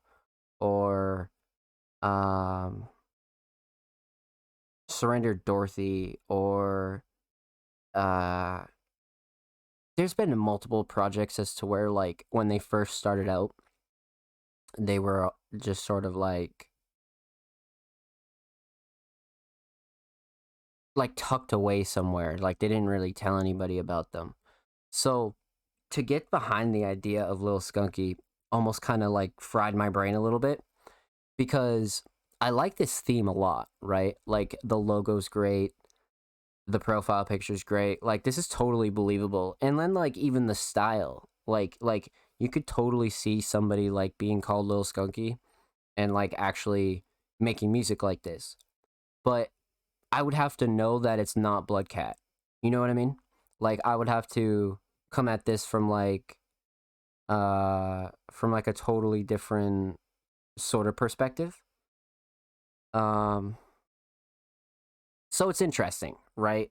I guess that sort of has to do with the theme, but it ties in with the sound because the sound is so very like conflicting to what a Bloodcat normally makes, which is pretty much everything. So this is more so like a dedicated, I guess, hip hop version of a Bloodcat kind of sound. So it's interesting. It's interesting. But all in all, the pop punk instrumental is absolutely crazy.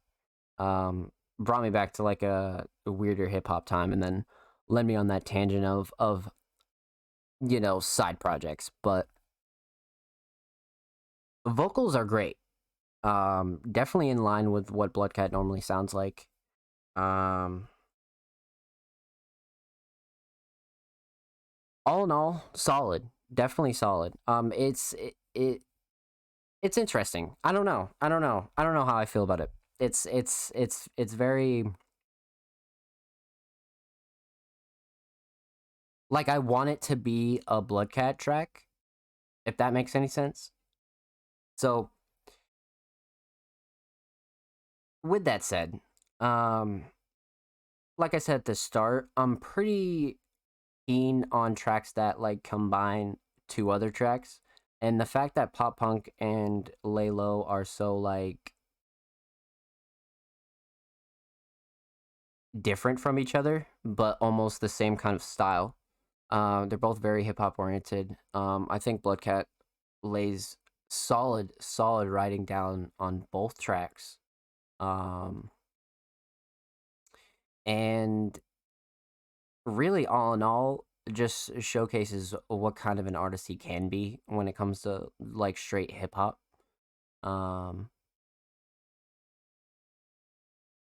Yeah, honestly, I think the only thing that really throws me off is the brand and the theme. Honestly, just because it's hard to like visualize it. Like I suppose I would need like a more like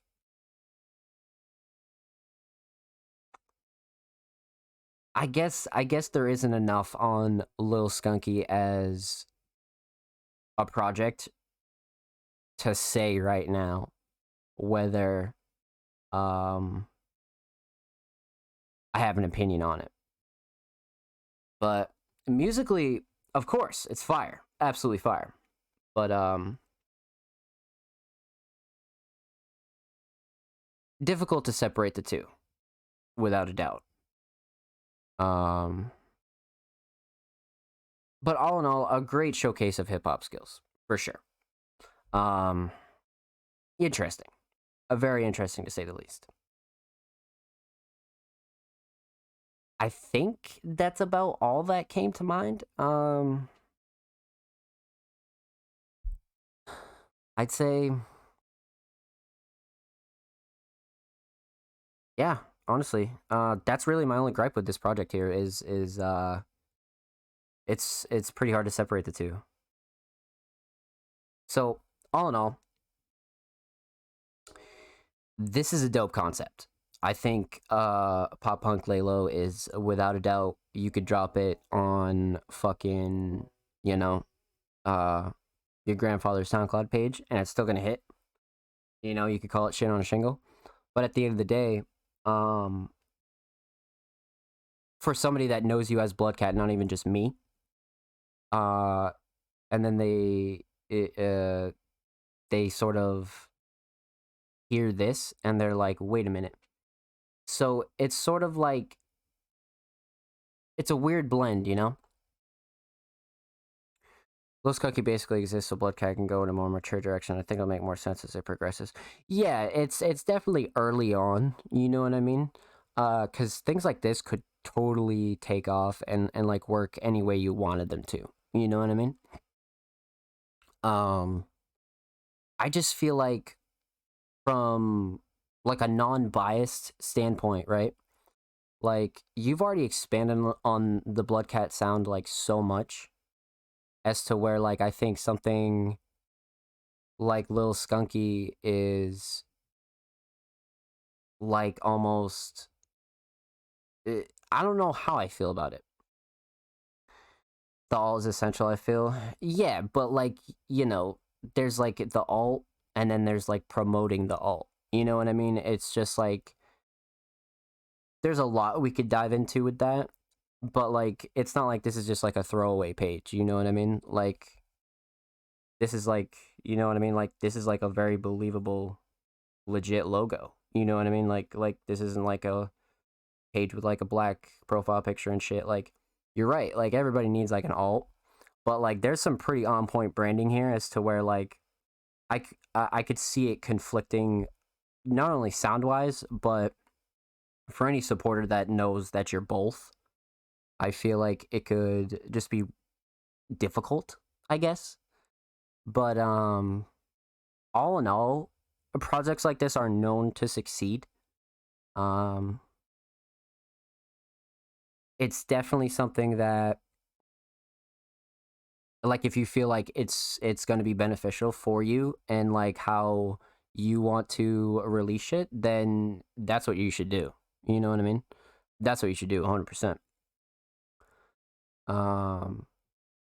But when it comes to like taking a step back and you're like, you know, thinking of it as like somebody who's never come across Bloodcat or Lil Skunky or, you know, anybody else,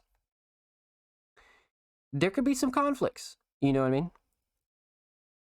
Yeah. Cause like that was the thing was cause I was hearing this and I'm like, this is like fire Bloodcat, and I'm just like, I don't get why this is there. So, like you said, it's gonna take a little bit more progression for this to be able to grow.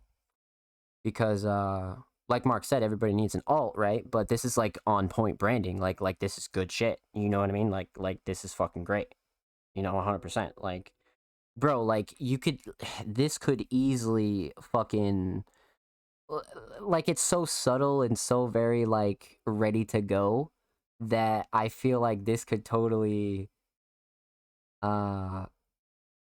be what you want it to be, right? Like almost like a play on like, you know, fucking just like people who were coming out with the Lil names like every other fucking day, and a play on like the real like early hip hop and just like I like the idea, like I dig it, but I almost feel like this is too good. You know what I mean? But all in all, if you wanted to toss it out to the world as this and as that, at the end of the day, it's gonna do what it's gonna do. You know what I mean? Like all in all, it doesn't take anything away from like from how fire it is at all. But this is very up to Bloodcat standards, so it's definitely surprising. Sort of a wonder, you know, because like it depends on all like what your long-term plans are, right? Like, is it to like brand two artists, or like to see which one gets more traction, or sort of just like have two separate projects? Like there's a lot of angles you could take with something like this. So it's very interesting because like at first it was just like, you know, Lil Skunky tracks on Bloodcat, but now it's like, now we're out here like fully Lil Skunkied out. So definitely interesting. Definitely interesting. But I like the hip hop vibes at the end of the day. The hip hop vibes are great. Instrumental choices never lack at all. And the overall theme is great. Like the theme is 10 out of 10. Like that's my thing is the theme is fucking great. Like if I was looking for artists, right? And I was going on like recommended and all this other shit, this would catch my eye. Cause like this fucking skunk is like such a fucking little shit logo that he just looks like a little bastard. You know what I mean? Like it's so fire. Like it's so fire. Like this you could put on 50 t-shirts. You could make a fucking chain of this. Like, so interesting. Very interesting. You definitely have quite the project on your hands, without a doubt. But all in all, I like the idea. And at the end of the day, all this is showing is like Bloodcat proving that he can continuously brand himself in a way where you'll never know what he's going to come out with next. Because I remember when Bloodcat first got on the show and he submitted his first track. And that was one of the first things I noticed was not only the uniqueness, but like the ability to like be himself, but also like be one of a kind. You know what I mean? Because whether you're talking about Lil Skunky, whether you're talking about Bloodcat, at the end of the day, you're not going to find anybody who's like that. Like, that's the thing. So, it's a very, very interesting kind of thing, and I would like to see how it comes out. You know what I mean? I really would. It's interesting. Like, cause like when I had alts, or like my alt is like an archive, right? Or like whenever the homies had alts, it was like for like you know, like throwaway tracks or whatever. But I don't think I've come across many artists that fully have successfully like branded themselves both ways. And the fact that you're separating sounds, I think is really, really dope. Really, really fucking dope. Because this track itself, like, would do numbers on Bloodcat and would do numbers here. But the thing is just like, that's not what you know, that's not like your vision as an artist. So I think whatever Bloodcat wants as a vision, I think that's what's best. You know what I mean? That's just my take on it. You know what I mean? Like, cause you know, I have to be unbiased. I can't be like, yeah, bro, this is fucking fire. You know, like you wouldn't know anything if I did that all the time. But interesting. Like that's one word that I really have for it. And you did mention a visual as well, and this track is coming 420. I'm excited to see where this goes, man, because Bloodcat is floating up with two pretty heavyweight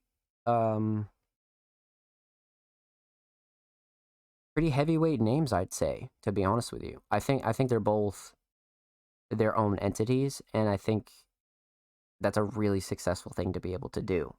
Not only sound-wise, but just visual-wise as well. So all in all, Pop Punk, Lay Low, both extremely hip-hop oriented tracks, both extremely great instrumental tracks. But it's up to the Bloodcat standard. Amazing mix. The vibe switch in between them both are crazy. I was sort of waiting for the break in between, but the way that this is mixed is just, it's something else. It's something else. And it brings you back to a time where, you know, hip hop was like it sounds like boomer-ish, because like I'm not even a hip hop head, but like there was a time where like beats like this,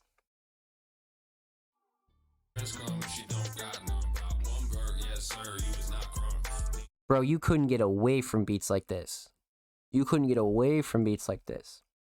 So to hear this on like another page, but having to picture Bloodcat, fucking sent my mind on a loop. And I started thinking about like fucking, you know what I mean, like the future and shit like that. I was like, oh man. So to put some final words on this, I think it's a solid idea. I love what you've done with the branding. I love all the logos. I think everything here is really, really dope. In Lil Skunky, regardless of what comes of it, I think you did a really good job so far at being able to push something else that wasn't yourself, right? Like, I think that's like an ultimate test as an artist, is pushing something that's not you. But it is you. So, interesting concept and really dope. I'd like to see where it goes. And Pop Punk Lay Low drops 420. Along with the visual as well, but undisclosed. 420, man. Follow Lil Skunky. Make sure you show Lil Skunky some love, man. Make sure you show Bloodcat some love. Make sure you show everybody involved in today's episode some love, man. We get a Pop Buck on Twitter here, and we're going to go back over to our submissions.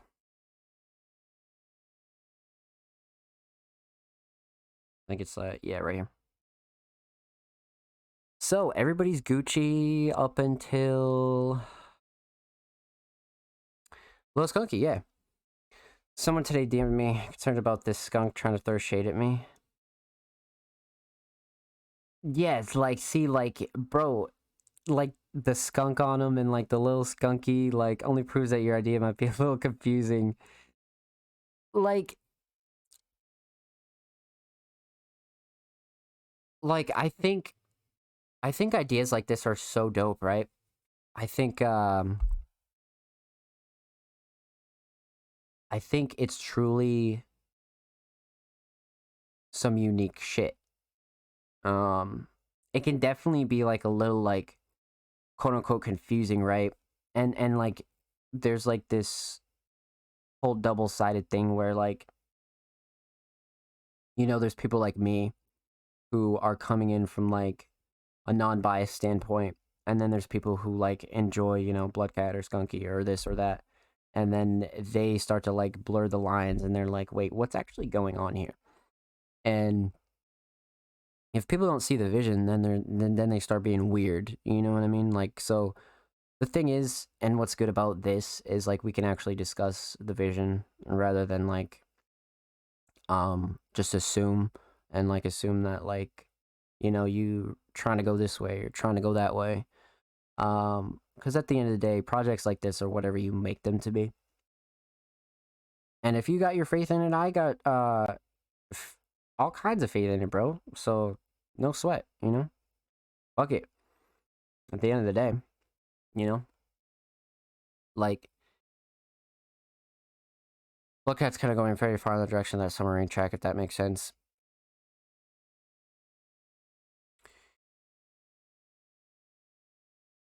I almost feel like, you know, it's like such a...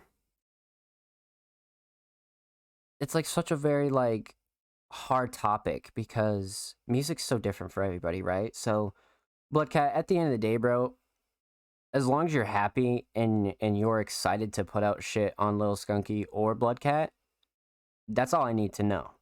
You know what I mean? Like, as long as you're happy, bro, you're good. And, bro, I'm telling you, this looks like one of those guys in, like, a video game or something that, like, fucking, like, threw shit at you or something, or, like, I don't fucking know, bro. He's got that, like, little fucking devious look on him where he's just like, yeah, I just fucking pissed all over your wall. What are you gonna do about it? That's what kind of fucking face he has, bro. Straight up. Straight up. So, logo 10 out of 10. Everything to do with Lil Skunky 10 out of 10. And Pop Punk Lay Low is insane. Can I picture it as Lil Skunky? I don't know. Can I picture it as Bloodcat? I don't know. Is it fire a Bloodcat material regardless? Without a doubt. Without a doubt. So, with that said, make sure you follow Lil Skunky. Make sure you show Lil Skunky some love. make sure you show Bloodcat some love. All artists featured in today's episode, including Lil Skunky and Bloodcat, will be linked in the description of the YouTube re-upload. And on to the next. 2 submissions less. And last but not least, we got the homie King Mark. There isn't enough solid things to say about King Mark, man. Bloodcat knows about King Mark. Everybody knows about King Mark. Music Mondays knows about King Mark, man. Not only one of the most talented individuals, but much like Kale, an extremely, extremely positive and just really, really just a pleasure to have around the community, and just a pleasure to have around, man, all in all. So they submitted a throwback track titled Grim Reaper. And it's Prod Drippy. And this should be interesting. Last week, I believe we had a throwback King Mark track that was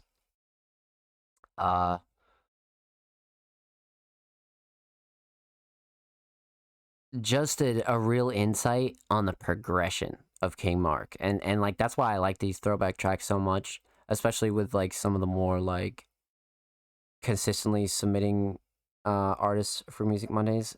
They'll always like throw like their latest drops in, or they'll throw like some like shit from like 5 years ago. And it's so dope to see the progression. So fucking dope. Babyface King Mark, bro. So, King Mark, Grim Reaper, 3 years ago, Prod Drippy. Let's open this time capsule. Okay.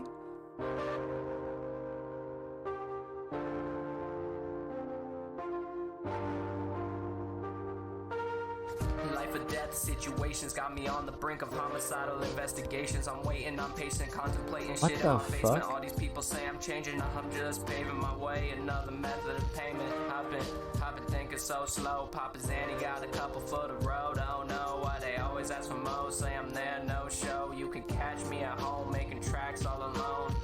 When I said I missed you, I didn't mean it. Sorry if that shit came off so conceited. I ain't really have a reason. Mood changing like the seasons, but now I'm cheesing. My ex geeking on the weekend, she just freaking for the tip. Give it, then I dip. Always off the shits, making purple rain like my name was Prince. What is this? Diamonds Jackson on the wrist. I've been popping like assists, making plays, no assists. Different planes I exist. Grim Reaper, just wanna see some people. Hit deeper than the tattoo needle equals pleasure from the pain. I've been on another plane. My existence over here really hasn't felt the same. Drowning in my fear while I'm looking up in the rain. There's a Coming bop. over there while I'm fighting with my brain. Why you looking scared? Told you it will be okay. Then my dreams were shattered before they were even made. Before they were even made, I done changed. People acting all the same, and it's lame. This motherfucker. They were even made, I done changed. People acting all the same, and it's lame. That was great. What the fuck? I have so many thoughts on this, dude. I have so many thoughts on this. So, when it comes to hip hop and just like more so classic rap, I feel like even if you don't make this sort of sound often, if you do it in your early years, it like helps with your writing so much. And like this track shows it for me, Mark, where I feel like you like were always such a good writer. You know what I mean? Like, and like classic throwback tracks like this might not always like show it, right? Because, you know, it's fucking 3 years old. But at the end of the day, like tracks like this like really like set you up for like good writing. And like I noticed like some of the bars in here and like some of the cadences, I was like, what the fuck? Okay, like let's go. But you guys know the drill, man. Let's break it down. We're gonna talk about the instrumental, we're gonna talk about vocals, and we're gonna talk about the overall theme of this track. Throwback City for sure. Definitely great lo-fi vibes as far as the instrumental goes. It's definitely an interesting beat choice because like this type of lo-fi is something that Mark has always like gravitated towards, and like Mark does a really well job with. And like that's the thing about Mark too is like he's an extremely versatile artist, but when I hear these like very like hip hop centered tracks, Mark does best on these lo-fi kind of beats, and I feel like he gravitated towards those during the early days. So this is definitely no exception to that. I like this beat choice here. Very chill, very cloudy, very dreamlike, definitely lo-fi. And nothing too overbearing either, you know what I mean? Like the melody is very like almost a movie, kind of New Yorkish, and then the drums are just relatively chill. Like you didn't really have to pick a beat for what Mark was trying to do here that was like super crazy, you know what I mean? But at the end of the day, when it comes to picking an instrumental, I feel like Mark snapped on this one 100%.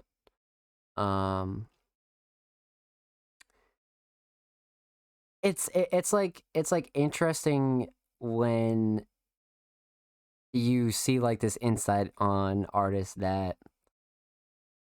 like submit throwback tracks, and then like you like think of their music now and it's like, man, you've made so much fucking progress, holy shit.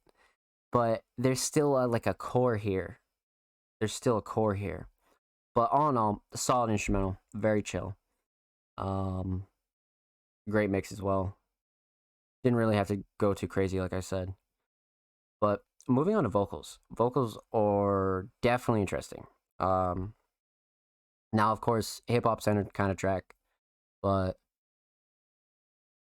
the mix was great. You didn't really have to go too out of the ordinary for a track like this. I think this track was definitely just meant to spit for sure.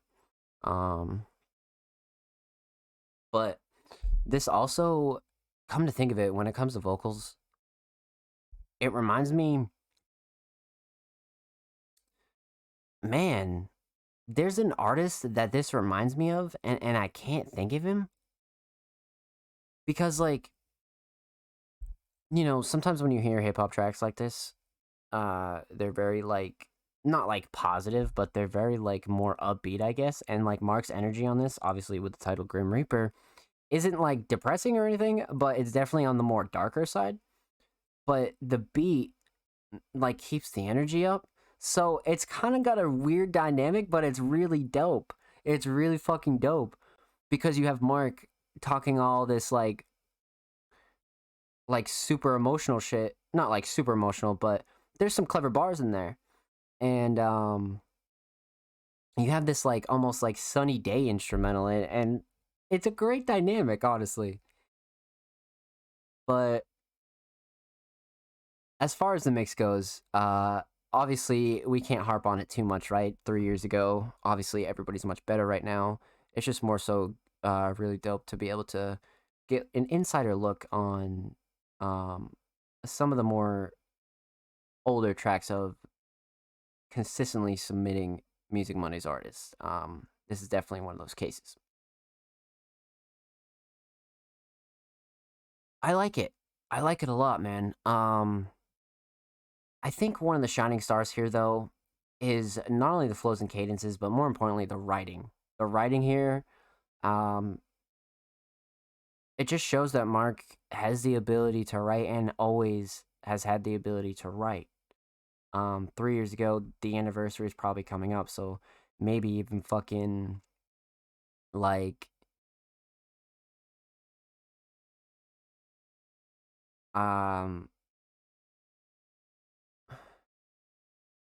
more upbeat instrumental, darker, deeper lyric. Yeah, like it really does, Bloodcat. It really does. Like I find that your music does that as well. Obviously not often, but I feel like tracks that do that always like I have like a soft spot for them for some reason, and it's not even for any like specific reason, but I always have a soft spot for them. But this just shows that Mark has always had the ability to write, and then throughout the years just kept improving on the writing. And if you go in here like a King Mark track now, the writing has just significantly improved. I just be mad and prep. Well, nah. I feel you. No. I feel you. Because it's not really like you're writing per se, right? Like, yo, Zach, what's good, homie? I hope you're well. It's not like you're writing. It's more so like, how like well it's done, you know what I mean? Like some of your bars become more clever. A lot of the stuff just becomes like almost improved, right? Because it's not really so much the contents of it, it's more so like how you're writing it and the way you're performing it and all that other stuff. So this is a really, really dope insight on some early King Mark. That's for sure. Instrumental solid, vocal solid. I really like the writing. I think the writing's probably the shining star on this track 100%, if not the flows and cadence. The overall theme. The overall theme is like one of the most simple underground themes you could ever get, right? You got the selfie for the cover. You have the emotional writing with some super dark title. You know what I mean? Like, this has all the ingredients of a fucking throwback track if I've ever seen one. I don't know about you guys, but this is absolutely a throwback track.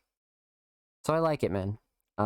Mark, I think even the very first track that Mark ever submitted to me was just his profile picture. You know what I mean? So, theme isn't too deep, but in terms of the lyrics and the track title, definitely more on the emotional side. Definitely more on the raw side when it comes to emotions. And it's not too, like, depressing, but it's very real and it's very raw. And I've always liked Mark for that. Mark's been very upfront with how he feels regardless of the genre he's creating, you know? So you go make sad hip-hop, go make fucking sad alternative, go make sad pop. I think Mark can do all of those really well. And this is just more proof of that, to be honest with you. So, with that said, shout out to King Mark. Thank you for the submission, homie. Much fucking love. Make sure you go show Mark some love. Follow Mark on Twitter. Follow Mark on SoundCloud. Go play Grim Reaper. Go play all of Mark's new shit. Just go show Mark some love, man. This is fucking like our leading scorer in Music Monday support, man. Super friendly in the Discord. Mark's always showing people love, man. Make sure you show love back, because Mark's a good motherfucker. And of course, every artist featured in today's episode and every episode will be linked in the description of the YouTube re-upload. And if you're watching on YouTube, click the fucking description box, yo. Follow all these motherfuckers, man. God damn. Let's go, baby. Watch on YouTube. Click that little description box. Be like, oh my god, this is so fire. I'm gonna click the follow button. Boop. And then that's you clicking the follow button, motherfucker. Drop a like while you're at it, baby. So, last but not least, Lord Heretic, Some Old and Special. This is going to be a really, really interesting track. Heretic is another really, really, really heavily supporter of Music Mondays, man. Heretic just has shown love since the early days of me coming across King Mark and Bloodcat and just, I can't thank these guys enough for the love that they do give to Music Mondays, and just being able to showcase a lot of their shit on the platform, and just being able to have a bunch of artists that are extremely talented and always bettering themselves, and just finding new artists every week. And Heretic's definitely among the alumni, that's for sure. Now, if you don't know, Heretic is probably the leading scorer when it comes to trap metal or heavier elements of trap. Easily one of the most talented, heavier artists I've come across this year or last year. There aren't many that come to mind that do it as good as Lord Heretic. That's for sure. So they submitted a track titled Choke, featuring Winter's Twilight. So, of course, we're going to pop this open in a new motherfucking tab. 2 years old. the waveform is already crazy. The cover is definitely fucking crazy.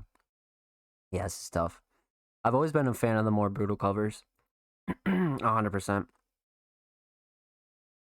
Heretic, every time I go to Heretic's tracks, man, this motherfucker gets so much love. It's crazy. It's so crazy.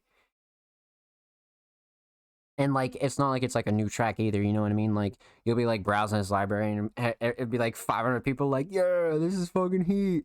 Like, good for Heretic, bro. This motherfucker be killing it.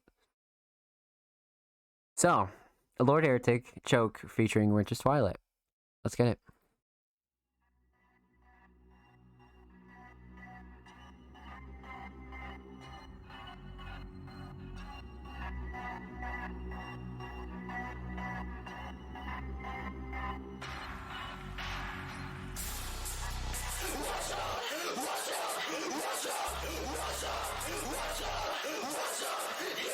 Bro, this is about to hit so hard.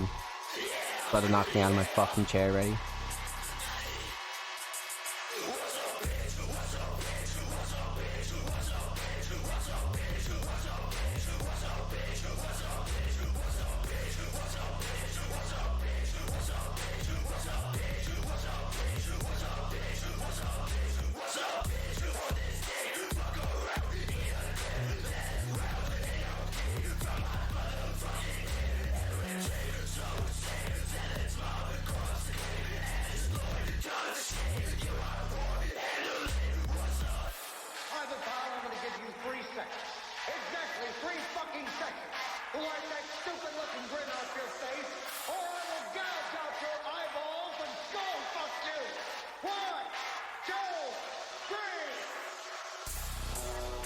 Holy fuck, bro.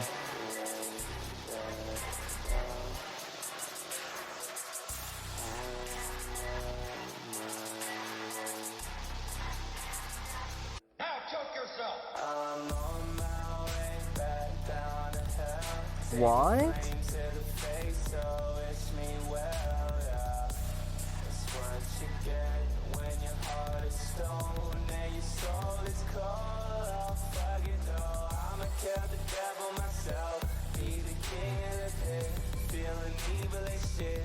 Pouring wax on my bitch, yeah, you know what it is. I got plenty of time. Come and try me if you feel like you were ready to die. What the fuck?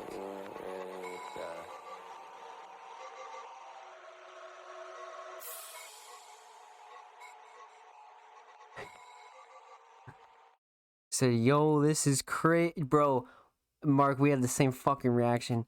Alright, listen, you guys. Alright, first off, before I fucking get into this is fucking nuts.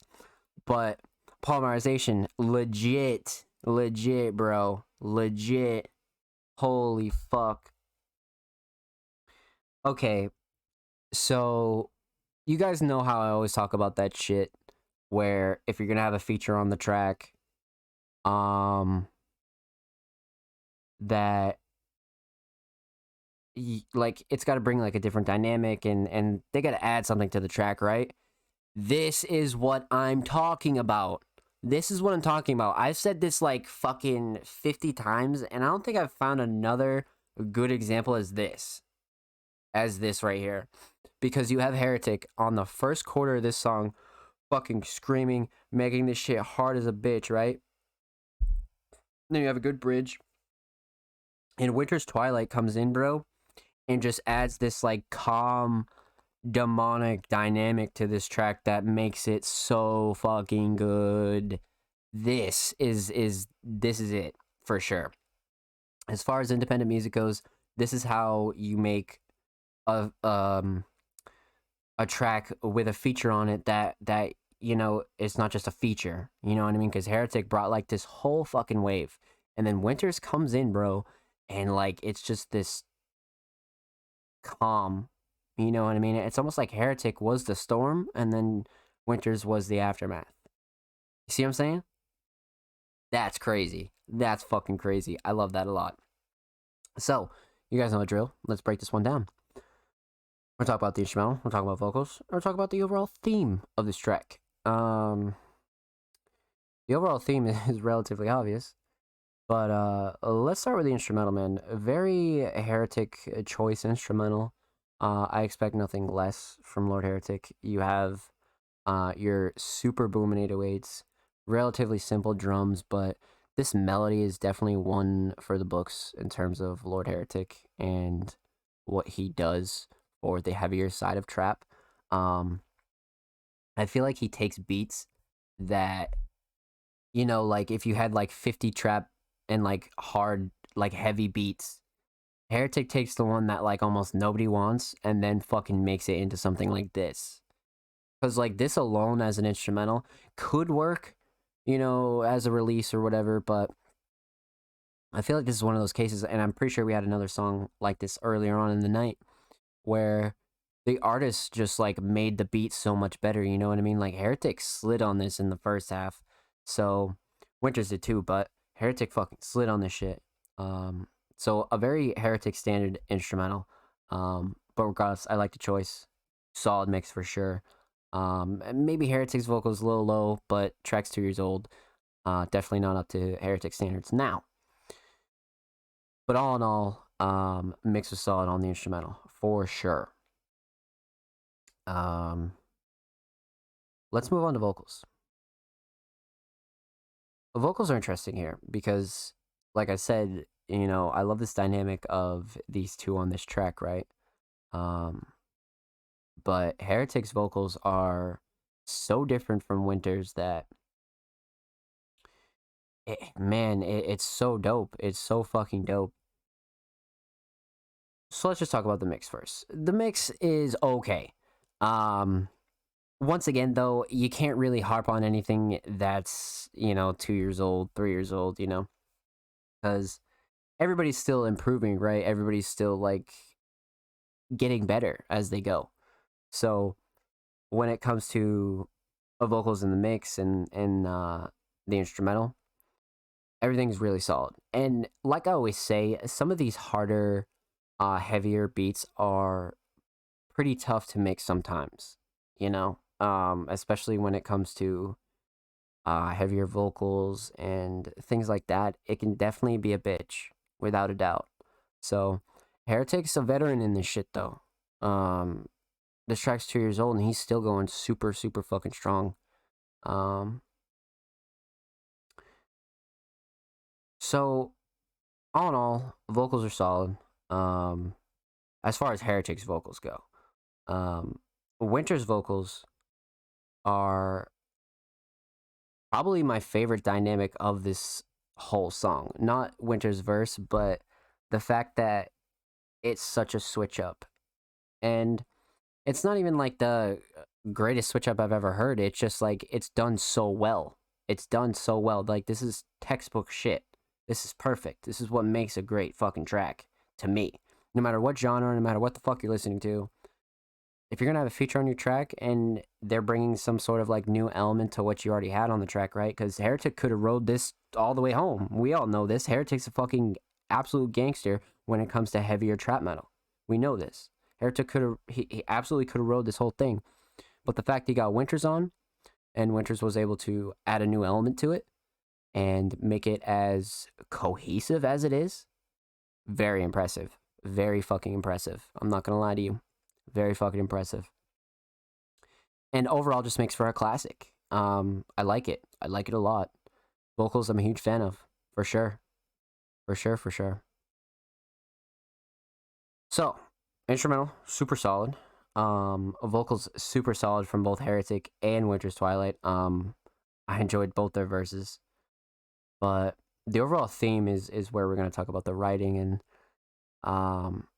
what this track means to a multitude of people, right? Because the average person, it's a bunch of noise. To a Heretic fan, this is probably one of their favorite tracks. I'm not going to lie to you. This is definitely a personal favorite of mine, because Heretic was still able to do his thing on the track, but was able to bring in like Winters for like this calmer, more chill vibe. I really, really, really enjoyed that, honestly.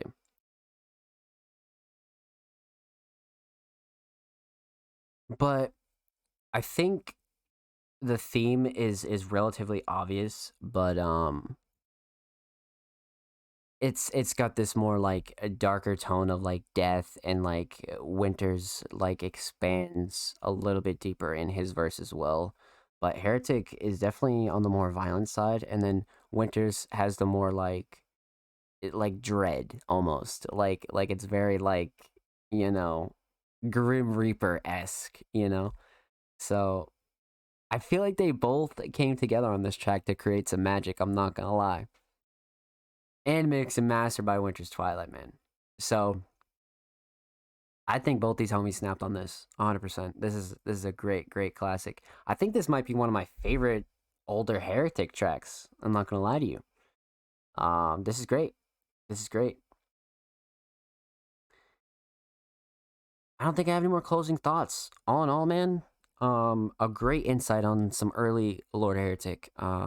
I'd like to see them work together a lot more, for sure, or at least one more time to recreate this kind of magic, because man, they make a mean duo.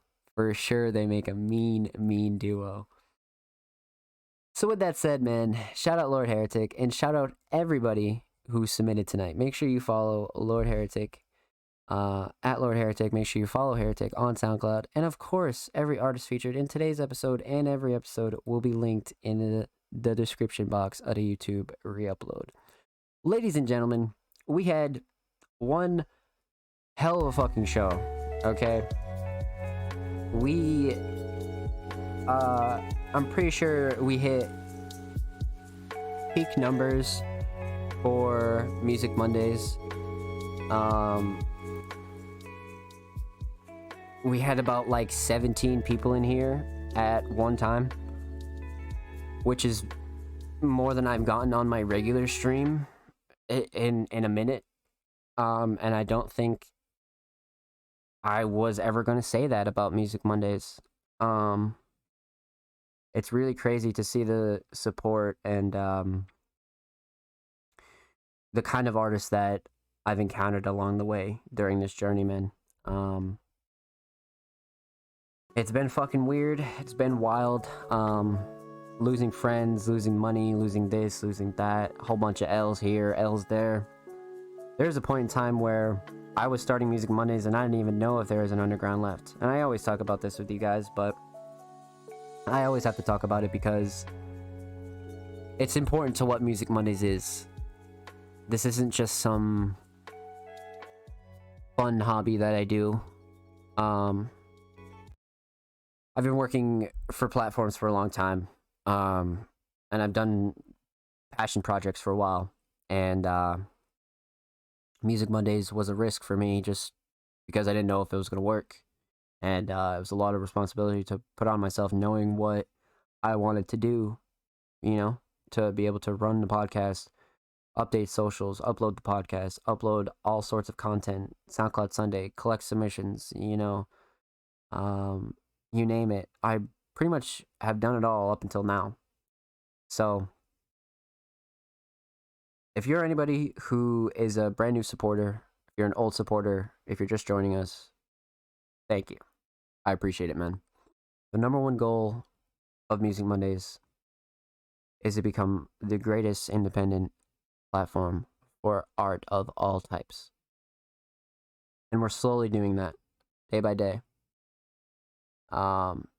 63 episodes in, getting 5-hour shows, 24 plus playlists. It's only growing, man. It's only growing, and I just can't thank you guys enough. And without a doubt, I won't let you down. And this is something that the underground needs, and this is something that independent art needs. People need a place to go. People need to stop thinking that all platforms are just out for their pockets. And people need to start having faith in music. So, with that said, man, shout out to anybody who came through and showed love tonight. I really appreciate it. New peak high viewership for Music Mondays. I believe we topped out at like 17 tonight. Literally, shout out everybody who came through, man. Seriously, man, you fucking King Mark, Rubes, Bloodcat, Cole, Hooli, what's good? I hope you're well. Zach, fucking, Jesus Christ, bro. Fury, Scarface, everybody else who was in the show earlier, man. Thank you. And once again, I'd like to give a huge shout out to Fury, to Michael. Thank you for coming on the show tonight, man. That show will be uploaded sometime this week. I believe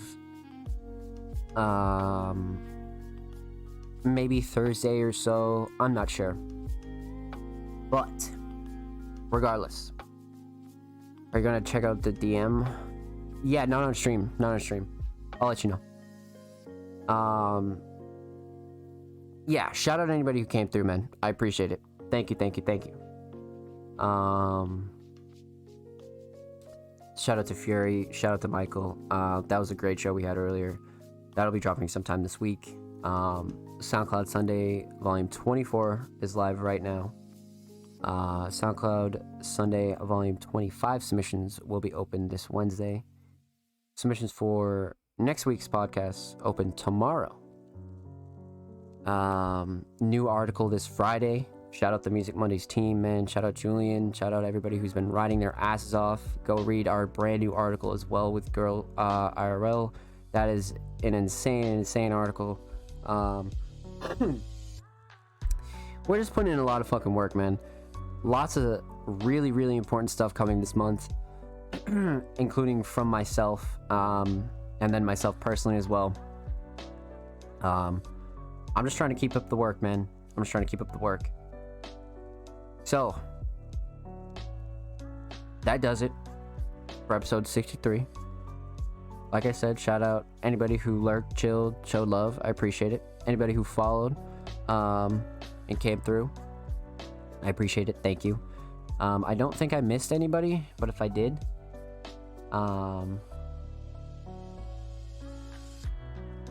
Cold Case, thank you for the follow on me. I think that's the only one I missed. Cold Case, welcome to the motherfucking family, baby. Let's go. Alright, man. I'll see you guys next week for episode 64. Make sure you follow Music Mondays on all social media at All Music Mondays. It's gonna be a great week, man. It's gonna be a great week. Follow us on all platforms. Follow me on all platforms. I'll see you guys next week for episode 64. Submissions open tomorrow. Be safe. Enjoy yourselves. It's been your boy, Dom Slays, and I'm out of here.